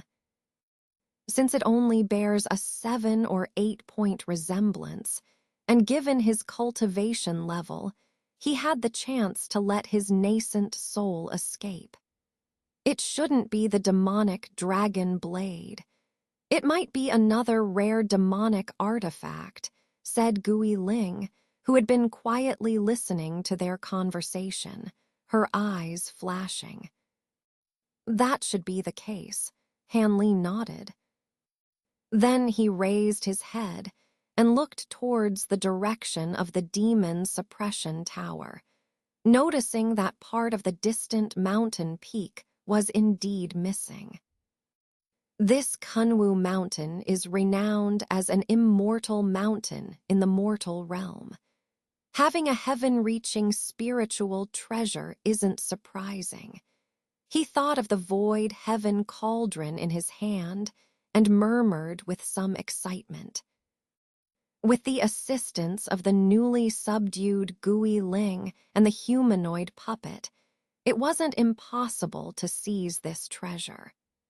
Moreover, the high-grade spirit stones he had obtained from old Demon Kyan's storage bag significantly reduced his concerns about using the puppet. Master, let's go and have a look. For some reason, ever since I left the hall, I've felt something strange, as if something in the direction of the demon suppression tower is calling me. It feels familiar, like it's related to something from before I lost my memory, Silvermoon suddenly said hesitantly in Han Li's mind. Something calling you. Han Li was taken aback by this. Yes, I feel that if I miss this opportunity, I might lose the chance to regain all my memories, Silvermoon said with rare pleading in her voice. Han Li fell silent for a long while before suddenly laughing lightly and saying in a seemingly relaxed tone, "Since you've said so, let's go and have a look. After all, I'm also very interested in that heaven-reaching spiritual treasure." Friend Gui, since a heaven-reaching spiritual treasure has appeared, it seems we can't avoid joining in the excitement. Han Li turned to Gui Ling and said slowly, "I will follow your lead, my friend. However, how should we deal with this person?"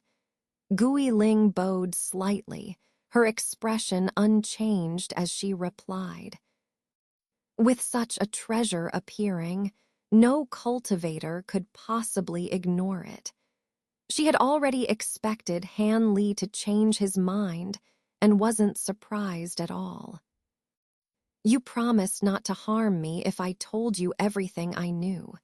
The nascent soul, trapped by a large hand, cried out in panic upon hearing Gui Ling's words. "I indeed didn't say I wouldn't harm you, but I also didn't say I would let you go. You should blame yourself for being an elder of the Yin Luo sect and for falling into my hands," Han Li said lightly. He opened his mouth, and a thick arc of golden lightning shot out, striking the nascent soul. With a scream, the nascent soul and the large hand both disintegrated in the golden light, leaving behind a faint green banner that fell to the ground. Han Li's eyes lit up as he waved his sleeve, sweeping the banner into his hand and examining it. It was another Yin Luo banner. Through the soul-searching technique, Han Li knew that this banner was no ordinary item. If he could gather all 18 banners, its power would be unimaginable. Since he had already made a mortal enemy of the Yin Luo sect, he naturally wouldn't be polite.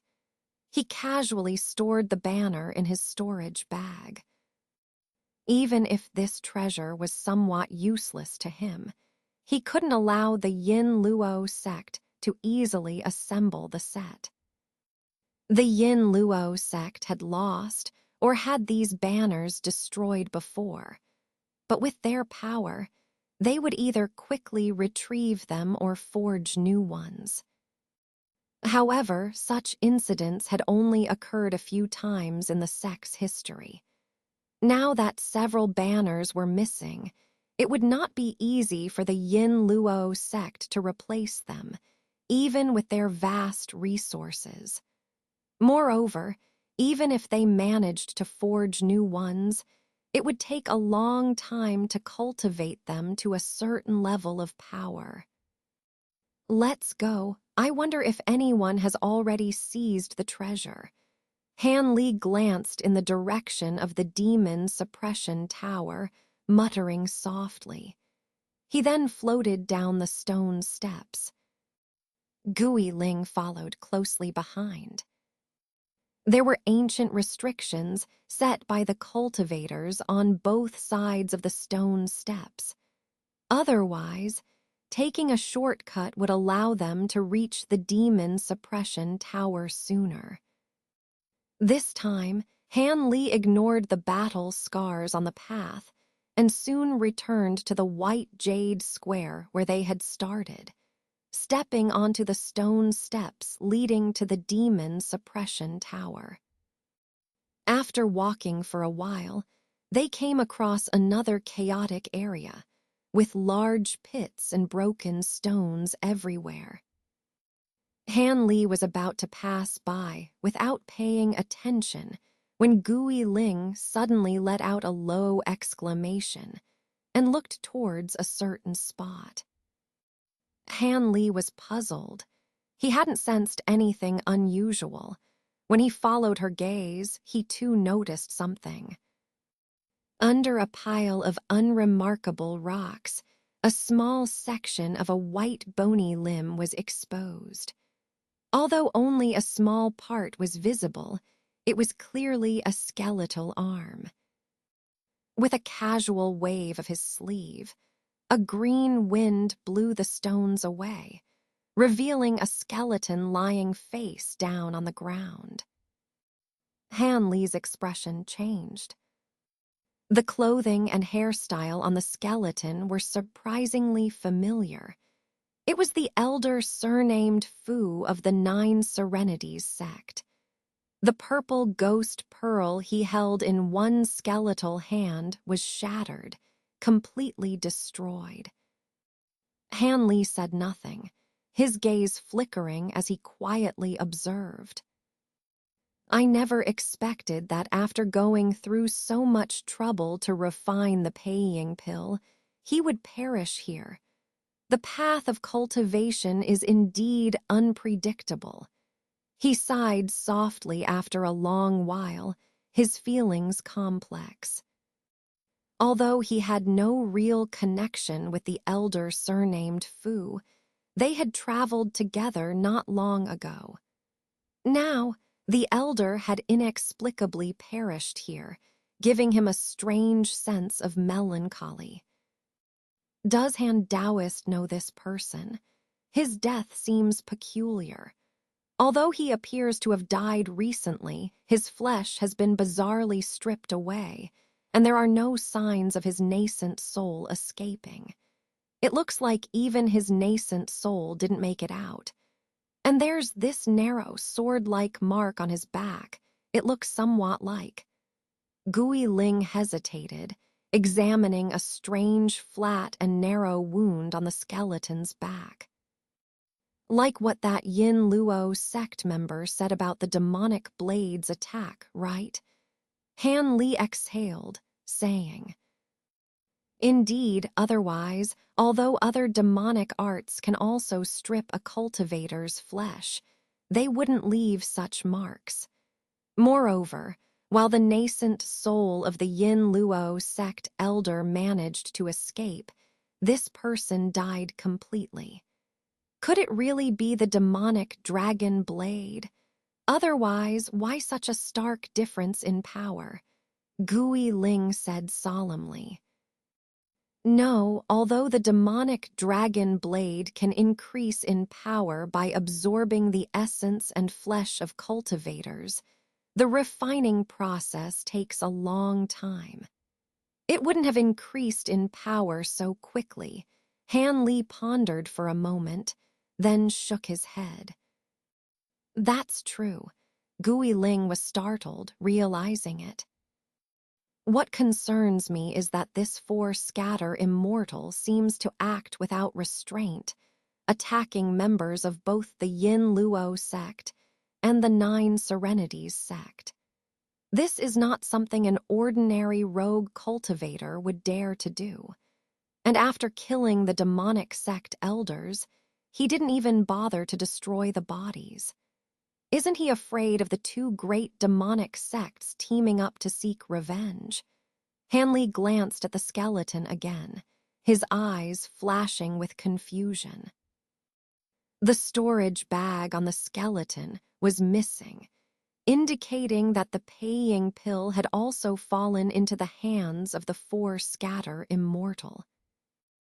Gui Ling had just been freed and knew nothing about the current state of the cultivation world, so she couldn't answer. After thinking for a while and coming to no conclusion, Han Li eventually raised his hand, releasing a fireball that reduced the skeleton to ashes, ensuring the elder's body wouldn't be exposed to the elements. Let's be careful. After devouring a nascent soul stage cultivator, who knows how powerful that demonic blade has become? We mustn't be careless and suffer the same fate, Han Li said lightly, his expression much grimmer than before as he led the way up the mountain. Gui Ling's heart tightened at his words. After her face twisted briefly, she followed with a cold smile. Continuing up the stone steps, Han Li and Gui Ling encountered no further abnormalities and finally reached the end of the steps. It was not quite accurate to call it the end, because the stone steps ahead had mysteriously vanished without a trace. In front of them was a sheer cliff, and the rest of the mountain seemed to have vanished as if carved away by a divine hand. Looking up, at the distant edge of the cliff, and then down at the unfathomable abyss below, Han Li stroked his chin, deep in thought. It seems the others have gone down. The demon suppression tower has indeed collapsed. Who knows what happened down there? Gui Ling, though she had heard about it, was still shocked by the sight.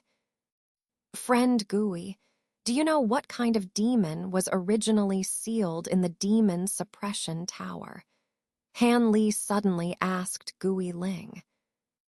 I don't know. Back then, I was just a beast used to guard Kunwu Mountain.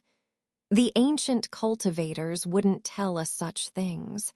However, before I was transferred elsewhere, I did sense an extremely powerful demonic aura in Kunwu Mountain.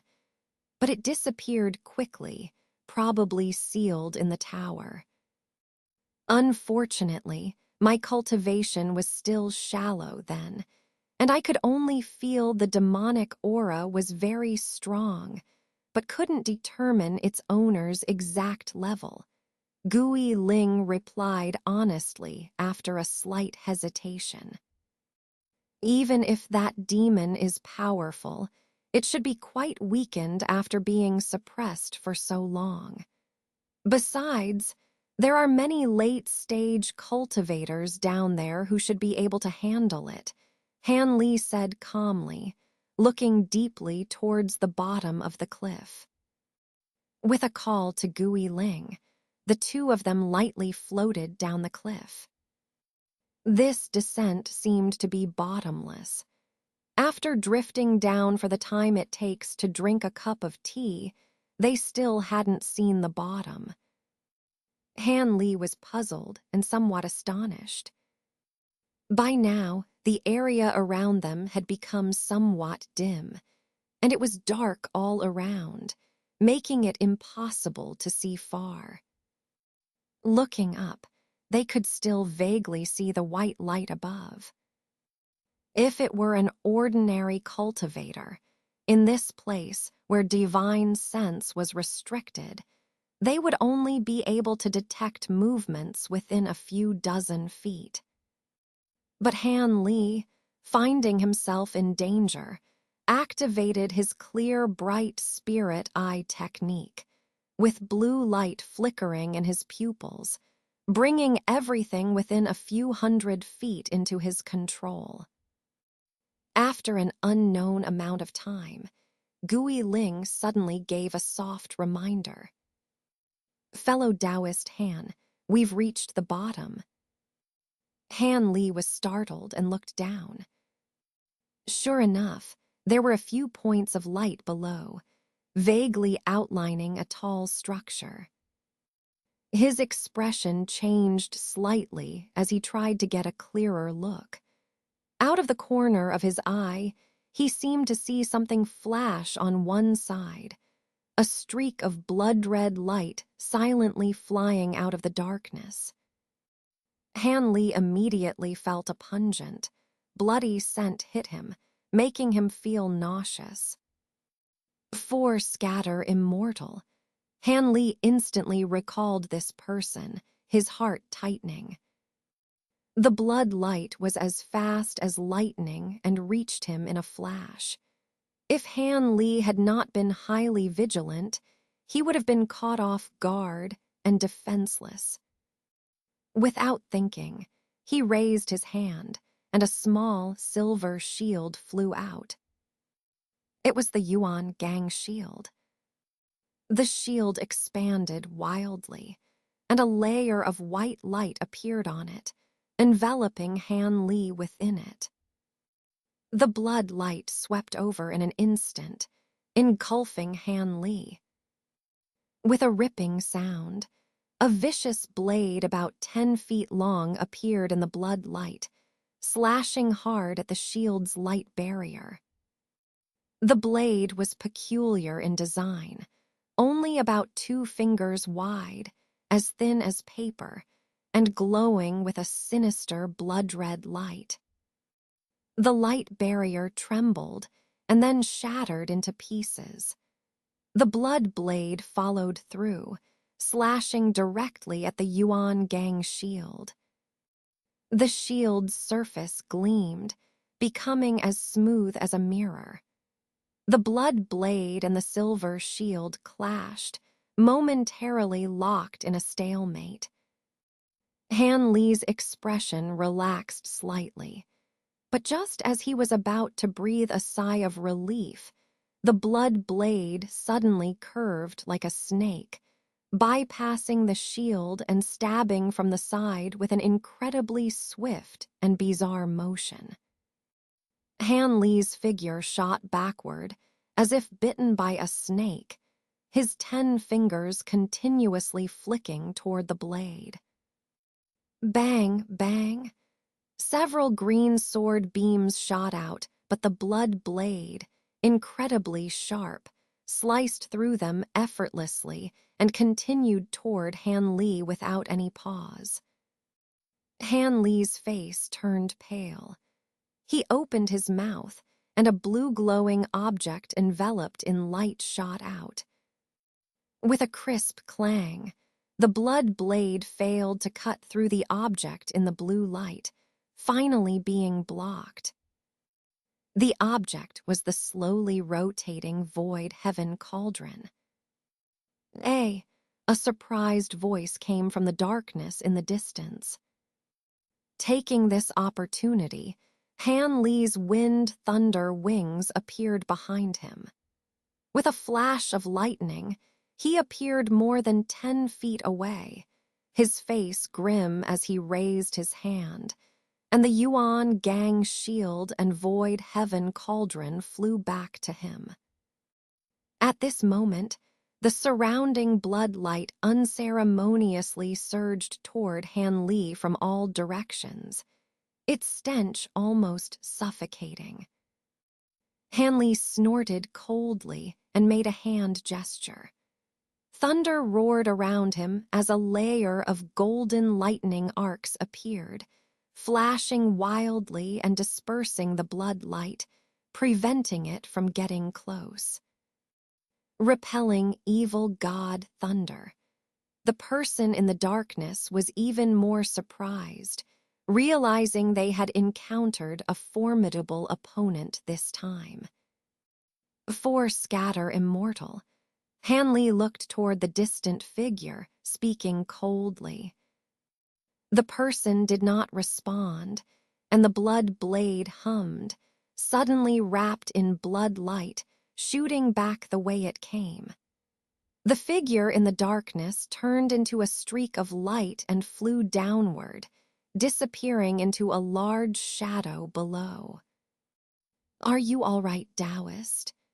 Gui Ling, who had been caught off guard by the sudden attack, hurriedly approached, worried that Han Li might blame her. "I'm fine. It does resemble the demonic dragon blade.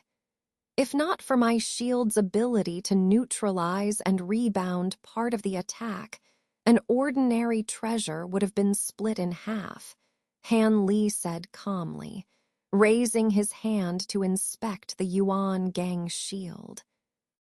A thin blade mark was deeply etched on the shield's surface. Han Li's eye twitched, and his expression darkened. Pouring his spiritual power into the shield, the silver light flowed on its surface, gradually erasing the blade mark. Han Li then stored the shield and swallowed the void heaven cauldron back into his mouth. "Did you see what that person looked like?" Gui Ling couldn't help but ask. "No, that person's whole body was shrouded in spiritual light, and I couldn't see through it. But their cultivation level doesn't seem too high," Han Li said slowly, then looked down at the large, dark structure below, squinting in thought. Gui Ling, not knowing what Han Li was pondering, could only wait quietly, although she was eager to descend further. "Taoist Gui, this hesitation of yours, I will overlook it this once. I hope next time you won't have any other thoughts when it's time to act," Han Li said coldly without looking up, then turned into a streak of blue light, shooting downward. Gui Ling's heart tightened, but seeing that Han Li had no intention of harming her, she was relieved. However, she remained rooted to the spot, her face alternating between red and white. She knew that her momentary ill intent had been sensed by Han Li due to the soul fragment attached to her life token. After a while, Gui Ling sighed bitterly and reluctantly followed Han Li down as a beam of light. Han Li had landed on a huge square platform, silently observing the surroundings. There was no other entrance, except for a dark stone staircase ahead. "A demon suppression tower. This doesn't look like a tower at all," Han Li muttered, prompting Gui Ling to step forward and explain. "Taoist may not know, but the demon suppression tower is different from secular towers. It was built upside down by ancient cultivators. The tower's tip is at the bottom, and the base is at the top. The deeper the level, the more powerful the demons and ghosts imprisoned." "I see."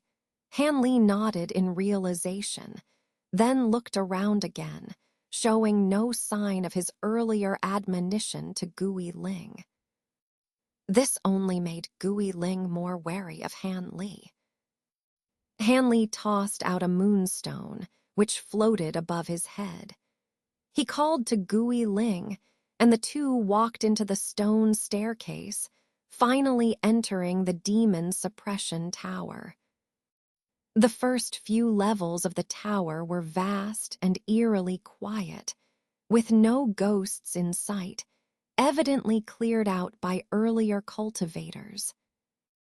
However, the signs of battle were increasing, indicating more intense fights as cultivators tried to prevent others from advancing. Upon entering the third level, they found a charred body by a stone pillar. Han Li examined it for a while before confirming it was an unknown cultivator, likely from the Yi family. The cultivator's head was split open, but the nascent soul had escaped. Whether it successfully fled or was killed in the chaos was uncertain. The fourth level revealed nothing unusual, but the fifth level had two more bodies. One was green from poisoning, its face swollen beyond recognition. The other was a rough-looking man, dismembered by flying swords.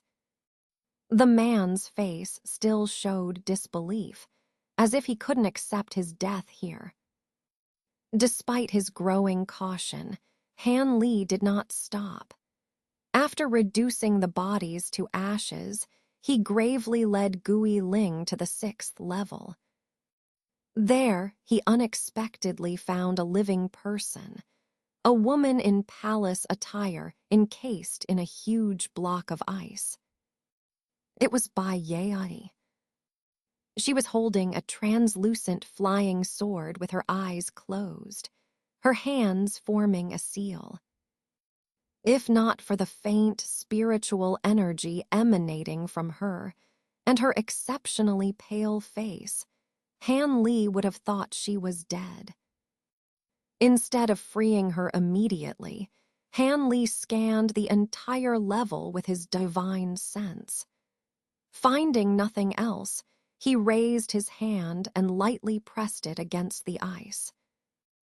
A layer of purple flames enveloped his hand, absorbing the cold air from the ice. In an instant, the ice shrank rapidly. Moments later, Bai Yai was released. As the last layer of ice melted, Bai Yai's eyelashes fluttered, and she opened her eyes. Seeing Han Li before her, her tense expression relaxed. Han, brother, I thought it was someone else, she said weakly, her energy clearly drained. If I recall correctly, Bai Taoist practices ice-based techniques. Did you seal yourself in ice just now? Han Li asked slowly, his brow furrowing as he glanced at her delicate face. I did indeed suffer serious injuries. To repel the enemy, I released the profound ice-cold chi from my life-saving flying sword, which I had cultivated painstakingly for many years. At that time, things were quite chaotic. Everyone, including those who harmed me, was eager to enter the next level. It was only by sheer luck that I managed to escape unscathed, Bai Yai recounted with lingering fear. Oh, according to what you said, it seems you are not very familiar with the person who attacked you. Han Li raised an eyebrow and asked. That person should be among the group of cultivators who unsealed the seal. At that time, I was in a stalemate with another person and was ambushed by that person. The giant ice formed by the profound ice-cold chi cannot be easily broken unless a later stage cultivator personally destroys it. However, with my serious injuries, I was also unable to break free. It was fortunate that Senior Han came to my rescue. Otherwise, the consequences would have been unimaginable. Speaking of which, Senior Han is indeed formidable. With a mere wave of his hand, he dispelled the cold chi in me, Bai Yai said with a trace of admiration. It's nothing, just a small effort, By the way, how did my Taoist friend end up here? Han Li asked casually. After Senior Han parted ways with Fu Taoist friend and me, we went to search for a secret pavilion in Kunwu Mountain and gained some benefits. Originally, I was already satisfied and planned to withdraw. But unexpectedly, such an astonishing treasure phenomenon occurred near the demon ceiling tower. Both of us were tempted by greed and came over to join the excitement. As a result, we encountered many cultivators chasing each other towards the demon ceiling tower. There were familiar faces from the Yin Luo sect and others from the group who unsealed the seal, as well as the silver-winged yaksha and several wandering cultivators. In fact, when we saw so many powerful cultivators gathered there, both of us regretted and wanted to leave. However, someone attacked us without reason, and we were thus drawn into the chaos. I was chased and forced to flee here. Unfortunately, I lost sight of Fu Taoist friend along the way. It seems he found an opportunity to escape the chaos. Bai Yai explained roughly to Han Li, while glancing nervously at the ugly woman beside him.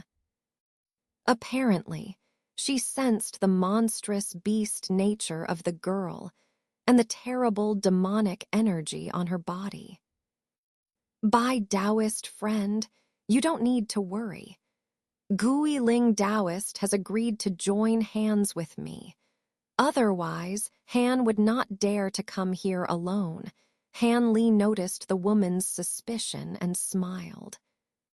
At this point, Gui Ling also squeezed out a smile. I see, considering Senior Han's wisdom, how could he be as confused as the two of us?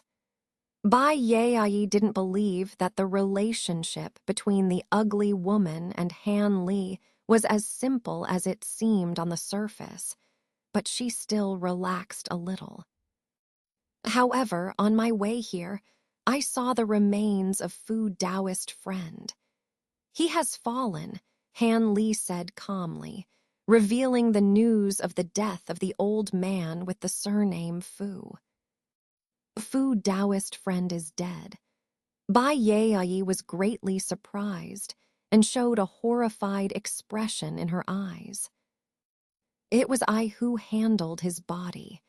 It seems he didn't even have time to escape with his nascent soul.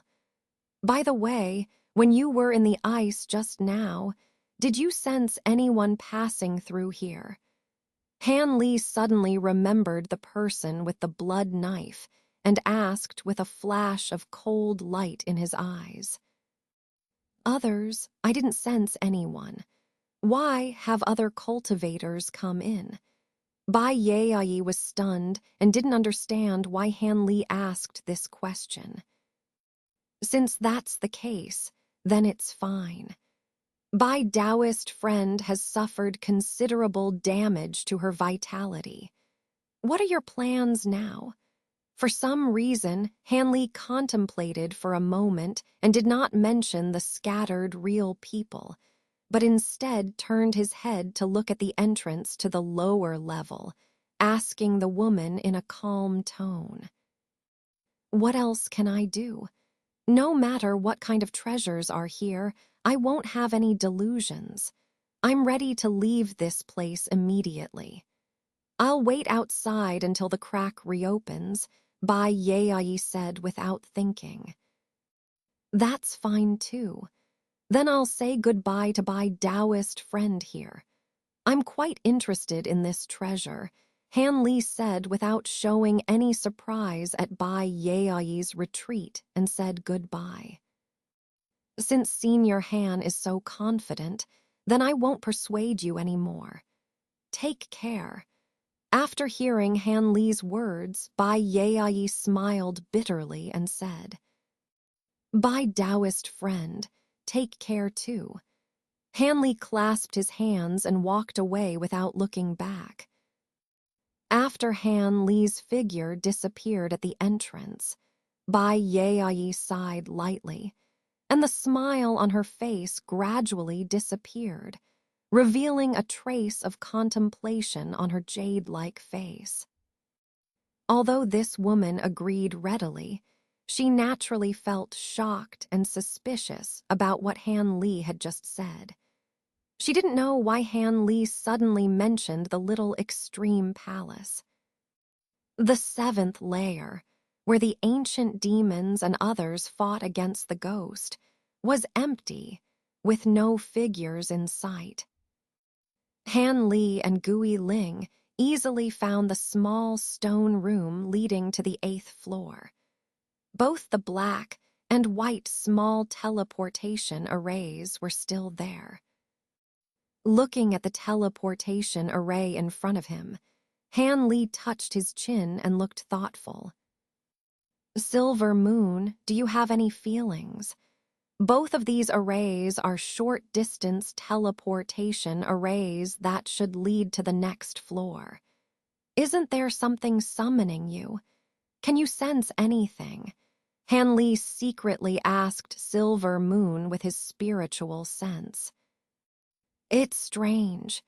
In these two teleportation arrays, there seems to be something faintly familiar to me. However, the white one seems stronger. Silver Moon slowly replied. That's enough. Let's go through the changing color teleportation array. The black one seems to have a sinister aura that makes me uncomfortable. After silently pondering for a while, Han Li calmly said to Silver Moon. Then, without saying a word, he walked into the white teleportation array. Seeing Han Li's move, Gui Ling didn't ask much and walked in. A spell hit the edge of the teleportation array, and the spiritual light flashed around, and they disappeared in the white light. Almost as soon as his figure appeared on the 8th floor, Han Li and Gui Ling immediately took the initiative to cast a spell and displayed the Yuangang shield, and one instantly displayed the blood-red battle armor on him. After all, no one knows if someone is waiting for a rabbit on this side of the teleportation array. With their experience, they naturally wouldn't neglect this point. The previously anticipated attack did not appear, but the rumbling sound was like a raging wave, and the discomfort of the teleportation disappeared. Han Li swept his eyes around, and suddenly he was stunned. The situation in front of him was too chaotic. In the sky and on the ground, flying sword magic weapons flew all over the sky, bursts of spiritual light burst, and escape lights flew. Han Li just glanced hastily and saw more than a dozen figures. Among them, the silver-winged Yaksha and the second demon, Su Xingxiu, Tianlin Shengv, and the two women of the Hua Xian sect were actually among them. There were also several unfamiliar faces.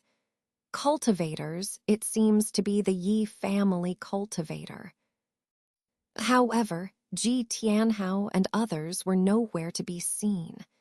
I don't know if they were destroyed by someone on the way or did not come here.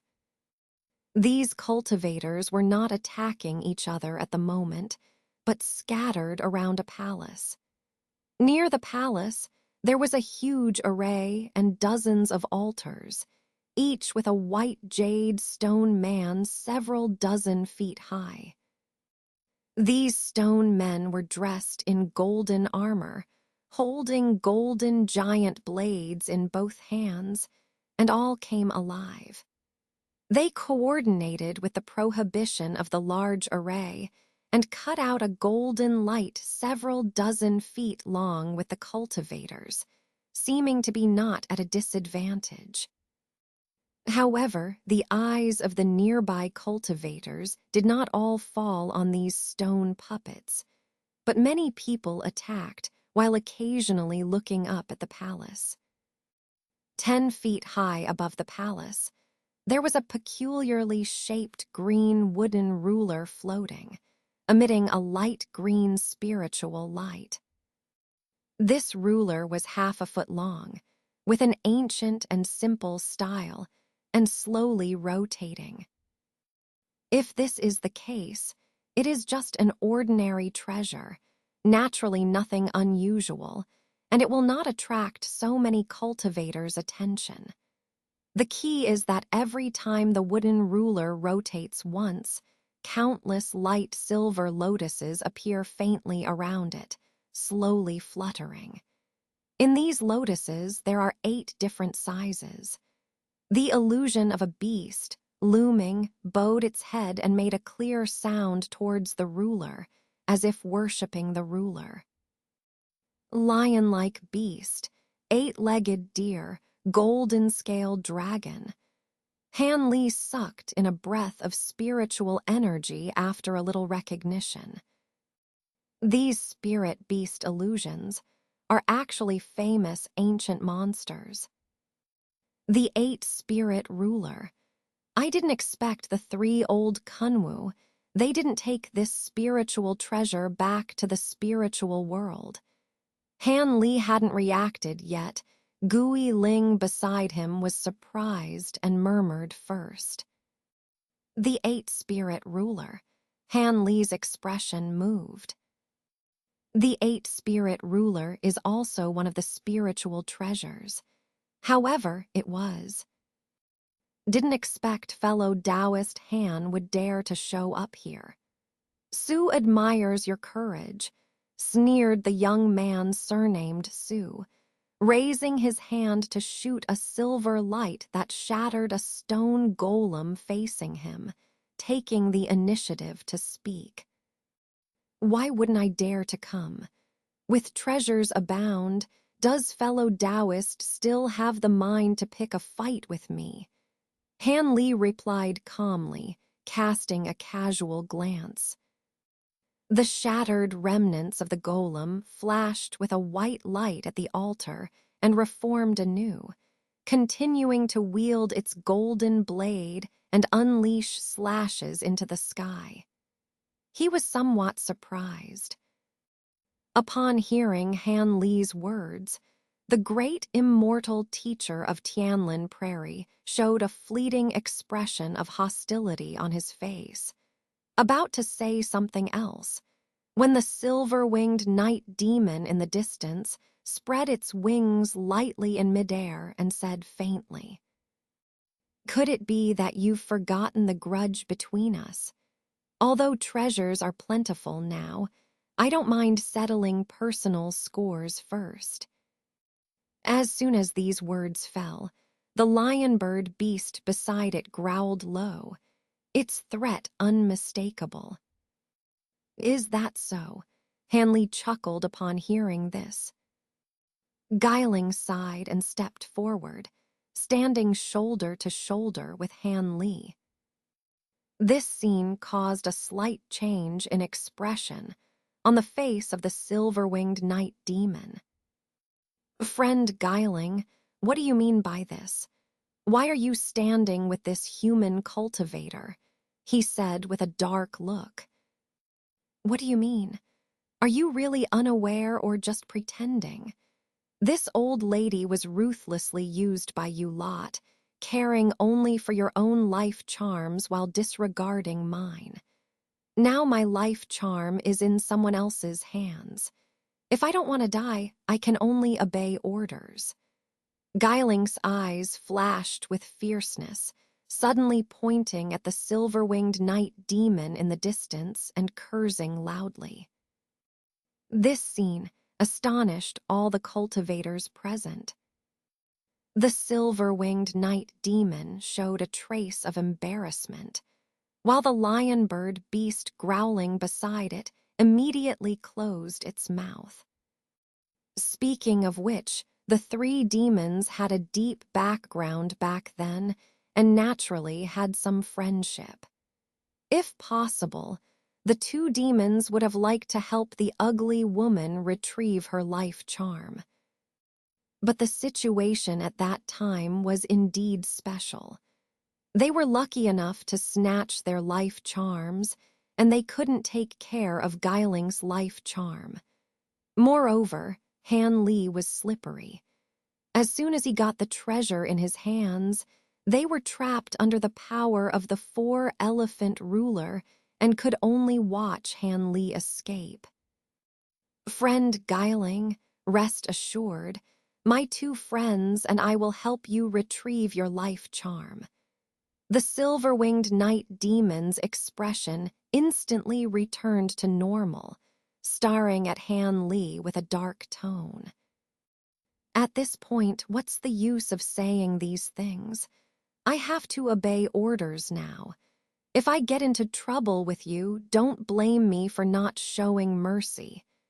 Guiling was not grateful at all, starring and saying. The silver-winged night demon smiled bitterly and said nothing more below, but stared fiercely at Han Li. Han Li, on the other hand, remained unruffled and made up his mind. If the silver-winged night demon really caused trouble for him, he might have to let Guiling and him confront each other. Han Taoist, I wonder how your battle with Senior Kyan went.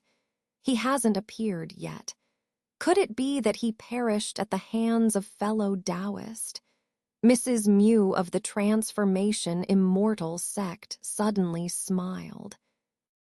This remark surprised the other cultivators. So Madam really peeked at us during the battle in the northern polar radiance. Madam hasn't been introduced yet. Hearing the woman's questioning tone, Han Li's eyes flickered and then calmly asked after looking at the other party and the beautiful woman beside her. If you don't know the two of us, Brother Han, you probably don't know me. I'm Mrs. Mew from the Transformation Immortal sect of southern Xinjiang, and I'm half a landlord here. But Han Xing's face is unfamiliar, isn't it, from our Dajin cultivators? Mrs. Mew's swaying figure was messy, adding a hint of charm to her ordinary face, but her eyes were icy cold. I don't seem to have any connection with the current events, but when I was in the Kunwu Hall, I was quite taken care of by the two fellow Taoists. As for Senior Kyan, it was just a competition with me, and finally, of course, we all went our separate ways. How about Senior Kyan not coming here? I thought he came first. Han Li's unchanged expression and offhand nonsense made Guiling next to him roll his eyes in his heart. Even if Mrs. Mew suspected, she didn't really believe that Han Li had killed the famous Senior Kyan. So after hearing Han Li's unfriendly answer, she actually covered her mouth and smiled, saying nothing. The other few unfamiliar faces of the cultivators, seeing so many people paying attention to Han Li, exchanged glances and withdrew a little, stopping the attack on the stone puppets in the array. Among them, a white-robed Confucian scholar in the late Yuan Wying period flashed his eyes, and his lips moved slightly to convey the sound to Han Li. This fellow Taoist seems to have some grievances with the people here. I am Elder Yi of the Yi family, in charge of the Dajin imperial family. Would fellow Taoist be interested in joining forces with the Yi family? Our Yi family only needs this 8-spirit ruler, and all other treasures in the palace will belong to fellow Taoist. What do you think? Han Li was slightly surprised to hear this, but there was no hint of surprise on his face, nor did he respond immediately. As everyone attacked the array surrounding the palace together, no one noticed that the two female cultivators from the Hua Xian sect were secretly conversing. Senior sister, should we really help them break this formation? Could it be that the palace is actually the sealing ground of the ancient demon sage that Elder Xiang mentioned? Otherwise, why would the eight-spirit ruler appear here? The beautiful woman whispered to Lady Mu, looking extremely worried. Rest assured, junior sister, this is definitely not the demon's sealing place. Otherwise, the Hua dragon seal would have reacted by now. As for breaking this formation, it is not entirely for the eight-spirit ruler, but because the key node controlling all the restrictions of Kunwu Mountain is in the 9th layer of this demon sealing tower. If we want to reinforce the seal, besides using the Hua dragon seal, we must also go to the last layer to cast spells. However, look around. There is no entrance visible. The only suspicious place is this palace. The entrance to the 9th layer is likely somewhere inside the palace, and the eight-spirit ruler and this formation might be used to seal the entrance. I didn't explain this to you earlier, which is why you have many concerns, Lady Mu confidently replied. I see, that's why you dragged me here without saying much. But what about the eight-spirit ruler? The beautiful woman asked, suddenly understanding. The eight-spirit ruler is an ancestral treasure of our Hua Xian sect. It is only right for us to reclaim it, Lady Mu said, interrupting before the beautiful woman could finish. That's true, but it seems difficult for us to seize it. The beautiful woman hesitated, looking at the surrounding cultivators and the silver-winged Yaksha demons. That might not be the case. Don't forget, the four-symbol ruler in your hand is a replica of the eight-spirit ruler. When the time comes to snatch the treasure, using the four-symbol ruler might produce unexpected effects. Besides, if we fail, remember that Elder Xiang can arrive at any moment.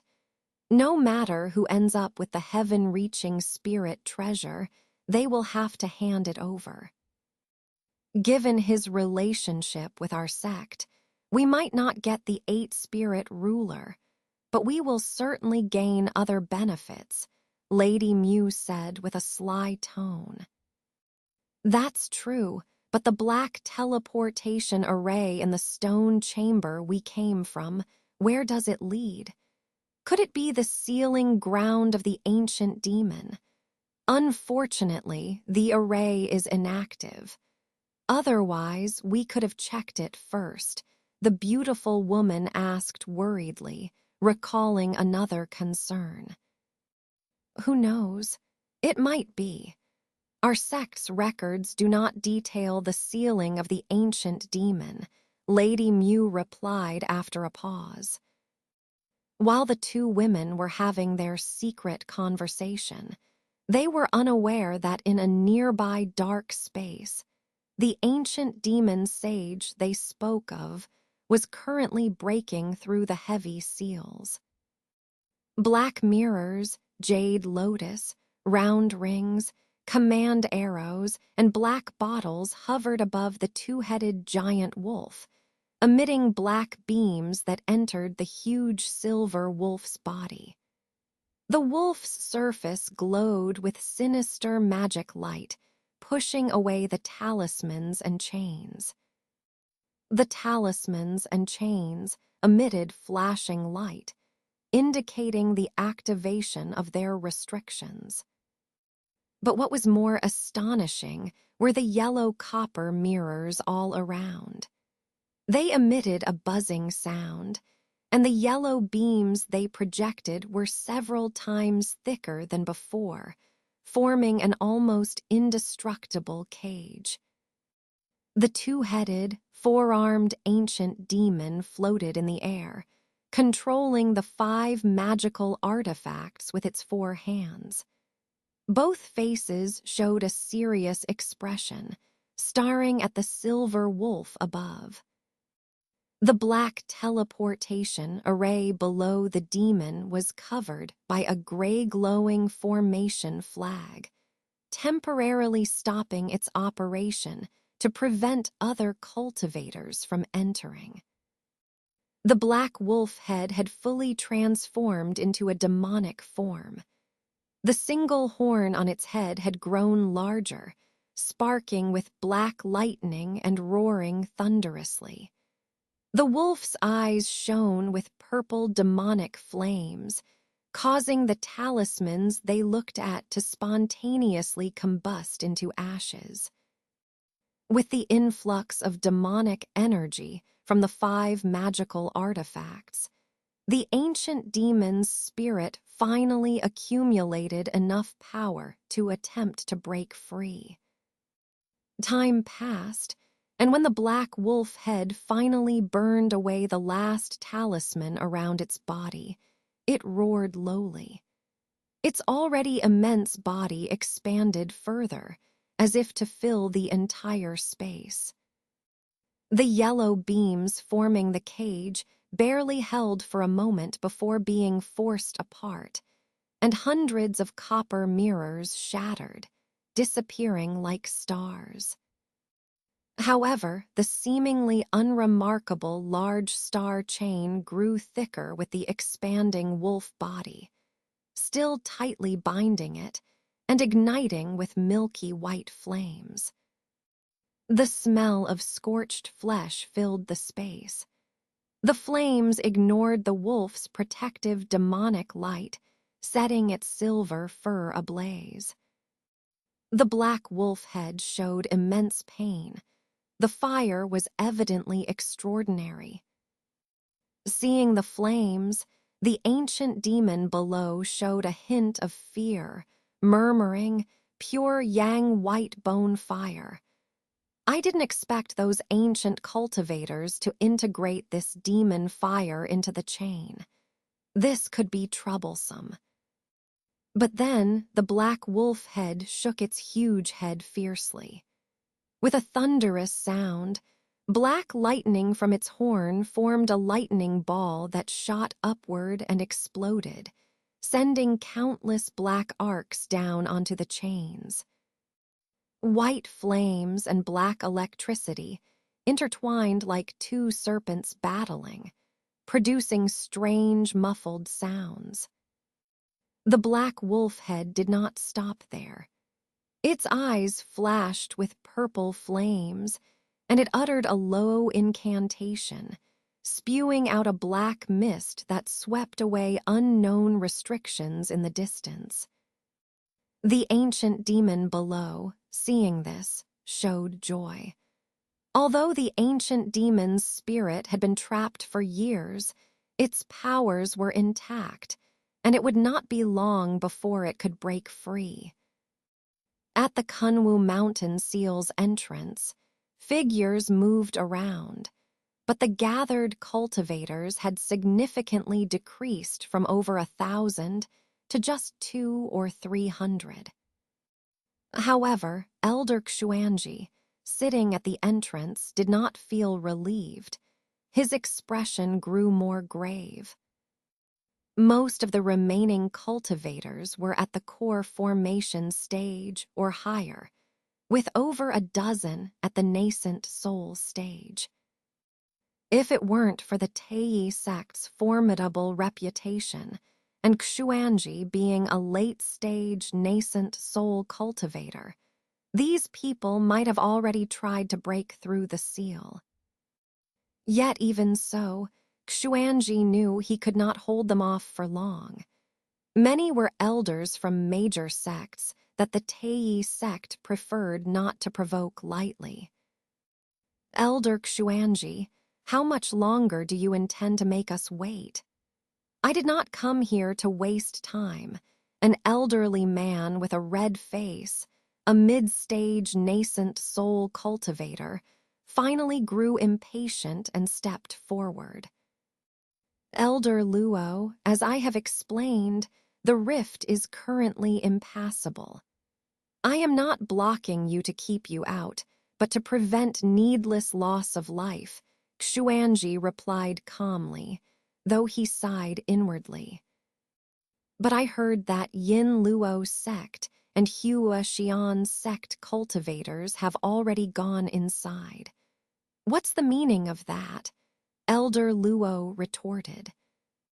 That's because Lady Mu and Elder Kian had a sun-moon shuttle and spirit rhino peacock to open the way, so they could take the risk.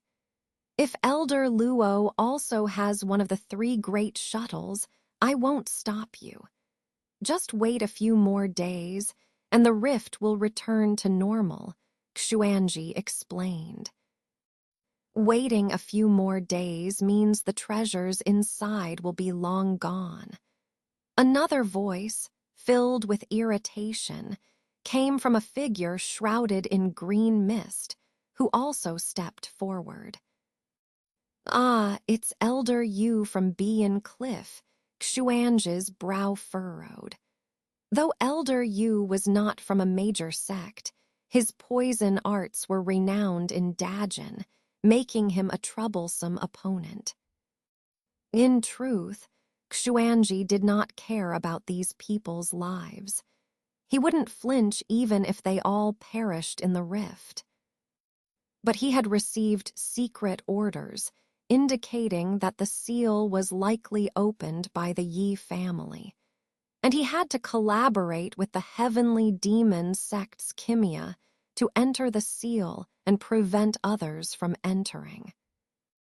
The issuer of these orders held a special status within the Teiyi sect, one Xuanji dared not defy. Otherwise, he wouldn't be doing this thankless task. Moreover, the information he received about the seal's contents had alarmed him greatly, making him regret allowing Elder Kian and others inside. Now, he absolutely could not let more cultivators enter. Otherwise, the more people who entered, the greater the chaos, and if they released what was sealed, who in the human world could stop it? Furthermore, with a heaven-reaching spirit treasure inside, he could not allow others to seize it.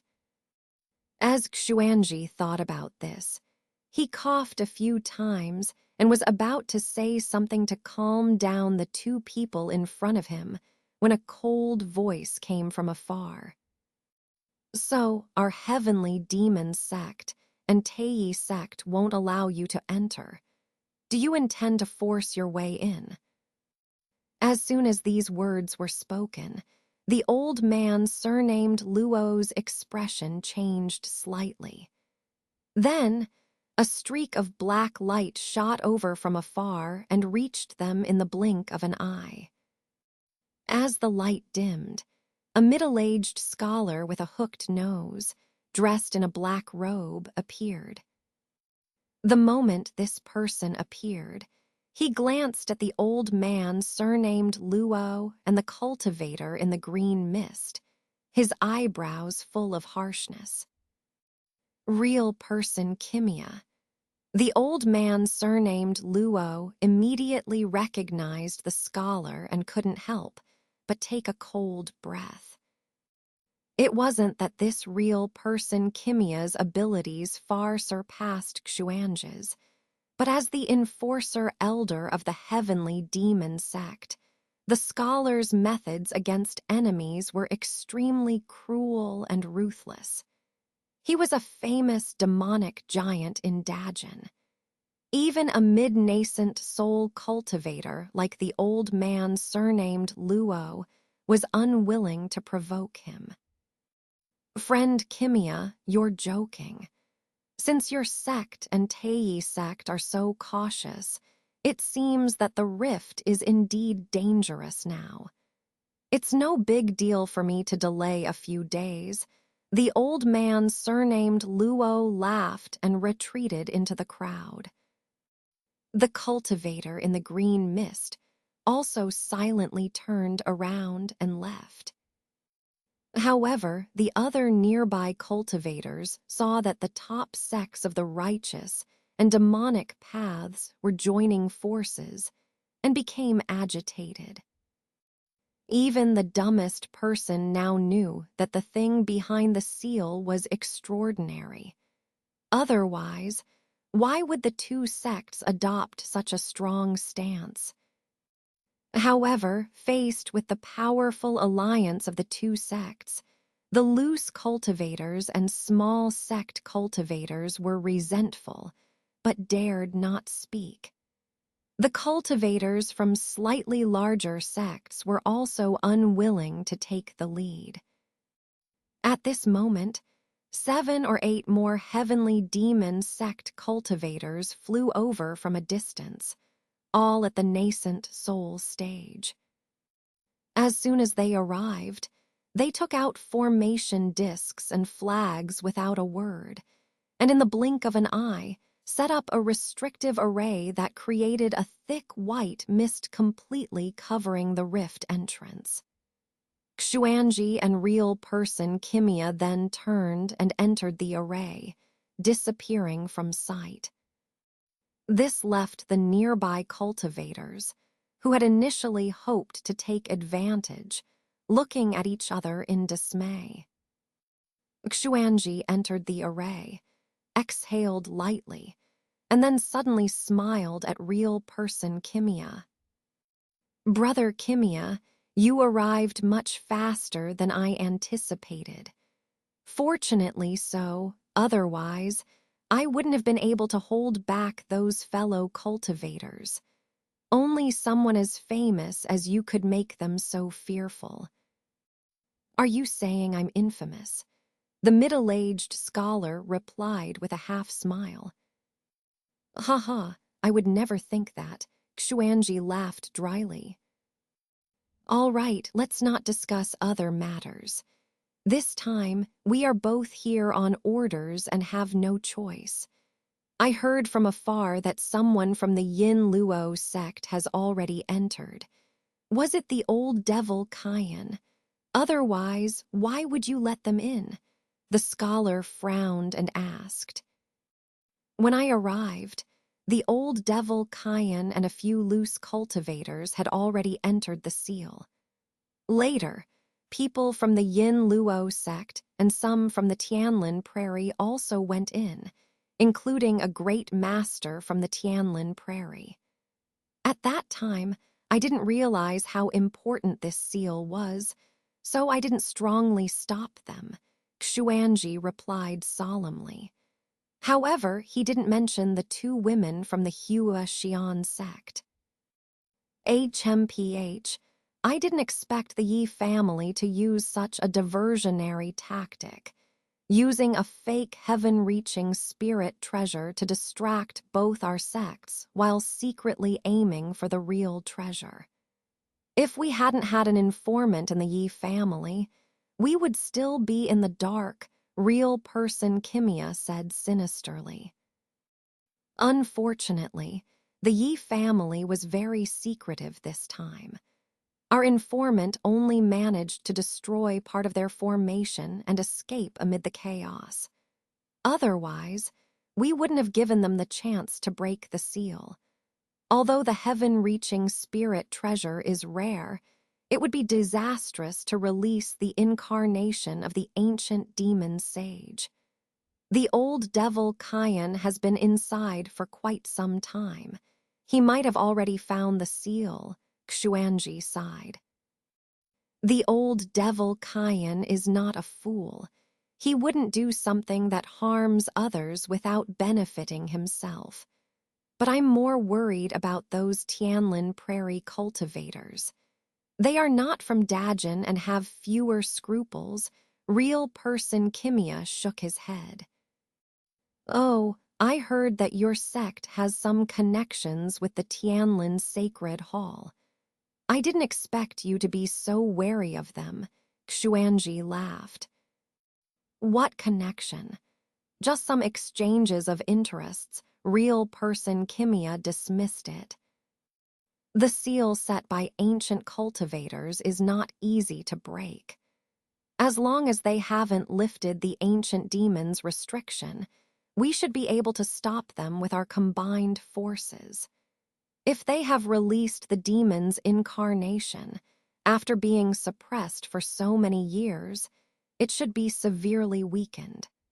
With our combined forces and the 5 anti-magic rings I brought, we should be able to subdue it again, real person Kimia said slowly. Anti-magic rings. Those ancient magical artifacts from the spirit world specifically designed to confine demons. Xuanzhi's eyes lit up upon hearing the name. That's right. These are treasures brought by spirit world cultivators during the ancient demon invasion, specifically to deal with high-level ancient demons. Even if it's an incarnation of the ancient demon sage, 5 anti-magic rings should be enough to subdue it, real person Kimia said with a cold smile. That's good. I was worried about the risks, but it seems you've come well prepared with such ancient treasures, Xuanji relaxed. I don't have such treasures. These 5 anti-magic rings were sent along with the orders from our sect's elder. Didn't your Tei sect elder give you any treasures for this mission? The scholar glanced at the old Taoist with a look of disbelief. I left in a hurry and didn't have time to prepare any treasures. However, I did bring the Tiana divine sword from our sect. It should be able to assist you, Xuanji replied with a bitter smile. The Tiana divine sword. That's perfect for dealing with demons, the scholar nodded in satisfaction. However, I'm still puzzled. My sect elder's letter instructed us to avoid killing the ancient demon if possible and to reseal it instead. Why not just kill it to eliminate the threat? Xuanji suddenly asked. Who knows? My orders were the same. But considering the ancient cultivators didn't kill the demon back then, there must be a reason. We should follow the instructions to avoid any unforeseen issues, the scholar said solemnly. Agreed, it's best not to create more problems. Brother Kimia, did you bring the spirit turtle flying car? Let's hurry inside, Xuanji said, glancing at the rift entrance. The scholar laughed, shook his sleeve, and a dark light shot out, enveloping a flat, round object.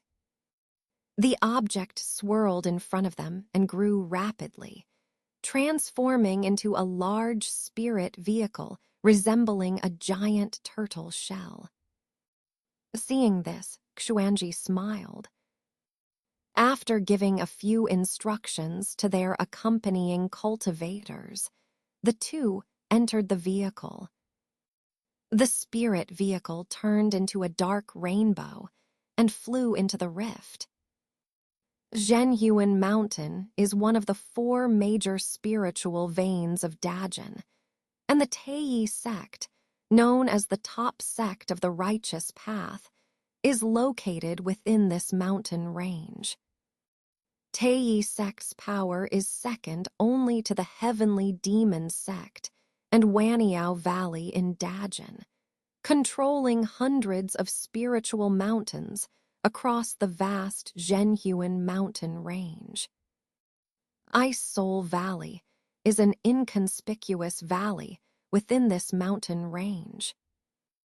Unlike other lush spiritual mountains, Ice Soul Valley is desolate, with icy winds and perpetual cold. The entire valley is covered in thick ice and snow. Despite its harsh conditions, Ice Soul Valley is one of Tei sect's little-known forbidden areas. Ordinary disciples rarely hear of this place, let alone visit it. Despite its secrecy, the valley has no guards or apparent restrictions, just an illusion array at its entrance. However, for hundreds of years, no one dared to step inside, and even high-ranking elders would only speak respectfully outside the valley, never entering. On this day, as real person Kimia and Xuanji entered the sealed rift in the southern border, an old man with a sickly face appeared at the valley entrance. He glanced at the illusion array with a sneer, coughed lightly, and transformed into a green light, entering the valley as if the array didn't exist. In a moment, the green light reached the valley's end, revealing the old man. Coldly staring at a massive ice wall, he suddenly frowned and said, "Old ghost Bai, you know I'm here. Why hide in your coffin and not come out?" Although the old man's voice was not loud, it echoed throughout the valley, repeating like thunder. The ice wall trembled, as if it might collapse at any moment. But the old man ignored this, standing still and squinting at the ice wall. After an indeterminate amount of time, a deep male sigh echoed from the depths of the ice wall. "Her Taoist, why are you here at Ice Soul Valley instead of cultivating peacefully at Mochuo Mountain? I don't recall inviting you." "Do you think I wanted to come here? It's because of the Kunwu Mountain situation," the gray-robed elder snorted, clearly displeased as well. Kunwu Mountain. Wasn't that matter already entrusted to our disciples? Why bother further? The voice from within the ice wall responded without joy or sorrow. "If it were that simple, I wouldn't have come from Mochuo Mountain. You don't know yet, but it seems like old ghost Xiang had some trouble in Kunwu Mountain," the gray-robed elder said somberly. "Old ghost Xiang? That can't be right. He's the most powerful among us few old immortals. How could he be in trouble?" The person in the ice wall was finally a bit surprised. "I hardly believe it either, but this was personally conveyed to me through a flying sword message by Old Monster Feng. You know very well that Old Monster Feng and Old Ghost Xiang have always been close, so they each have a piece of the other's nascent soul bead. When Kunwu Mountain resurfaced, Old Ghost Xiang happened to be nearby and went to check it out. Not long after he entered, his nascent soul bead dimmed. Whether he's seriously injured or trapped by some restriction, either situation doesn't bode well for him. Unfortunately, Old Monster Feng is also in big trouble and can't rescue him in time, so he asked us to go check it out, promising to give us 2 blood chi pills as compensation," the gray-robed elder said coldly. "Blood chi pills? Old Monster Feng is being quite generous this time. With those pills, our lifespan could be extended by several decades. But how does Old Monster Feng know Old Ghost Xiang entered Kunwu Mountain?" the cautious man in the ice wall inquired. "That old fox always leaves himself a way out before taking any risks. Before entering the seal, he left a message with a flying sword for Old Monster Feng. Now it seems that this was a wise move, as at least someone will go to save him. So, by Taoist, are you interested in going? If we were to refine these blood chi pills ourselves, it would take who knows how long, the elder persuaded. The man in the ice wall fell silent and did not immediately respond. After an indeterminate amount of time, he finally responded slowly. Forget it. If you want to go, you go. I won't involve myself in this matter. What, even blood chi pills can't tempt you? The elder was obviously surprised by the man's response. I do want the blood chi pills, but I'm more afraid that going this time will be more trouble than it's worth. The man replied coldly. What do you mean? Even if that demon has really escaped, would we really fear it if we joined forces? The elder sneered. Fear, no. Even if it was powerful back then, after being suppressed for so many years, plus the drastic change in the world's spiritual energy, its powers wouldn't be much greater than ours. Unlike during the ancient war, if it were strong enough, it might even risk using higher-level abilities in the mortal realm with some secret techniques. Then why not go?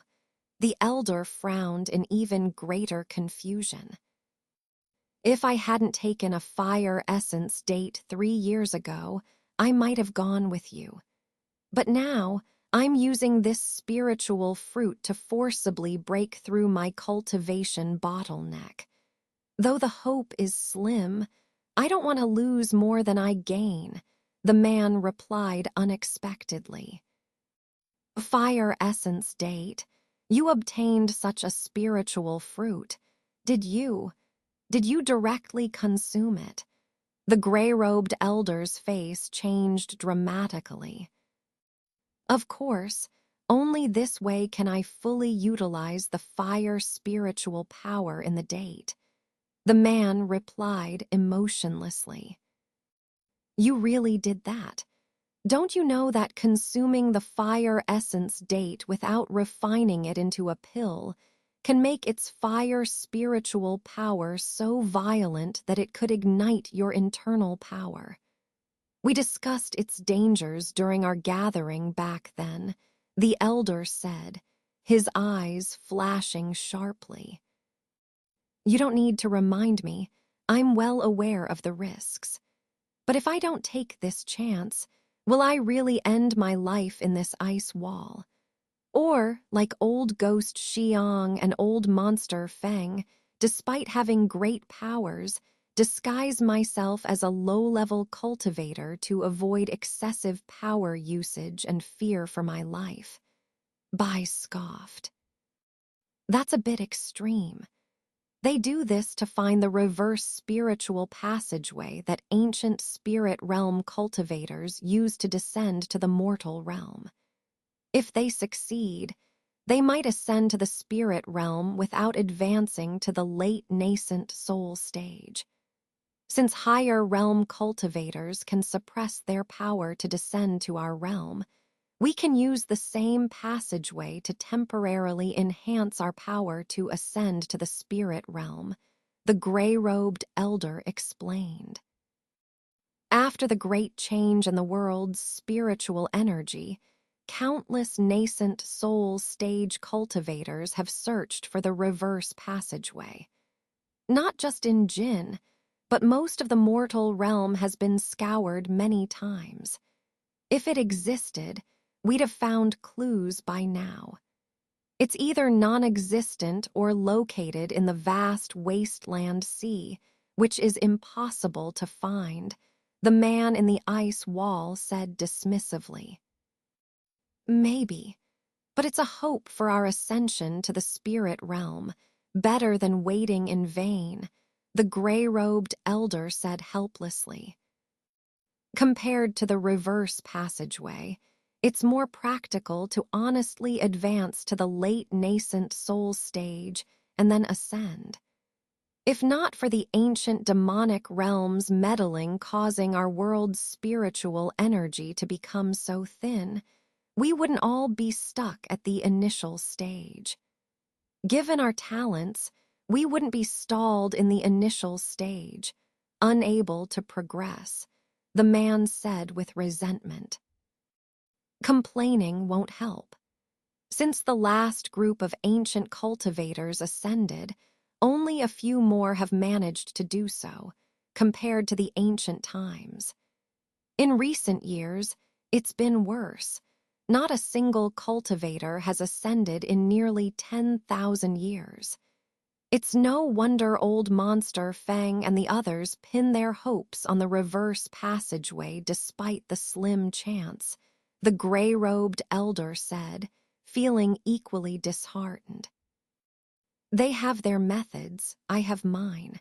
Enough talk. Now that you know my intentions, either refuse old monster Feng or go yourself. I'm closing up and won't be sending you off. Also, I'll have my disciples seal this valley completely. Until the fire essence date is fully refined, I won't see anyone.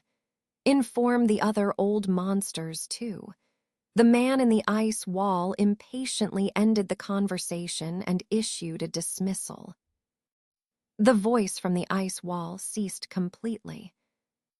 The gray-robed elder's expression darkened. After hesitating for a while in front of the ice wall, he suddenly stomped his foot. For those 2 blood chi pills, I'll take the risk. The 100+ years of extended life will make up for the energy I lose on this trip. He murmured to himself before turning into a green streak of light and shooting out of the valley.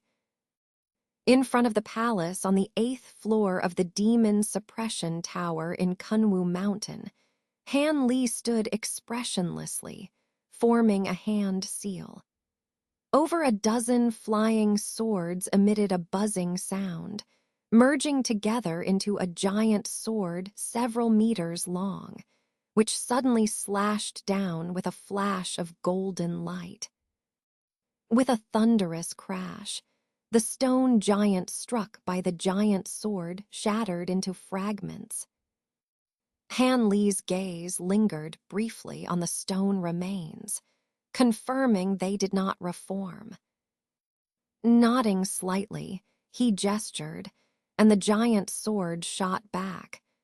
This was the 4th stone golem he had completely destroyed.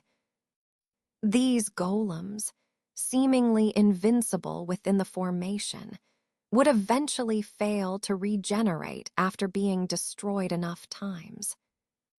But this required continuous attacks from numerous mid to late stage nascent soul cultivators. A mere 2 cultivators would exhaust their energy without ever destroying all the golems. Moreover, the golden blades the golems wielded were made of unknown materials, incredibly sharp, and each had demon-vanquishing abilities. Han Li had seen with his own eyes that the blade aura from these golden blades could easily pierce the protective demonic energy of several cultivators practicing demonic arts, who dared not let the blades get close. For those trying to enter the formation, the golems on the altar would abandon external targets and converge, attacking the intruder with countless blade auras in a complex pattern. No one could withstand this continuous onslaught, and breaking the formation quickly was impossible due to its multifunctional nature. The cultivators, understanding the formation's intricacies, refrained from showing off, focusing instead on attacking the golems near them. Once these golems were eradicated, breaking the formation would be much easier. After destroying the golem before him, Han Li didn't make any further moves but frowned as he scanned the surroundings. Only a few golems remained active on the altar, indicating the formation's collapse was imminent.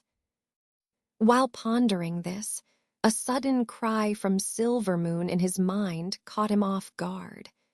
She then let out a series of low moans, seemingly in great pain. Startled, Han Li transmitted his concern. "What's wrong, Silvermoon? Is there something unusual?" His voice carried a hint of concern. "It's nothing. The thing in the palace seems to have awakened. It feels very strange, as if it's familiar and very important to me. No, my head hurts." Silvermoon barely managed to speak before resuming her pained groaning. Han Li's heart skipped a beat upon hearing this, and he quickly looked toward the palace within the formation. From the outside, the building appeared unchanged and showed no signs of unusual activity. Puzzled, he was about to ask Silvermoon again when a tremendous spiritual pressure suddenly surged from within the palace. With a deafening explosion, a beam of yellow light burst from the top, transforming into a large yellow hand that reached out fiercely towards the 8-spirit ruler. This scene startled the cultivators breaking the formation outside the palace, and a few even cried out in surprise. At that moment, a seductive laugh echoed from within the palace, followed by a sudden spatial fluctuation near the 8-spirit ruler. A disheveled figure mysteriously appeared. As soon as this person manifested, they opened their mouth, and a beam of light as thick as an arm shot out, disappearing in a flash like thunder. The yellow hand was easily pierced by this light. A wretched scream rang out as the yellow hand swiftly disintegrated, revealing a figure shrouded in yellow light who hurriedly retreated. The disheveled figure let out a light laugh, and with a ghostly flicker, covered a distance of 10 meters in an instant, suddenly appearing before the retreating figure. The yellow-clad cultivator was shocked and spat out a blood arrow in panic. This attack, transformed from essence blood, was incredibly fast, but the disheveled figure merely flickered, and the blood arrow passed through their body as if it were an illusion. The disheveled figure's arm seemed to move slightly. A miserable scream immediately escaped the yellow-clad cultivator's mouth. He then used some unknown secret technique, transforming into a cloud of yellow mist that scattered in all directions, before reconstituting into a human figure far away. However, he now looked deathly pale, covered in blood, with several long claw marks on his chest, and was missing an arm. He was in a pitiful state, like a dog with its tail between its legs. Seventh uncle. A female cultivator from the Yi family, dressed as a Taoist nun, cried out in disbelief upon recognizing him. This wretched, severed-armed man was the highest-ranking member of the Yi family, the large-headed man. This revelation shocked several Yi family cultivators greatly. The white-robed scholar's face also changed drastically. Although Han Li and the young man surnamed Su did not know the specific identity of this large-headed man, their spiritual senses detected his late nascent soul stage cultivation. Hence, they were as equally shocked as the Yi family members. Han Li focused intently on the disheveled figure, but after a brief scrutiny, he was taken aback. This person, dressed in a blue robe, clearly resembled a poison saint sect cultivator. Although the disheveled hair obscured the face, the figure looked remarkably like Hua Tianqi, the poison saint sect's grand elder. Yet, he had distinctly heard a young woman's voice from this person's mouth. This was extremely bizarre. Had it not been for the other powerful cultivators present and the 8-spirit ruler in sight, Han Li would have turned and left immediately. He always avoided unknown dangers. The other cultivators also noticed something amiss and eyed the mysterious, disheveled figure with suspicion. This person had forced a late-nascent soul stage cultivator into such a pitiful state. Could they be a divine transformation stage cultivator? This thought chilled everyone to the core. The mysterious figure, seeing that the large-headed man had narrowly escaped, let out a cold laugh but did not pursue. Instead, he glanced at the cultivators outside the formation. His gaze was as cold as a blade. Those who met it felt as if they were struck by a heavy hammer, and their faces paled. The Yi family's old Taoist nun and a beautiful woman from the Huaxian sect, both of whom had the weakest cultivation, even staggered back 2 steps before regaining their composure. Han Li felt a chill down his spine and hurriedly activated his bright, clear spiritual eye to resist the gaze, but still felt as if he were plunged into the depths of winter. His face turned slightly pale. You are." The mysterious figure's voice, now a woman's, expressed surprise as she stared at Han Li with astonishment. At this moment, one of Han Li's spirit beast pouches moved. A beam of white light shot out, circled once, and a small white fox landed in front of Han Li. The spirit beast rolled on the ground and transformed into a young, beautiful woman in white robes. It was Silvermoon, having taken human form through the body of the demon fox. "So it's really you." The mysterious figure's body trembled and spoke coldly, lifting her head to reveal her face by pushing back her disheveled hair. "Hu Tianqi." The surrounding crowd buzzed, and someone called out his name. The mysterious figure, with his face covered in green patterns, was none other than Hua Tianqi. However, his eyes had turned an eerie green, and he stared at Silvermoon with a strange expression. Seeing this bizarre situation, the others fell silent. Their vast experience made it clear that Hua Tianqi had been possessed by something. Everyone was alarmed and silently speculated about this person's true identity. Taking advantage of the distraction, the large-headed man retreated quietly, putting distance between himself and Hua Tianqi. He hurriedly swallowed a pill and pasted several talismans on his severed arm, causing white light to flare up and his wounds to rapidly heal. He then looked back at Hua Tianqi with a livid expression. Han Li, observing the scene, narrowed his eyes and pondered rapidly. It seemed that this being was what had summoned Silvermoon here. But what was her relationship with Silvermoon, friend or foe? "Snowling, you should have found this place long ago. I didn't expect you to take so many years to get here. but your aura has weakened so much, and you're now inhabiting a four-eyed fox. Doesn't that disgrace our Silver Moon Celestial Wolf clan? Hua Tianqi spoke indifferently after his expression changed.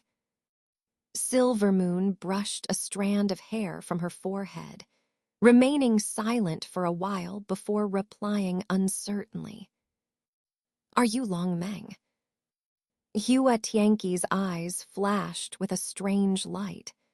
After staring at Silvermoon for a moment, he suddenly burst into a charming, seductive laugh.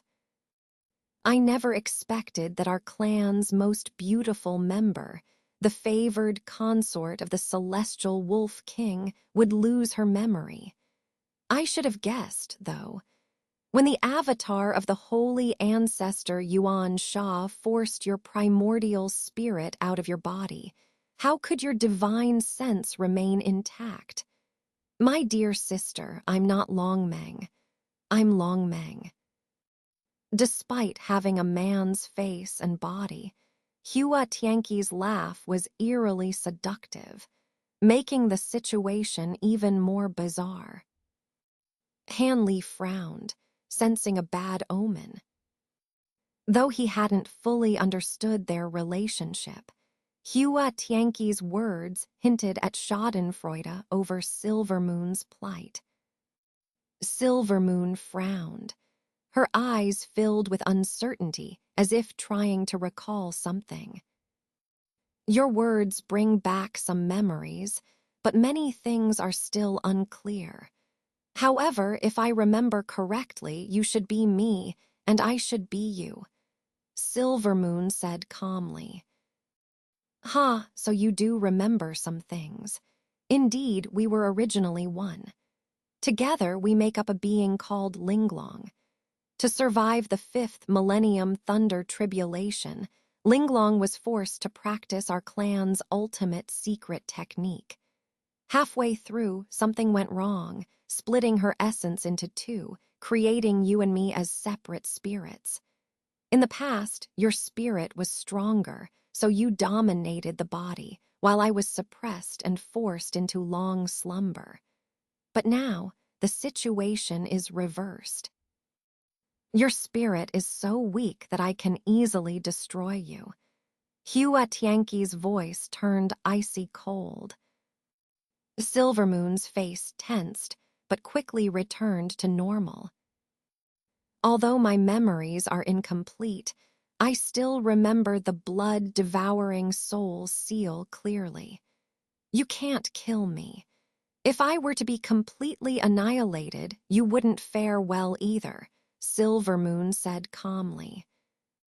Hearing this, Hua Tianqi's face darkened, and his eyes flashed green.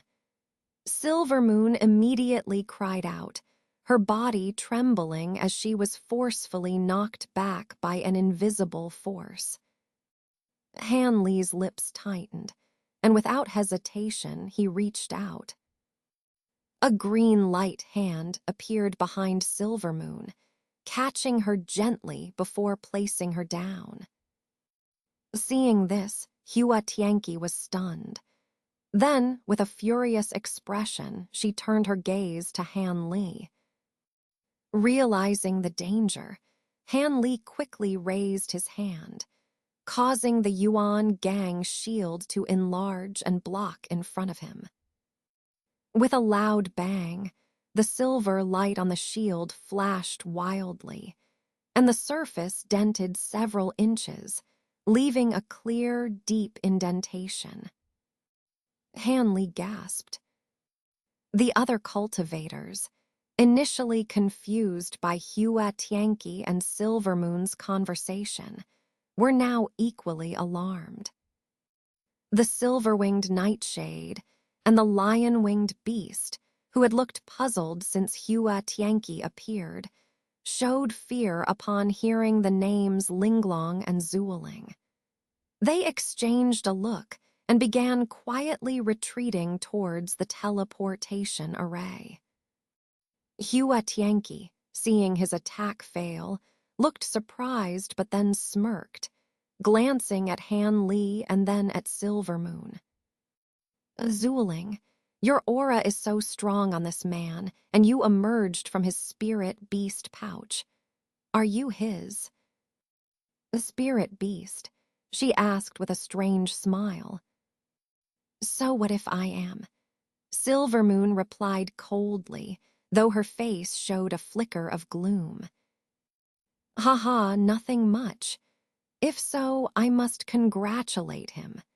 Capturing the favored consort of the celestial wolf king as a spirit beast, something even the 3 emperors of the spirit realm wouldn't dare dream of. Hua Tianqi laughed seductively, her voice filled with malicious intent.